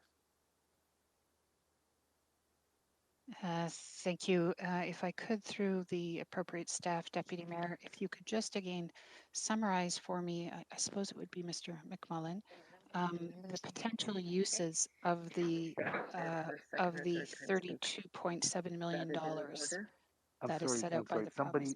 Yeah, somebody is speaking. Somebody has a mic on somewhere, live mic. Okay, I think it's off. Thank you. The floor is yours. Thank you again, through you to Mr. McMullen. Just to remind myself again, the $32.7 million in this community building fund. Could you please identify the places or assets in which it could be used? Yeah, so through the Deputy Mayor, so in the existing federal gas tax agreements that are in place, there are 18 different categories where funds are eligible, right? And we go through our capital budget on an annual basis, and we do a similar process with the annual federal gas tax funds that we receive. This motion is about the one-time funding of the $32.7 million, using 30 million of that. So the 18 different categories include 2 of which are roads. So there's roads and bridges, and roads and bridges are quite broad, which includes roads, bridges, tunnels, highways, active transportation infrastructure, which includes the cycling lanes, paths, sidewalks, hiking and walking trails. Then there's public transit, drinking water, wastewater, solid waste, community energy systems, capacity building, which it references the ability of municipalities to develop long-term planning practices.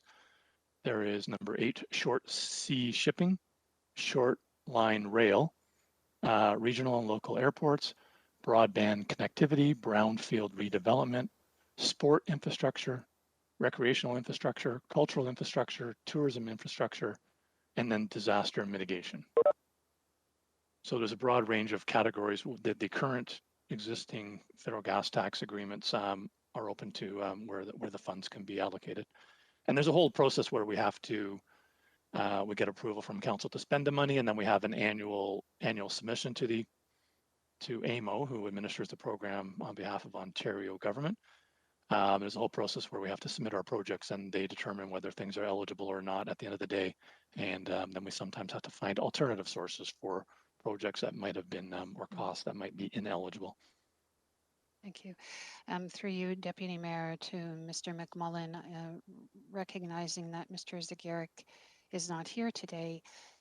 Last month at GIC, when this fund of $32.7 million was referenced, it was recommended, just as a given in that report to GIC, that staff would be reporting back through the budget process on the leveraging of these funds in the 2022 capital financing plan, which would, in terms of our fiduciary responsibility, make good sense in that the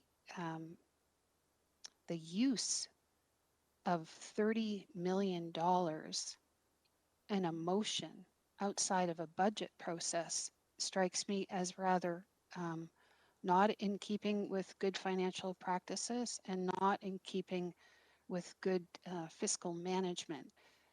So was there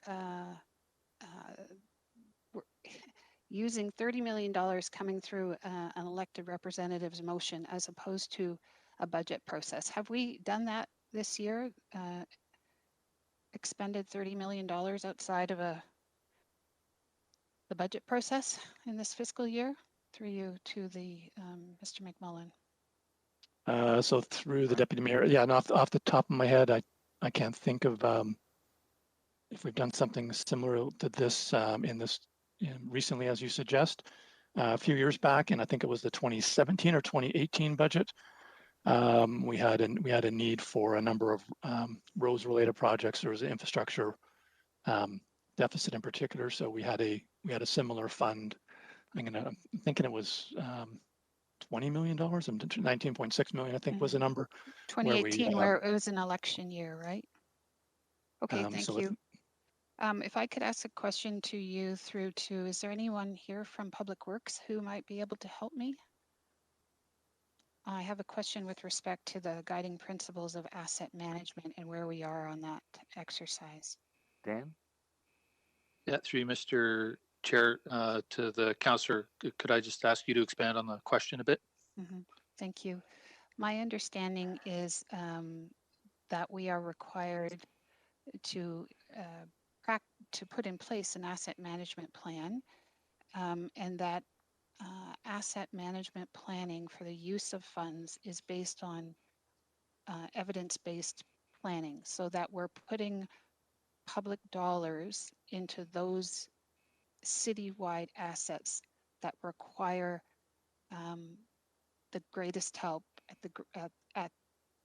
the time in need. So we're getting the best return on investment. Could you just speak to me about asset management planning as it relates to the placement of infrastructure funds, please? Through you, Mr. Chair. So at a very high level, you've described it. Obviously, part of the work that we undertake in doing asset management is understanding all of the assets that we own, the conditions that they are in, the risks associated with the use of those assets. For example, if a small diameter sewer that serves 25 houses is in critical condition, that would be very different than a pump station that serves 10,000 residents. So there's a risk assessment component that goes along with it. So all of those things get baked into a process, if you will, that through which we identify which are the assets that we think we have to work on first. And then over the longer term, on the revenue side, is what kind of investments would we have to make in all of the different systems, recognizing that there's core assets being roads, bridges, water, wastewater, and storm.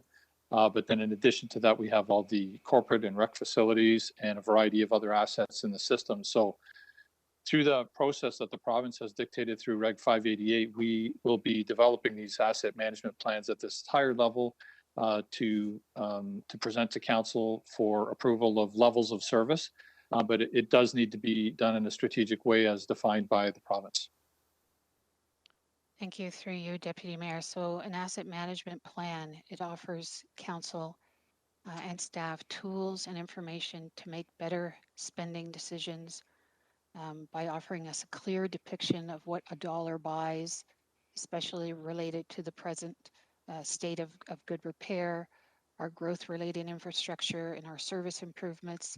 It gives us a clear picture of projects that we can possibly defer, but the ones that we need to act on now.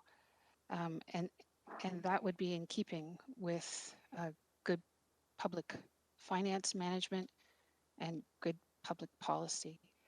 And therein lies the difficulty I have with this motion. The notion that we're going to expend $30 million outside of a budget deliberation, I think, is highly problematic. That we're going to divvy up that $30 million per ward as if all wards um, have the same kind, have those kind of asset management needs. We're a single city. We need to look at the best return on our dollar, and we need to start acting like a single city rather than 15 independent cities, so that we give taxpayers the best rate of return when we do expend those dollars. Um, I don't know whether to laugh or cry when I look at this motion, to be honest. Laugh because it is an expenditure of funds right in advance of a municipal election. Cry because it's this kind of practice that has aided and abetted a financial situation, a crisis situation where we find ourselves in, where we have a $3 billion infrastructure deficit that is growing by $200 million a year.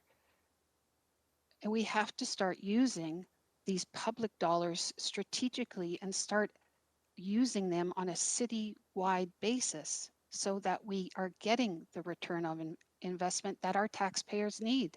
This doesn't do that.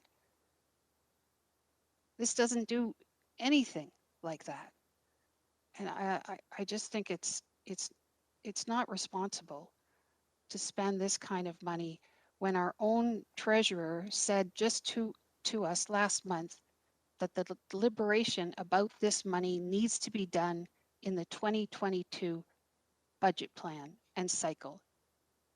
And so we have clear account of where it's going, the rate of return we're going to get, and why we're doing it, and how it aligns with this council's strategic priorities. This does none of this. Through a motion from an elected official as opposed to a staff report where we could deliberate in public about that spending, about how it matches our priorities. I cannot support this motion. Thank you for the opportunity to speak to it. Thank you, Councillor Wilson. Moving on, we have now Councillor Jackson, Collins, and for a second time, Clark. So Councillor Jackson, you're up. Thanks, Deputy Mayor Marula, and I just want to offer my support and gratitude to Councillor Collins. Over the years, since the area rating fund came in for the former wards 1 to 8 for the city of Hamilton, that was voted on about maybe 12, 13, 14 years ago in conjunction with former Councillor Russ Powers, who, if you will, unofficially represented the suburban side, and Councillor Collins with the old urban Hamilton side. I know I've done my very, very best to ensure within policy the area rated funds were used as they were primarily for hard infrastructure improvements of roads, sidewalks, traffic islands. In some instances where soft infrastructure acquisitions like old school board sites before falling into private development hands, the community petitioned for, I was successful in acquiring, again, ultimately with council support, with the package being brought forward. And the minor maintenance budgets here, again, whether they have been brought through the budget cycle, which is typical, normal, but this is definitely not unprecedented, Deputy Mayor Marula.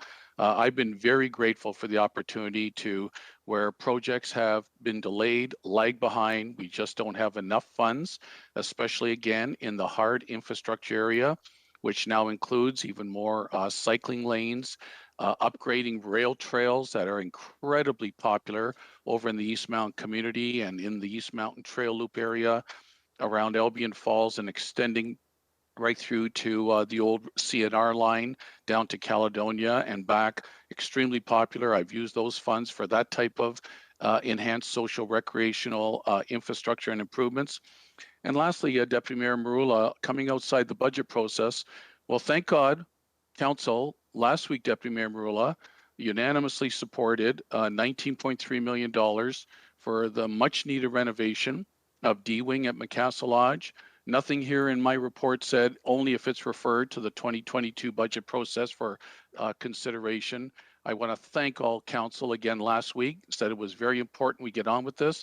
My point of that being, Deputy Mayor, that it's not unprecedented that sometimes budgetary items like this come forward. And I can tell you in my community, the use of these funds put towards primarily hard and in some cases soft infrastructure has overwhelmingly been very much accepted and appreciated. So I'll be supporting the motion. Thank you, Deputy Mayor Marula. Thank you, Councillor Jackson. Councillor Collins. Thanks, Mr. Chairman. And the motion is fairly straightforward. We've seen these many times before, as Councillor Jackson referenced. And in fact, it happened in 2018 when the same type of additional resources, I believe, were provided by the federal government in that calendar year. And ironically, it was the Ward 1 councillor at the time, Councillor Johnson, who came forward because their Main Street West, I believe, was in a deplorable state. And I believe it was outside the budget process that we allocated not just resources for Main Street West, but for the rest of the city as well. And of course, I can point to the motion that Mayor Eisenberger and I worked on, which is talked about probably once a month at committee in terms of the housing resources that we provided for our city housing as well as other not-for-profits. And it's the Mayor's Poverty Reduction Fund, it's what it's called. And that was a political motion that we consult with staff, we bring it to committee, celebrated unanimously around the table. And it's helped us over the years in terms of address our housing. And so these one-offs come about every once in a while from the federal government. There is no shortage of road and sidewalk work that needs to be done in every single ward. So we can start to create a system where there's the haves and the have-nots and argue, or we can try to find a balance in terms of providing resources for every ward where we're going to address the needs in neighborhoods where we've told constituents across certain streets and in certain neighborhoods, you're going to have to wait 3, 5, 6, 10 years because your street just isn't in the 10-year capital budget, or it's years away and others are ahead of you. So this allows us to get at the infrastructure deficit that we have. It allows us to accelerate plans where people are waiting. It allows us to accelerate plans, as Councillor Clark mentioned earlier, in terms of making sidewalks safer and reducing our risk management. So there's no dispute that there are deficits in all areas and that these funds will probably assist with, depending on the streets we're looking at, 2 or 3 streets in every ward, which really isn't a lot. And so I'm pleased with the support that has been provided, and I look forward to moving the motion and passing it here today. Mr. Chair, Deputy Mayor, it's Councillor Pearson. If you'd allow me a moment at your position. Okay. We have Mayor. Oh, we have you on the list now. So we have Mayor Eisenberger, and then yourself, and then we have Councillor Clark for a second time. And I want to speak at that point in time. So, Mayor Eisenberger, the floor is yours. Yeah, thank you. And as the one elected person responsible for the entire city, I support this because it covers the entire city. But having said that, we've had many occasions where we've done one-off, and I think Councillor Collins just pointed out one of the larger ones where we were actually set to get an additional $5 million annual dividend from Electra that this council supported putting into poverty and housing on top of the $20 million that we took out of the future fund. So some $50 million set aside over 10 years on a one-off basis. It was basically, here's our challenge. We know housing is a challenge. We know poverty is a challenge. Where do we find the resources to put more money together to be able to make a difference in that file? And we did a collective one-off, fully 100% supported motion to put $50 million over 10 years into that space, which is never enough. There's not enough here. This $32 million is not enough to do, our shortfall in terms of sidewalks, roads, and everything else that we're short on. And ultimately, it is going to be the federal and provincial governments that are going to have to provide help and assistance to municipalities. And, that's been an argument for quite some time. We now see federal and provincial governments doing more